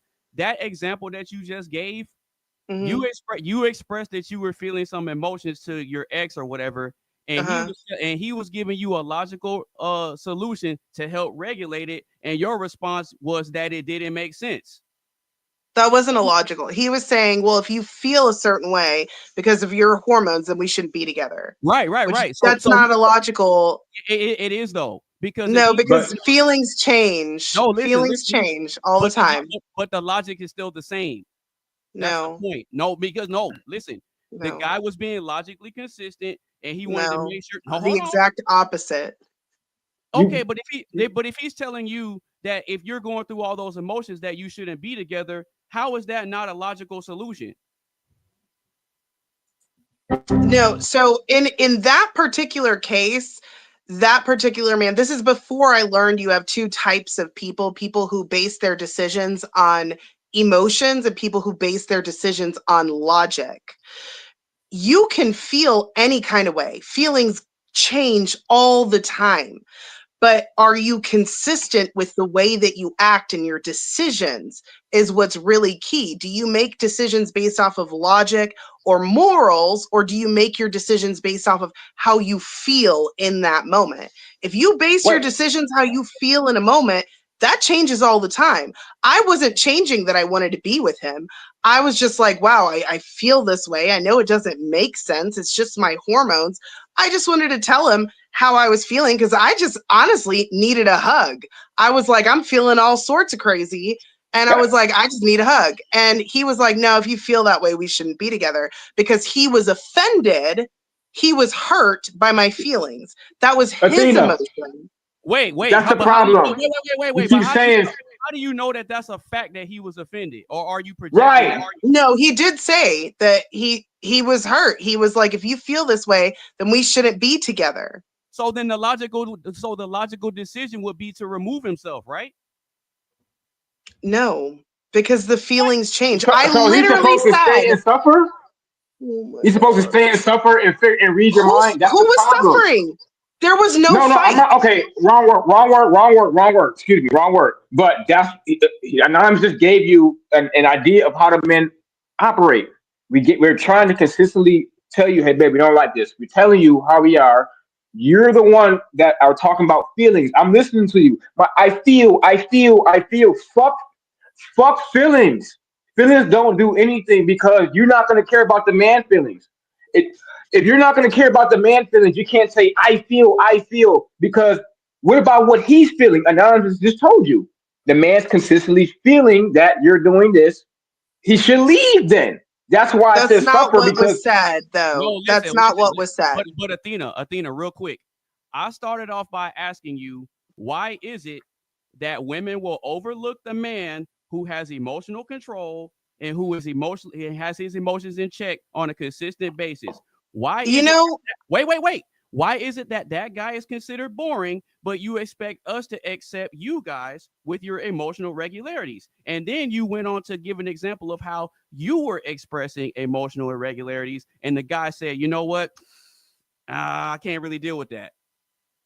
But you expected him to say no, because you're assuming that emotional irregularity was an action. It was a feeling. I came to him and I was like, this doesn't make sense. I don't know why I'm feeling insecure. I don't know why I feel this way. He still left. The point we're trying to make is he still left. He still left. That's the point we're trying to make. Decision and then the next guy, the point we're trying to make to you, look, is the next guy's going to do the same thing. The next guy's going to do the same thing, and you ladies are on the timeline. That's why I was saying earlier, you're saying the right thing, and you keep going back and forth, which is confusing us and kind of frustrating, because you ladies are on the timeline. That's why we were talking about 21. And then also, not only are you on the timeline, every 5 years, each man you fuck or don't fuck, you get rid of, your standards increase. Now you're 44. You're still young. You're still, 30, you're up there, but you're still 36. You're all right. 37. But 10 more years from now, it's going to get worse.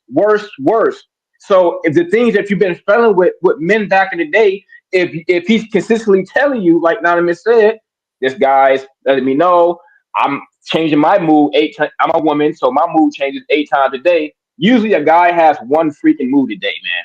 If anything, it's just fucking 2 moods. Like we're same, all guys are the same. You ladies are the one that change. So if your man's saying, babe, you met me like this, you met me like this, you met me like this. The woman acts so surprised. Oh, he did this to me. You freaking met this guy like this. He did everything for you to open the legs to him. You know what you're doing. And then he's an evil guy. Well, he's been the same guy. Now, if he loses ambition, he was an evil guy, but I'm not talking about you. I'm not talking about you. I'm not talking about you. But this is what women say in general, which Fatty was making a good point earlier. Your younger self, that's why men go for younger, because the woman's not tainted with other men's stench. So that's why we go for young, not to take over the girl and groom. This is biology, because younger women like older guys. Yeah. But women are so quick to attack. Oh, you're a pedophile. But women are so quick to it frustrates men because y'all confuse us, right? So, we're always been the same. I want to answer anonymous based. Yeah, I want to answer what you said.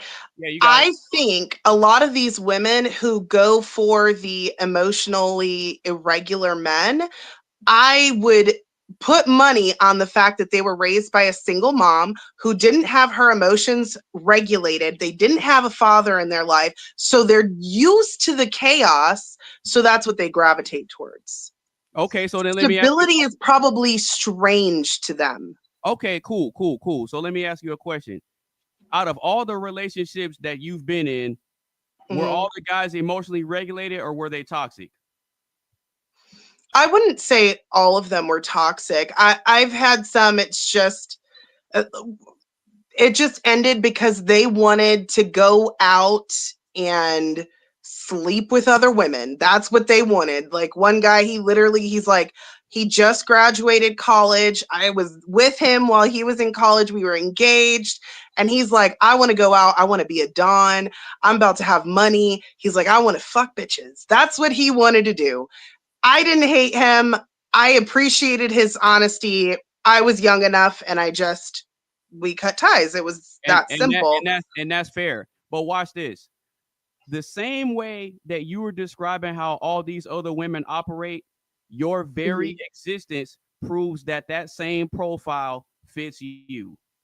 And that's not an attack on you. I'm just pointing it out because you're casting this judgment and making this assertion about how other women think and how they operate based on how they were raised, but yet your own lived experience fits the exact profile. How does it fit the exact profile? Did you not hear what you just said? Well, see, I wasn't raised by a single mom. I didn't say you.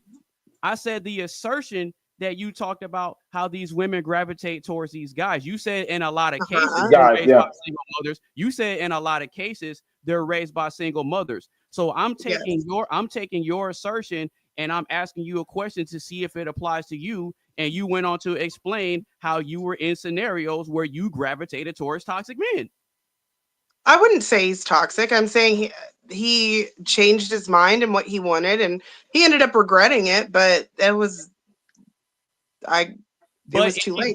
But listen. But if he didn't have the emotional regularity and consistency of the quote unquote nice guy, then by your own logic, that dude was emotionally erratic and he was toxic. He wanted to go out and sling that wood, right? He did, yeah, because he had never done that before. Right. So what you're saying is that you yourself were gravitating towards the toxic guys. So how? No, he didn't have options. No women would date him. Well, if he was out there slinging that wood, he did have options. No. See, you're doing it again. No. That's what y'all are talking about, Fatty. That's what y'all are talking about that I missed, where she's not bashing the guy, but if he's slinging it, some other girls want him. He didn't sling it. He wants to sling it. He knows that he has money now. He's earning over 6 figures a year. He just graduated college. He wants to go out and experience that because he never did that. He was a good boy. He never. What's wrong with that? He wasn't good. He wasn't good. Wait, Styles, I got you. What's wrong with him wanting to live out his dream? We left on good terms. No. What's wrong? You said that he worked himself up to make six figures and he wants to go out and live his life. What's wrong with that? He's an adult. He can do what he wants. Okay. So then when I asked you about guys that you were attracted to, you tried to write that off as that he was toxic.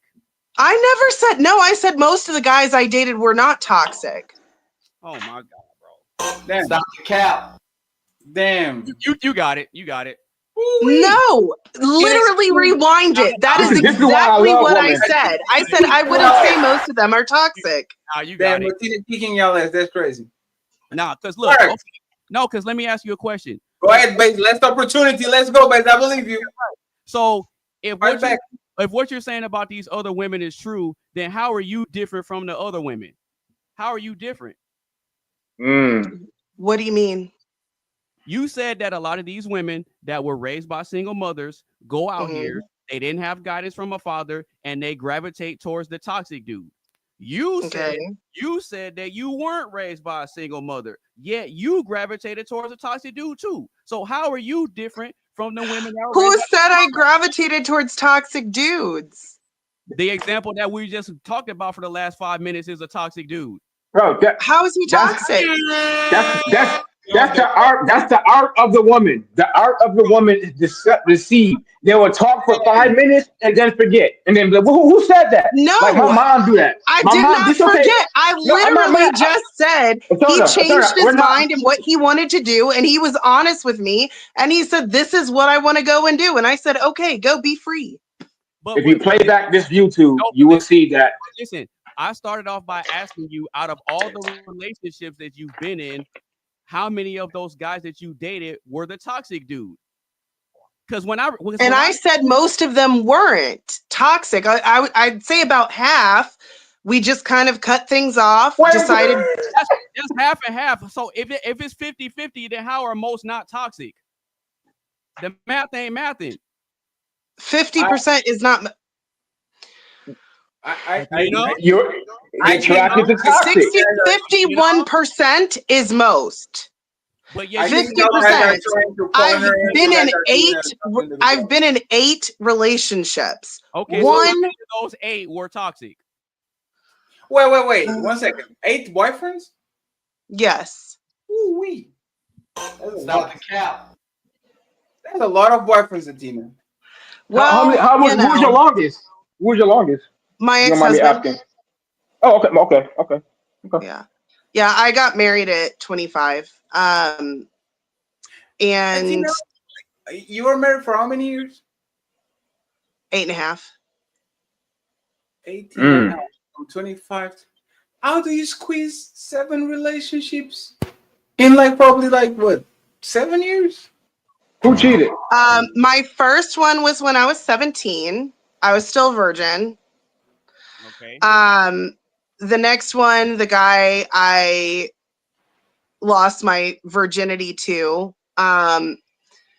we were together, and y'all are gonna make fun of me No, go ahead. if I say this, and I don't care because it is what it is.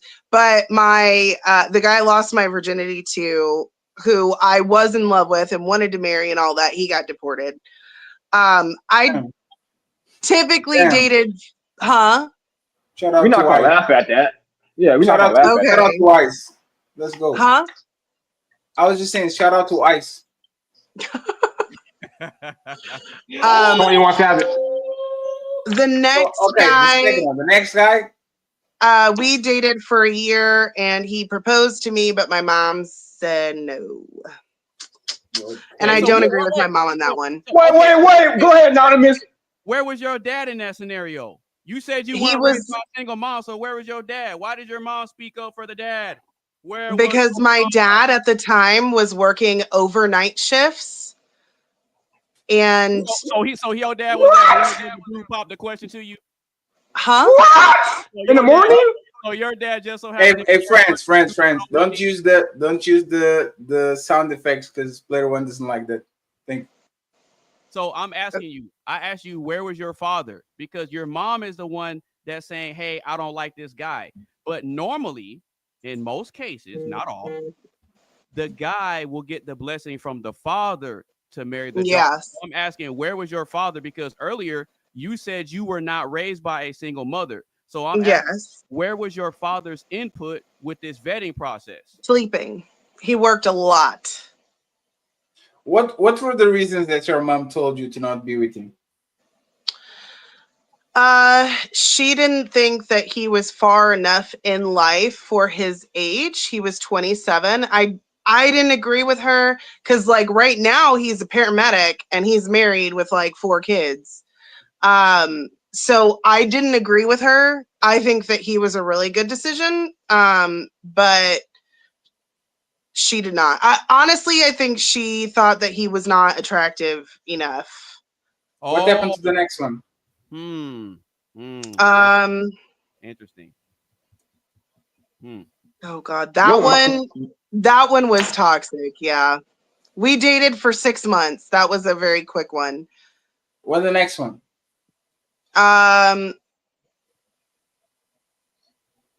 Was it real boyfriends or like situationships? Boyfriends. Well, remember, one of them proposed to her, so she had a couple serious ones. All of these are boyfriends, right, Tina? Yeah, boyfriends, like official. Okay. One was toxic. It was he cut things off, and I was like, cool, like sounds good. The next one was the guy that I told you he wanted to be a Don. And then the next another one that was toxic. Then now the final. I think. And it's then the final one. my ex-husband, who I don't think he was toxic in the beginning at all. So. Oh, in the beginning. No. Yeah. Let it finish, please. All right. No. No, I don't think he was toxic in the beginning. I don't think he was toxic until he, the woman that he was cheating on me with, she drank a lot and he started drinking a lot and a lot changed with that. And we tried to get through it, but the cheating continued. It turned bad, started getting physical. And I was like, Can I point out something, Tina, before we leave? Yeah. Go ahead, Fatty. Did you notice that of the 8 men that you experienced, nothing, like you never said I did something wrong? Oh, just about to. And I'm not saying that you didn't do something wrong, but you had 8 relationships, and we asked you over and over again, what happened? It was him, toxic. No, the first one, I said I was 17. That one, I don't know if it's anyone's fault. I think it's just he didn't want to be. You can do the I was young thing. It's fine. No, he. We just. I don't think we were compatible. Damn. I really just don't think. So there was the only one that didn't have no fault. The rest of them, it was stuck. Then my other boyfriend got deported.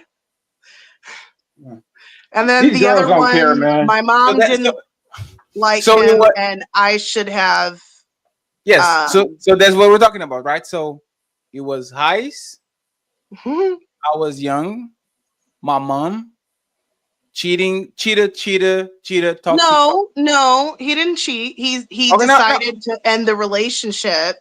Yes, but they're talking about it's like he ended it. No, it doesn't move. It doesn't change the fact that they all cheated. You don't know what they did. No. On all of the 8 of them, is always an external factor that has nothing to do with you. And you might be right. I'm not, because I wasn't there.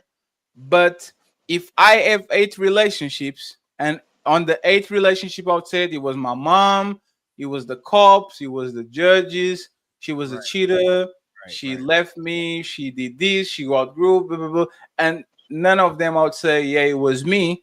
I think you would find me kind of suspicious. Yeah. I would say definitely my first one. I would say that you was young. We can't count. I was young and stupid. See? But we can't count that one because technically you weren't an adult at that time. So we can't even count that. Well, we dated until about 18. Oh, we gotta go. Yeah, that happened since you were an adult. We have to go with that. No, but high school, we That can't is an count that. adult. yeah, but the thing is, we don't even have to talk about that because kids are kids, but adults are adults.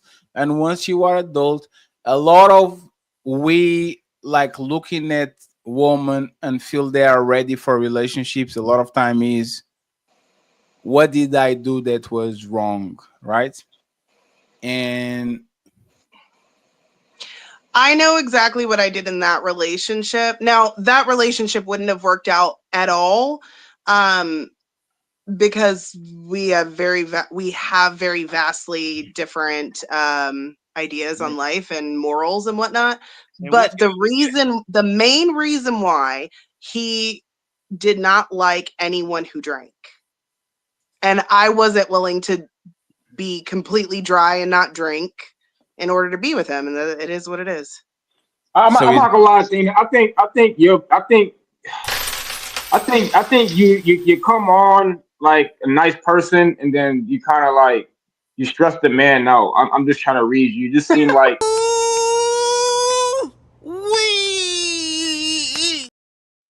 it's like, wait a minute. Every guy you left, let me say, every guy you left, I know all the guys you said that you left, they all moved on to a new girl. And I know it's that you keep saying, well, he's with this girl and he's better job, better this. And then earlier you said, and we asked you, do you talk a lot? You said, no, I can be quiet. And then we just like, so what do you do? What do you do?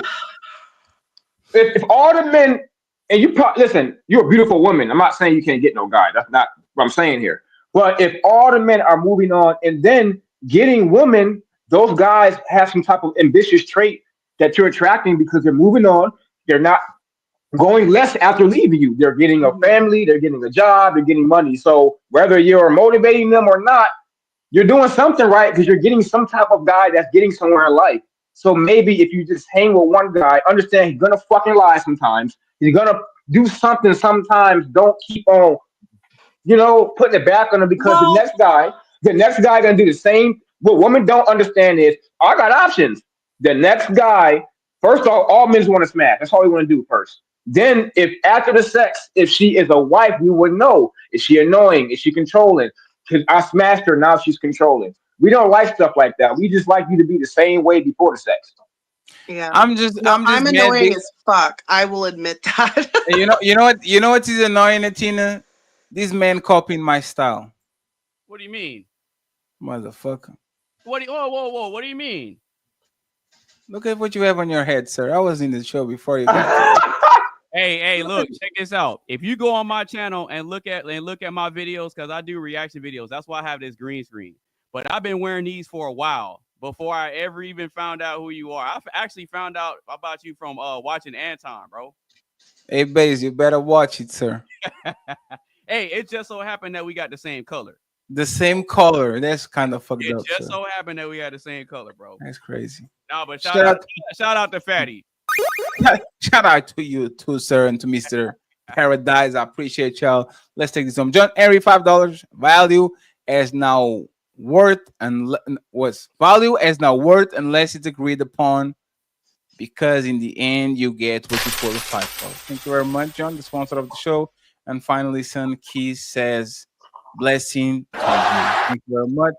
Thank you very much, Cyrus, for the membership. But Tina, you went through everything, the cross examination and all that, and you came out of it unscathed. What is your message to all the people that you defeated today on this magnificent Sunday show? Who defeated anyone? No one defeated I think Tina is the clear winner of today's show. Fatty, don't lie to her. Don't lie to her, Fatty. She was the center of attention. She was bobbing and weaving, stinging like a butterfly. No, float like she a was cooking, Anonymous. Sting like a bee. Hey, baby.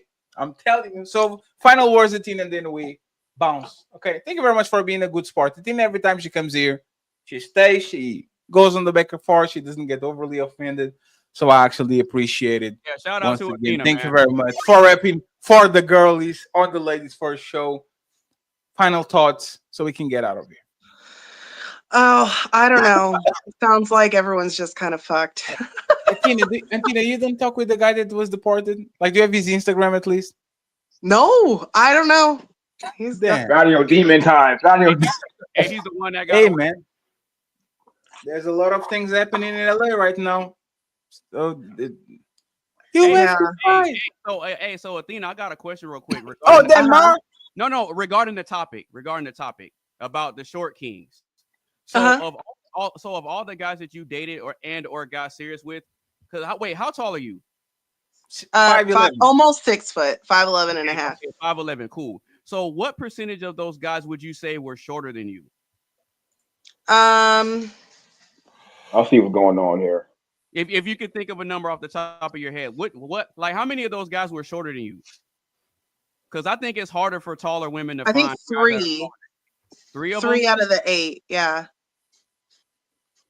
So to Fatty's point earlier, those 3 short guys, they did something right, brother. I don't discriminate against height. I really genuinely try to look at a man's integrity, his character, discipline, all of that. And the main thing for me is if he has a relationship with God and he tries to do what's right. Integrity. Yes. What does that mean? Integrity is you are going to do the same thing whether someone is looking or not. You're still going to do what's right. Damn. So I don't have that shit. That's crazy. Friends. Well, self-awareness is good though. You know, I actually have integrity tattooed on my. Oh, nice. Okay. Integrity. Yes, sir. Because I needed some. When I did this tattoo, I actually needed a reminder. And now I forget about my tattoos because I don't look at them as much. Friends, Mr. Bays, I appreciate you. Oh, Mr. Style, I appreciate you. Lovely Tina. Thank you very much, Mr. Il Canale. Once again, friends, tomorrow I have a debate at 1 a.m., which is 2 a.m., which is 8 p.m. Eastern. During the week, we're going to back on action and we're going to debut the new style of shows. First part of the show is going to be closed panel. Second part, we're going to open up for everybody that wants to join in so we can extend the conversation. So my friends in the Untouchables are signing out. John Henry is the sponsor of the show. We'll celebrate you on the next show, John. Thank you very much. Team Fatty and the Untouchables signing out. Yes, sir. Great show, y'all. Psych. Who's calling that shit? Who's calling that shit? Who's calling that shit? Who's calling